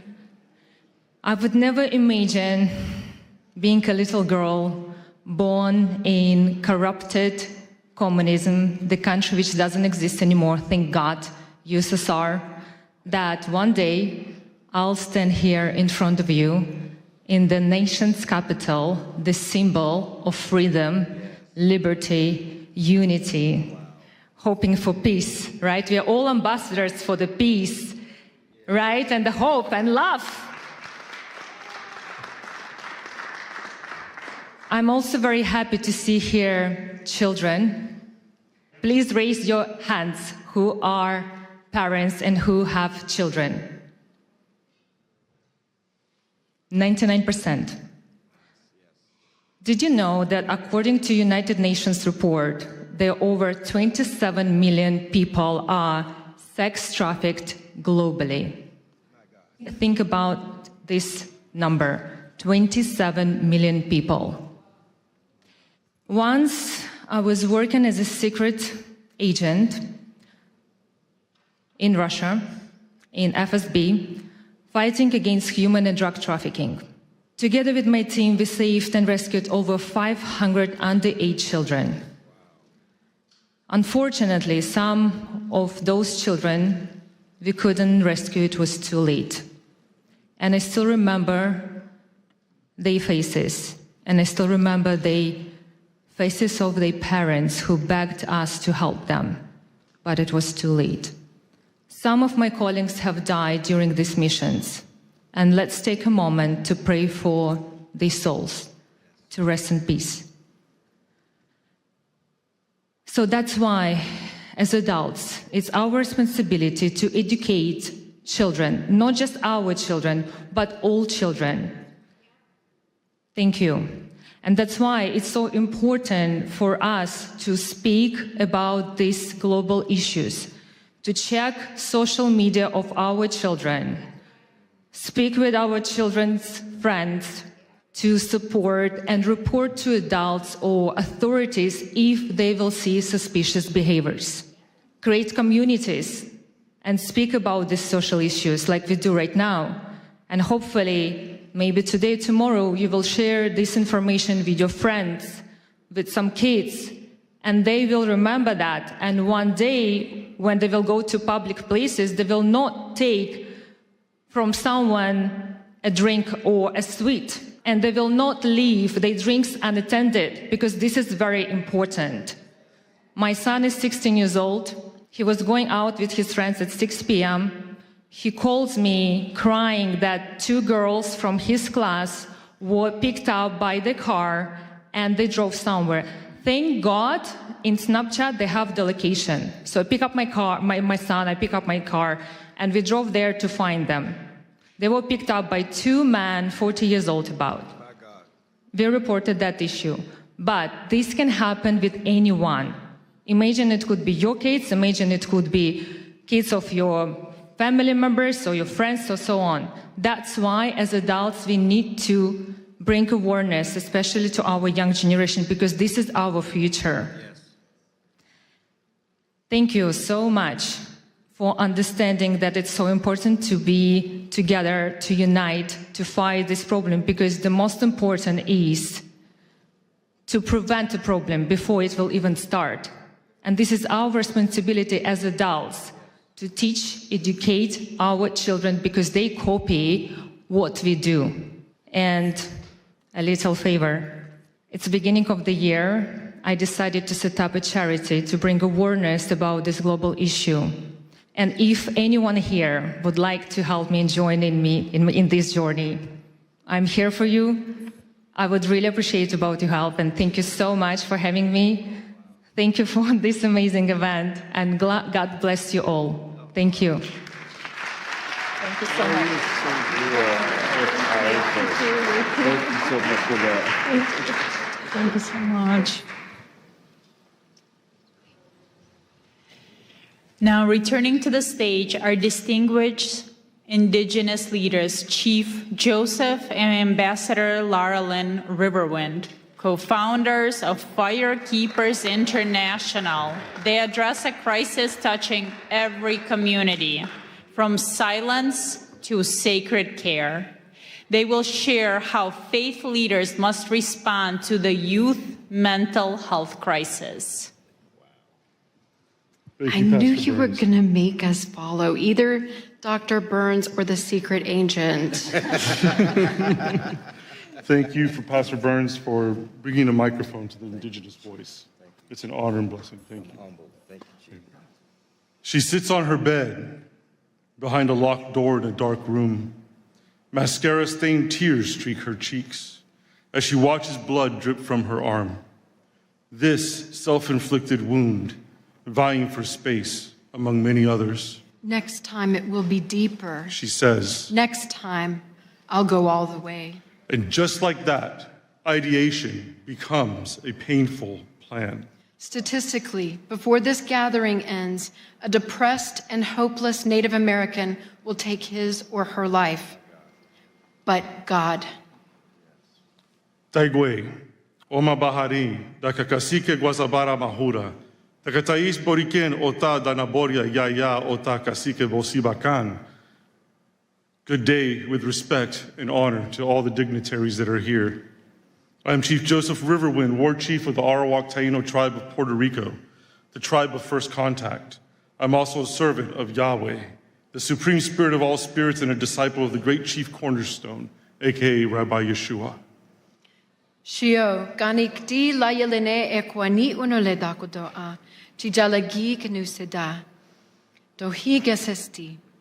Hello, I am Dr. Larlin Riverwind, the ambassador of the Georgia tribe of Eastern Cherokee.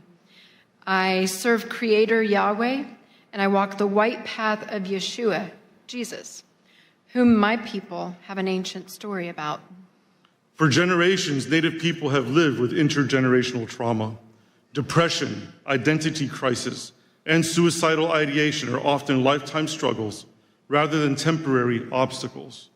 As a result, American Indians and Alaskan Natives face suicide rates 91% higher than the general population and lead in depression, anxiety, PTSD, and substance use disorders. We can name the contributors of forced assimilation, racism, socioeconomic disparity, cultural incongruence, generational trauma. These matter. And in our tradition, we make our decisions based on 7 generations ahead. And these issues are not exclusive to the indigenous population of America. I have seen them abroad in the indigenous population of the Republic of the Marshall Islands, where I lived during my youth. But personal reasons often boil down to relationship problems, violence, and lack of access to care. Yet each of us must make and take the responsibility for our own mental health. Healing is not accidental. It takes time, faith, hard inner work, wise counsel, humor, and miracles.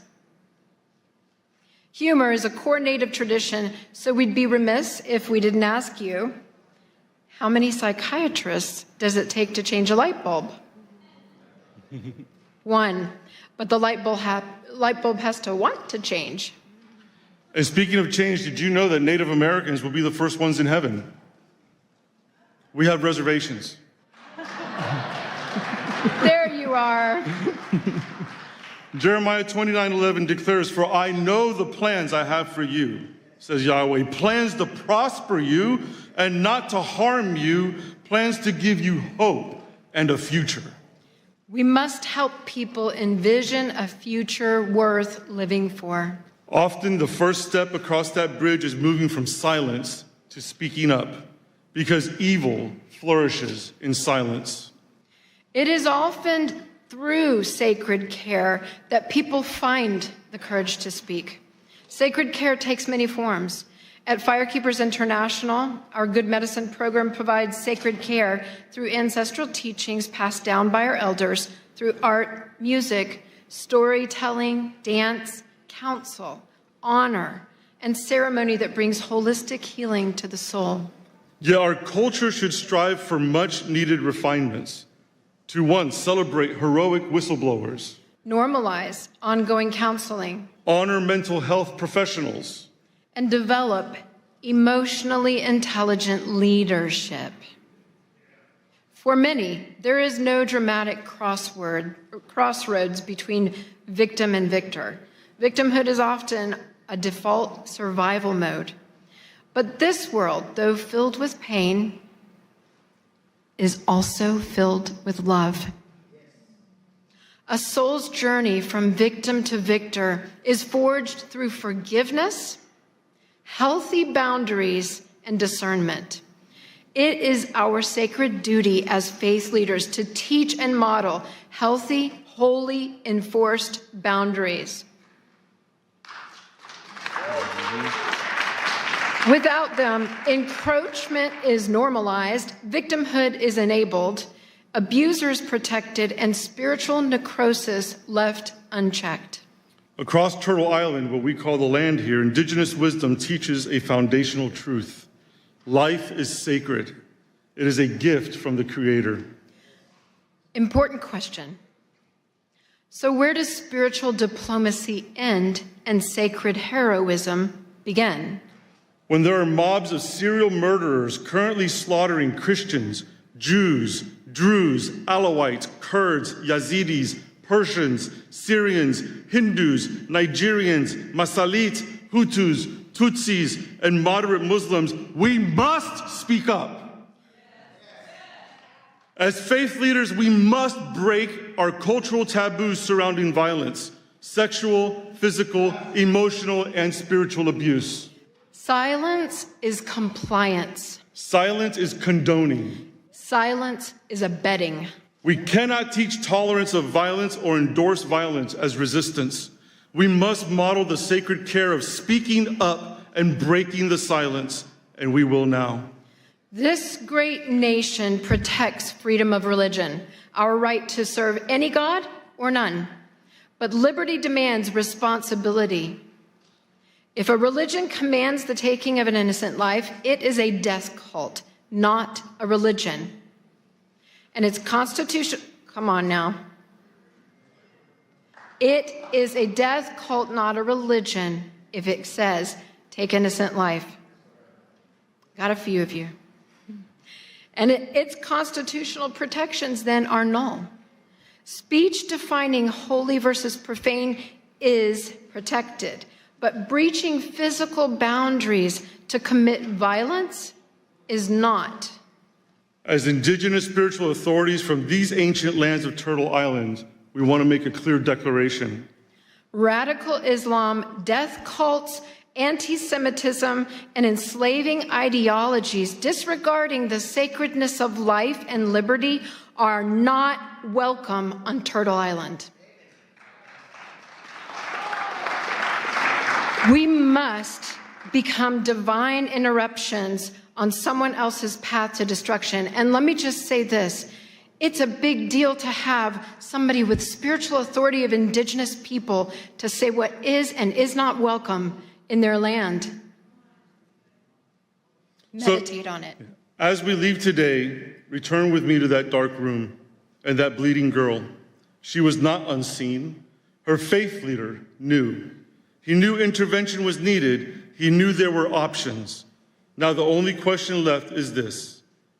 What is he going to do about it?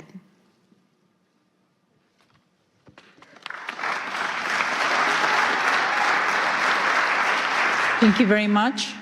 Our next speaker turned an unimaginable tragedy into a global message of hope. Please welcome Miss Scarlett Lewis, mother of Jesse Lewis, who was lost in the Sandy Hook school shooting tragedy, and founder of the Choose Love Momentum. She speaks on school safety and child protection, advocating for a path of love over fear. Thank you. Thank you. I want to thank everyone for showing up today as boots on the ground soldiers, capital S-O-U-L,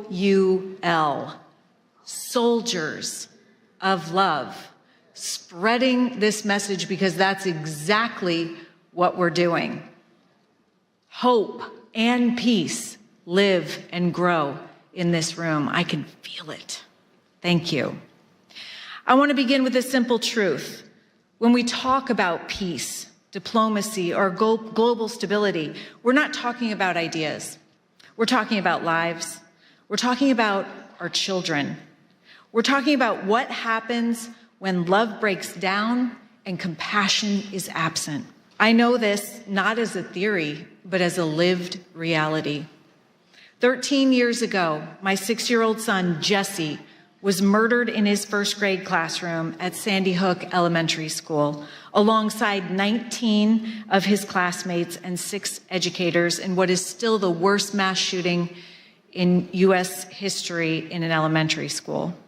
That morning, he walked into school like millions of other children do every day, trusting the adults in his life would keep him safe. What happened next is difficult to hear, but important to say out loud.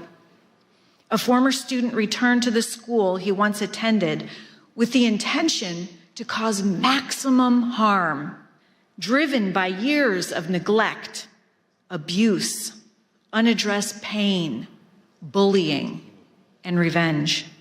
He murdered Jesse's principal and guidance counselor outside the classroom and Jesse's teacher just inside the door. Then his gun jammed. In that moment, my 6-year-old son stood up and told his classmates to run. His courage saved 9 lives before losing his own that day.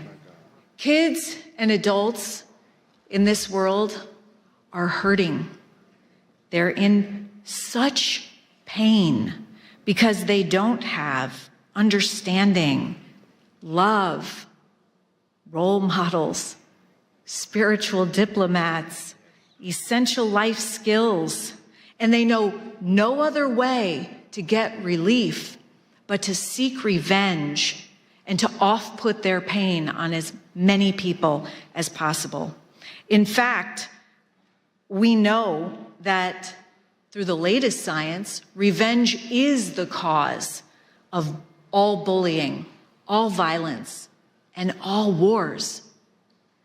We also know what the solution to revenge is in the brain. What stops the pain and the hurt is forgiveness. And we know we can teach forgiveness as a skill. In fact, we're doing that. The fact is that 100% of school shootings are preventable, as is the vast amount of suffering that our children are experiencing today. God is love. And when we bring love into our schools, we address the root cause of the pain and suffering that lead to what the Department of Homeland Security says the pathway to violence is: attack end. This is where we have been focusing our attention. After the fact, too late, focusing on the problem, always a step behind, learning from mistakes. We need to adjust our focus to the grievance end, to before the grievance, and give kids the skills and tools they need to be refined by the pain rather than be defined by it. After the tragedy, I was faced with a choice, one every human being faces, whether on a global stage or in a private moment of pain. I could live from fear, anger, and blame, or I could choose love. I chose love, but I'll tell you what, it wasn't my idea. When I came home to this little farmhouse that I shared with my 2 boys as a single mom, I found a message that Jesse had written shortly before he died. He wrote 3 words: nurturing, healing, love. I knew that those words didn't come from Jesse. They were a divine message that came through him, and that was the solution. And then and there, I dedicated my life to spreading this message in schools, homes, and communities around the world. Choosing love does not mean excusing what happened or denying justice. It meant refusing to let hatred take another life, starting with my own. Forgiveness was my response, not because it was easy, but because it was necessary. I realized that if anger consumed me, violence would continue to win. And we cannot afford that, not in our homes, not in our communities, and not in our world. We know that hurt people hurt people. If we could hear that cry for love sooner and respond, much of the suffering that leads to violence, addiction, mental illness, even war could be prevented. It's called proactive prevention, preventing the suffering that leads to violence and despair, and it's possible. What happened at Sandy Hook did not begin with a gun. It began with pain that left unaddressed, with disconnection, with humanity forgotten. And violence is always the final symptom of something deeper. Across cultures, faiths, and nations, our children are showing up with the same signals: bullying, mental illness, despair, addiction, suicide, violence. These are not separate crises. They're signs that love is breaking down and compassion is absent. Everything can be seen as either an act of love or a cry for love. It's our moral duty to answer that cry. And here's the uncomfortable truth. We cannot legislate our way out of this. We cannot blame or argue our way out. We cannot outsource or off-put our own responsibility. Peace begins with us.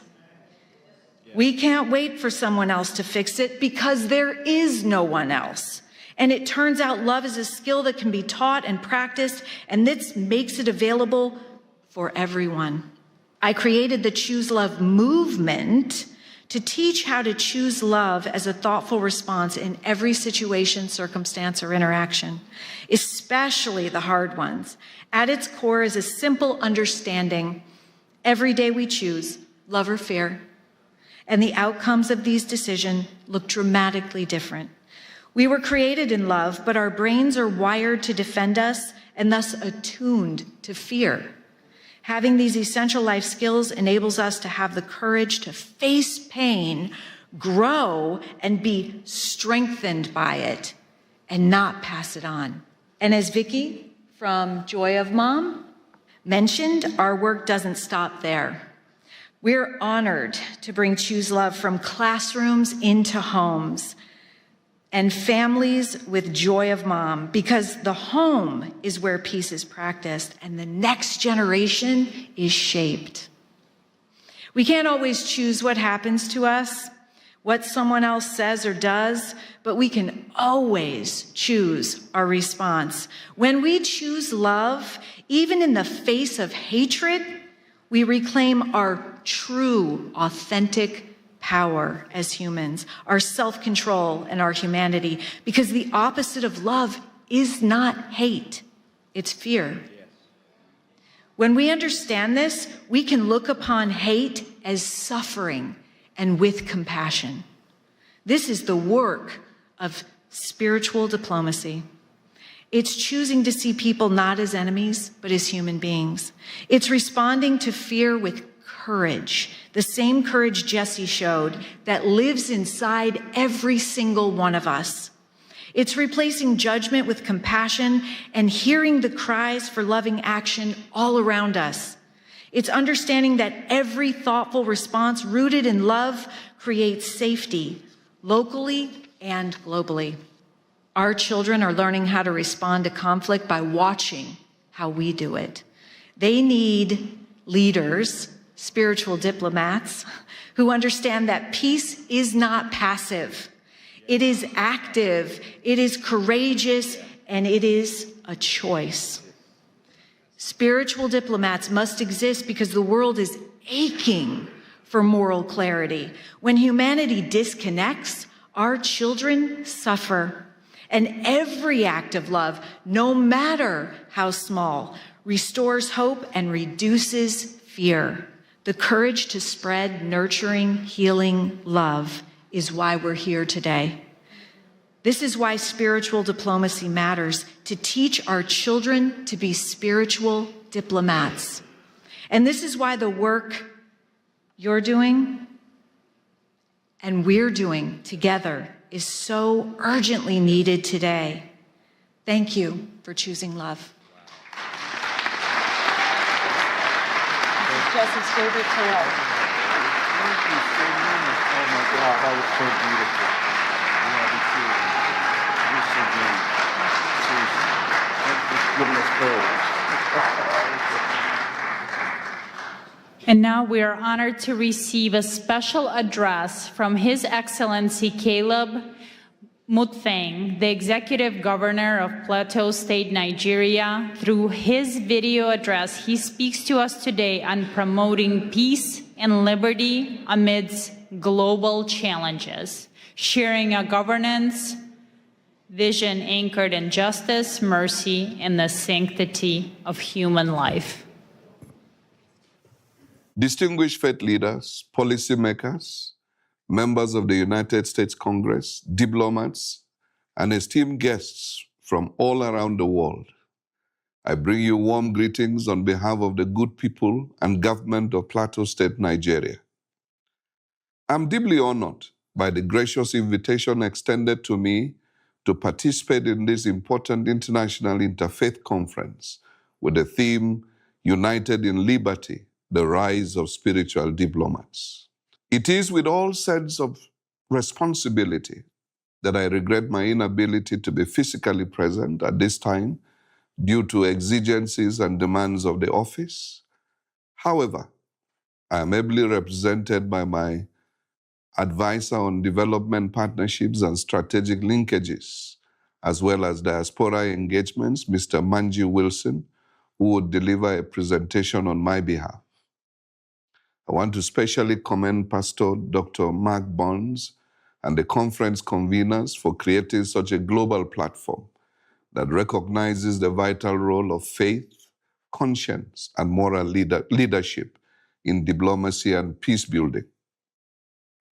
At a time when divisions, that is religious, ethnic, and political, are being exploited across the world, this gathering affirms that liberty of belief and mutual respect remain foundational to human dignity and sustainable peace. For those of you that may not be familiar with Plateau State is Nigeria's 12th largest state, centrally located in the Middle Belt, with an area of about 26,899 square kilometers and a population of roughly 5 million people. Its capital is Jos, and the state is popularly known as the home of peace and tourism. Despite being in the tropical zone, Plateau State enjoys a near-temperate climate due to its high altitude, with average temperatures ranging between 18 degrees centigrade and 22 degrees centigrade. The coldest period occurs during the Harmattan season, which lasts between December and February, while the hottest months are March and April. Additionally, Plateau State serves as a major watershed and source of several important rivers in northern Nigeria. Now back to the reason we're here. The prophet Micah raises a pertinent question and immediately provides an answer, as recorded in Micah chapter 6 and verse 8, which reads, "What does the Lord require of you? To act justly, to love mercy, and to walk humbly with your God." This timeless call speaks not only to people of faith, but to all who hold positions of responsibility. It captures the essence of spiritual diplomacy, justice in policy, mercy in leadership, and humility in power. Plateau State is often described as a microcosm of Nigeria because it is home to diverse ethnicities and faith traditions that have coexisted for generations. Under the administration I am leading since coming on board in May 2023, we have made deliberate efforts to rebuild trust, strengthen interfaith dialogue, and restore the social contract between government and citizens. We're investing in inclusive governance, youth empowerment, agricultural transformation, infrastructure renewal, digital and economic reforms aimed at restoring livelihoods and hope for our people. However, it will be incomplete and indeed dishonest not to acknowledge the grave challenges we continue to face, especially with regards to the persistent attacks by violent extremists and criminal elements that have led to the loss of lives, the displacement of tens of thousands, and the destruction of communities. Christians and moderate Muslims alike have been targeted, and internally displaced persons, including women, children, and the elderly, continue to bear the heaviest burden. These are not merely security issues, they are moral issues that test our collective commitment to freedom of belief and the sanctity of human life. Yet we refuse to surrender to despair Our response has been anchored on justice, compassion, reconciliation, and development. We believe that peace is not sustained by force alone, but by improved socio-economic opportunities, equity, and dignity. This for us is reflected in the books of Matthew 5, verse 9, "Blessed are the peacemakers," and Romans 12:18, "If it is possible, live at peace with everyone." It is therefore my earnest appeal that this conference catalyzes meaningful partnerships with governments, faith institutions, development agencies, and the diaspora to as well support our modest efforts in humanitarian relief for displaced communities, strengthen peace-building initiatives, investments in education and livelihoods, enhance healthcare provisions, rebuilding and resettlement of affected communities, and amplify global advocacy for religious freedom. Plateau State stands ready to engage as a partner for peace, development, and interfaith cooperation. It is my earnest belief that together as spiritual diplomats, united in liberty, we can transform shared values into shared action and prosperity for our people. As I conclude, let me mention that Plateau State is open for engagements as well as explore areas of cooperation and interests. As a government, we are dedicated to creating an enabling environment for all our partners. As Chief Executive of the state, let me assure you of all the political will and support as you consider a partnership with us towards making a difference for humanity. By God's grace, I intend to be in Washington the first week of February and attend the Presidential National Prayer Breakfast. I will be delighted to meet with some of you that will be in DC at that time towards deepening our relationships and partnerships. My advisor, Manji Wilson, who is on ground, will coordinate on this and make meeting arrangements. Thank you for your attention, and may our collective efforts advance peace, justice, and human dignity across nations. God bless you all. God bless Plateau State. God bless Nigeria. God bless the United States of America. Thank you.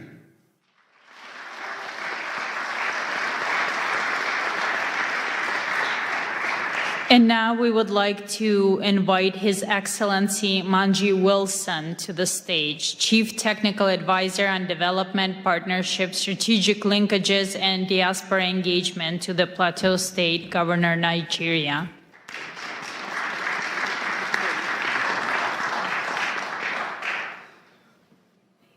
Good evening, everyone.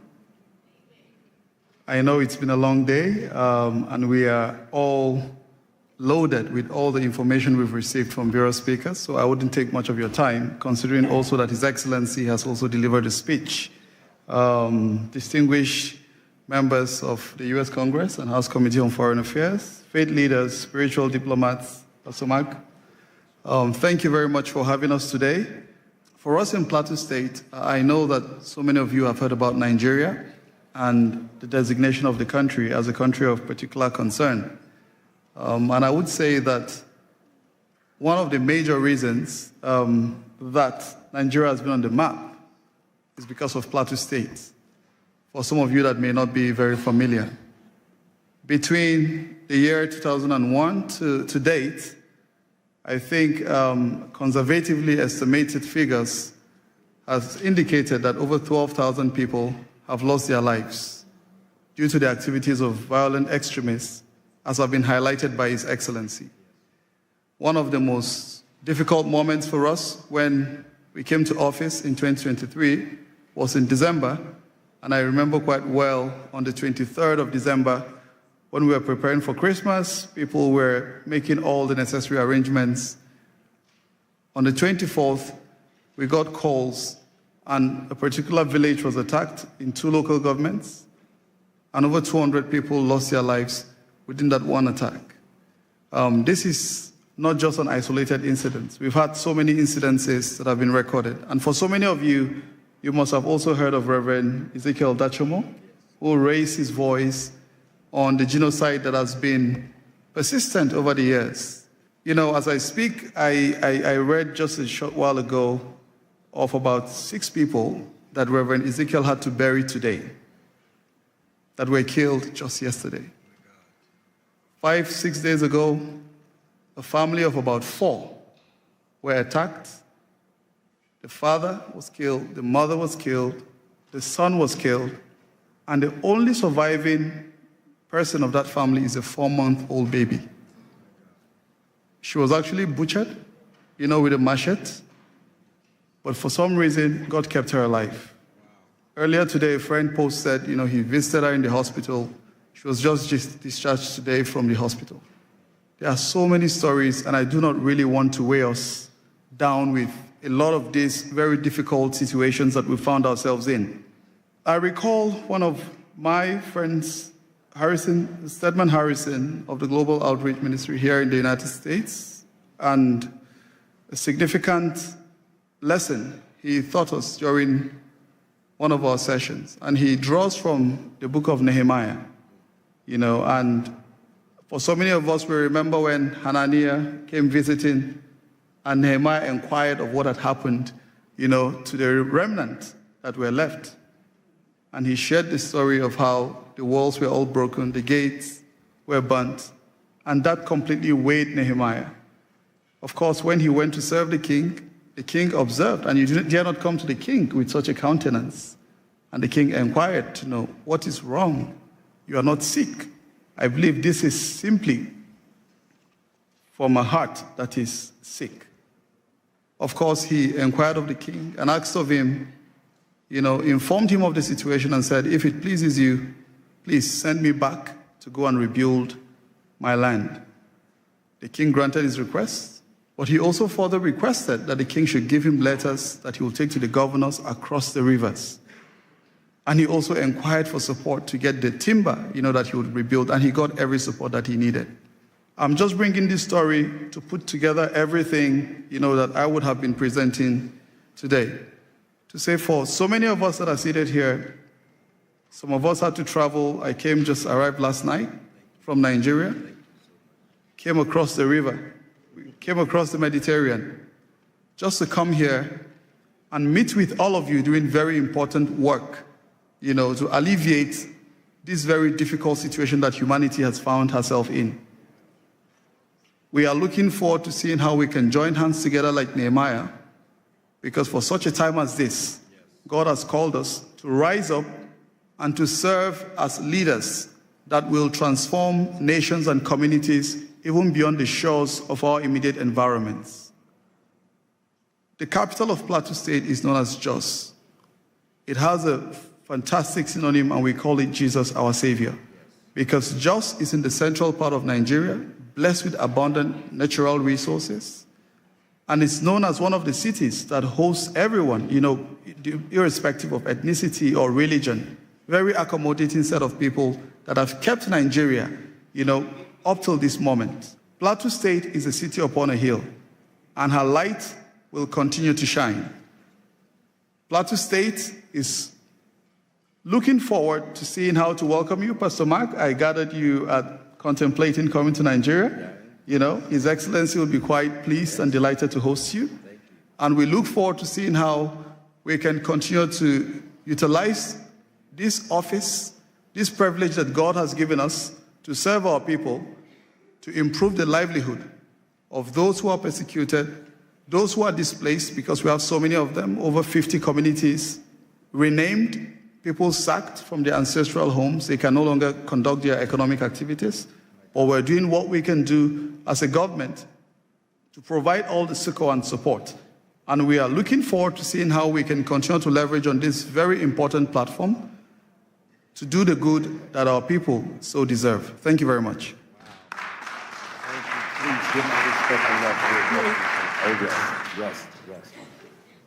Okay, right now we're going to have quick presentation by Dewey Honig. He wanted to present something to Pastor Burns. Thank you, Pastor Burns. It's a true honor. I have to head out, so I'm sorry for cutting a bit over here. First of all, a pin for you. Thank you. Yeah. So, wow. I could put it on. Yes, I'm going to hold it there. Okay, good. Thank you. Oh, wow. This is an award, Advancing Peace Beyond Political Award, Politics Award, presented to Pastor Mark Burns, spiritual advisor to President Donald Trump, founder of Spiritual Diplomats, in recognition of your visionary leadership and selfless dedication to advancing peace through faith, uniting leaders across religions, building bridges where politics cannot, and fostering peace where policies fall short. With admiration and blessing to the Honig, founder and CEO of the Lecturer Chamber of Commerce, and our Chairman, J. Morton Davis, who's 96 years old and very close friend of President Trump for over a half a century. Wow.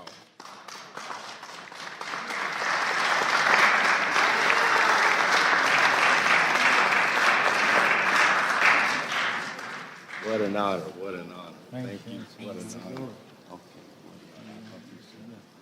Thank you so much. And now, please welcome Ms. Madeline Rodriguez, a celebrated journalist, author, and preacher. She brings a message of empowerment titled Standing in the Gap, highlighting how women of prayer become crucial advocates for justice in our society.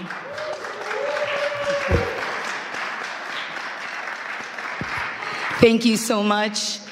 I want to start off by saying my sincere thanks to Pastor Mark Burns for bringing together faith leaders from around the world for this important conference. Let's give him a hand.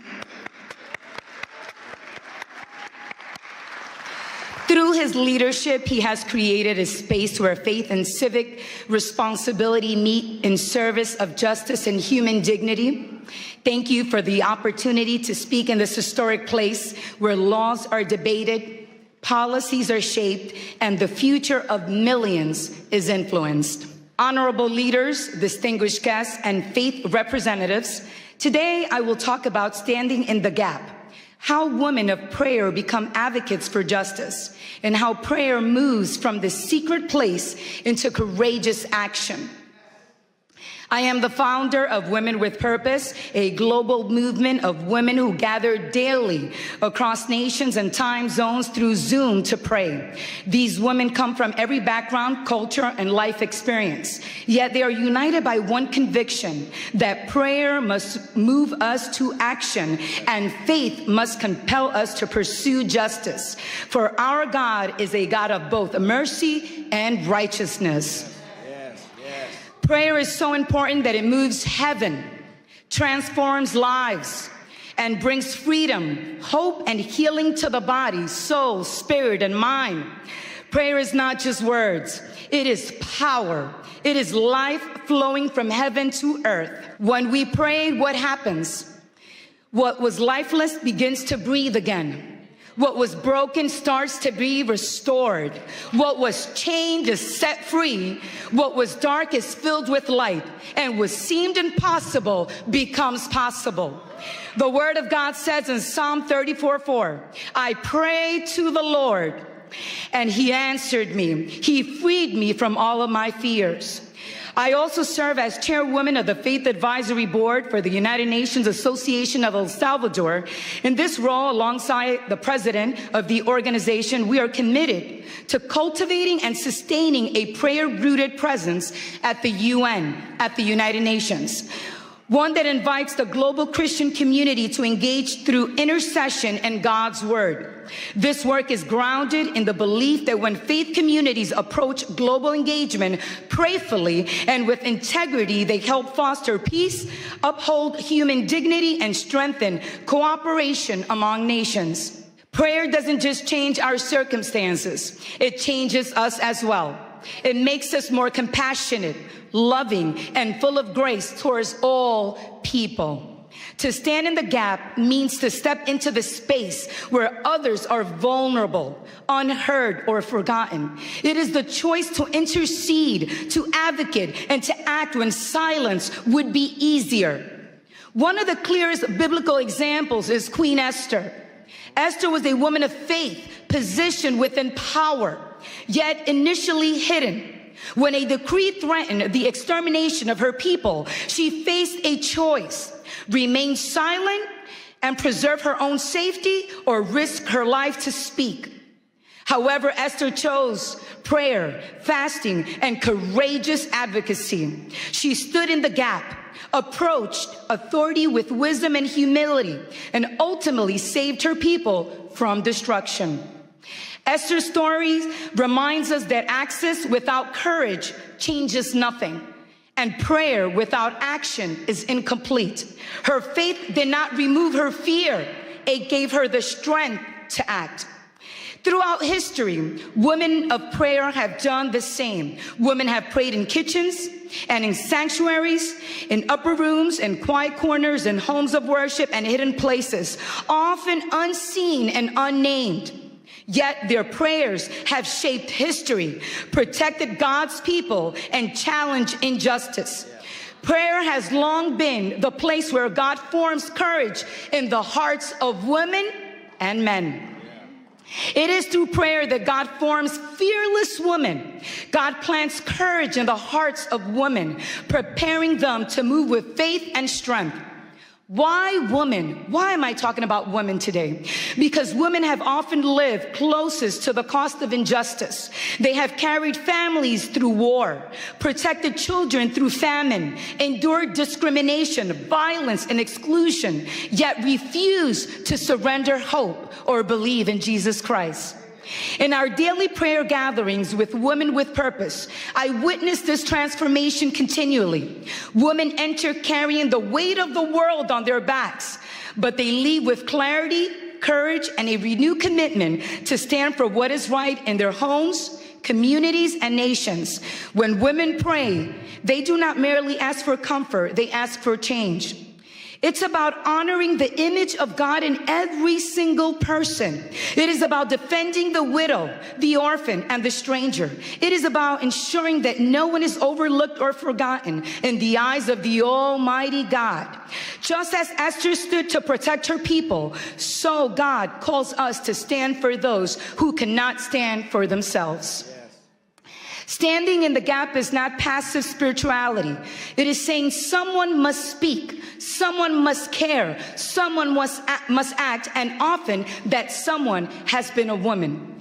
Today, in a world torn by division and injustice, we need women of prayer more than ever to rise, to stand with conviction, and let God's justice flow into every place, crying out for hope. We need women who will pray and vote, pray and advocate, because justice does not belong to one religion, one party, or one ideology. Justice belongs to humanity. And prayer at its best does not divide us, it unites us. And we stand here on Capitol Hill. Let us remember to protect the sacredness of human life in all its form. Let us pursue justice that is compassionate, courageous, and enduring. May our prayers not end in words, but move our feet, shape our policies, and restore dignity where it has been denied. When women of prayer stand in the gap, justice does not remain an idea. It becomes a lived reality. Thank you and have a blessed day. In Jesus' mighty name. When it ended. I'm learning from you. I'm learning from you. God bless you. Thank you. It's you. Okay. Well, first of all, listen, can we give all of our wonderful speakers a big hand clap? Was this not good? Was this not amazing? Listen.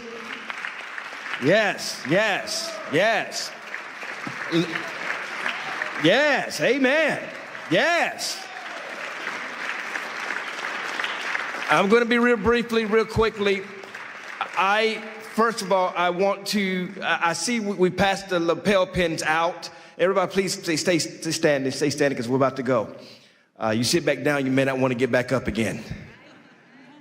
We passed the pins out, and I wanted to give a declaration before you pinned yourself, but that's okay, you pinned yourself. And we'll do it better the next time. But I want everyone you stayed here to the end, so you're telling me that you are truly committed to this movement. And I want to give a declaration, and I want you to repeat after me. Now, I'm going to be very clear. You're not pledging allegiance to a person or an organization, but an ideal of freedom. Are you understanding me? And so I want everybody here to just lift up your right hand, and you're going to make this pledge with me. You're going to repeat after me. Say, I in your name. Today I stand by choice and by conscience to declare my commitment to becoming a spiritual diplomat. I do not pledge allegiance to a person,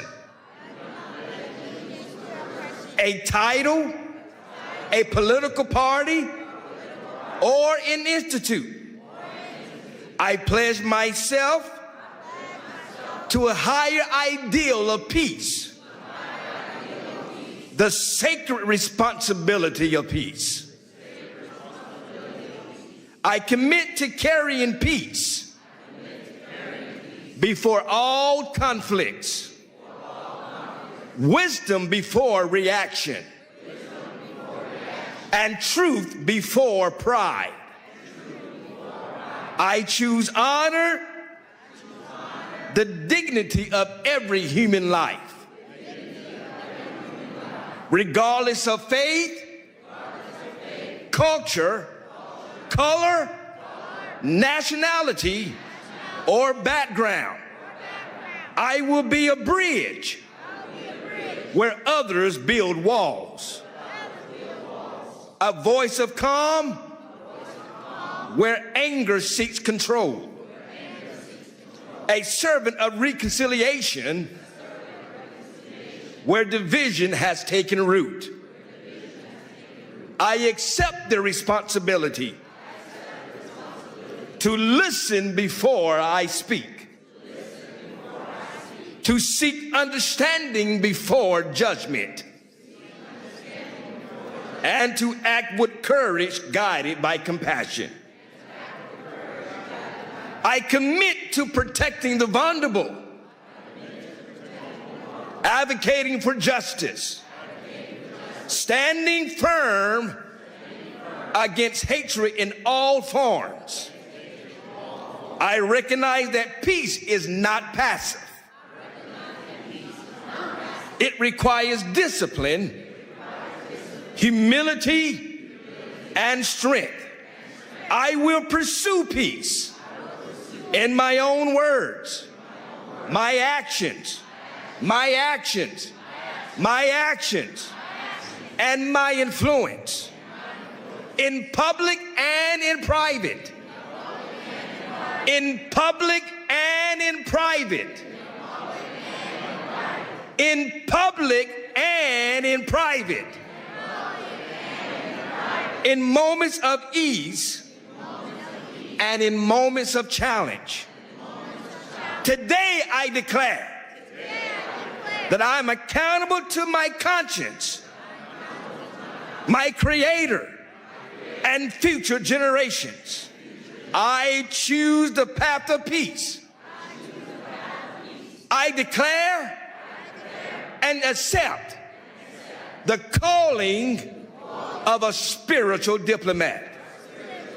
So let it be said, so let it be spoken, so let it be committed. Congratulations, spiritual diplomats. Congratulations. Congratulations. And I want to quickly, before we dismiss, I want to thank, we got a couple of people to thank. We've got to thank ALLATRA, Miss Marina. Come on, give the president of ALLATRA. Y'all give a big shout out to all of ALLATRA. Where's Miss Valerie at? Where's she's at? She's running around here somewhere. Where's Valerie at? Valerie's so busy, she can't even tell that I'm calling her name out. Valerie, thank you. Y'all give Valerie a big hand clap, who's so hard. Miss Olga from the president of Creative Society. Y'all give a big shout out to Olga. and to every spiritual diplomat that helped make this happen. God bless you all. Many thanks to you all. And don't forget, in February the 5th, we're coming right back here during Ukrainian Week to have our Ukrainian conference. It is called Freedom Has a Name, and it's called Ukraine. You don't want to miss it. Be right here. And also, in 6 months, June of 2026, we're doing this again, but we're doing it at Mar-a-Lago in Palm Beach, Florida. And then in December, we're taking over the G20, and we're doing it again in Miami, Florida for G20. God bless you all. Thank you all.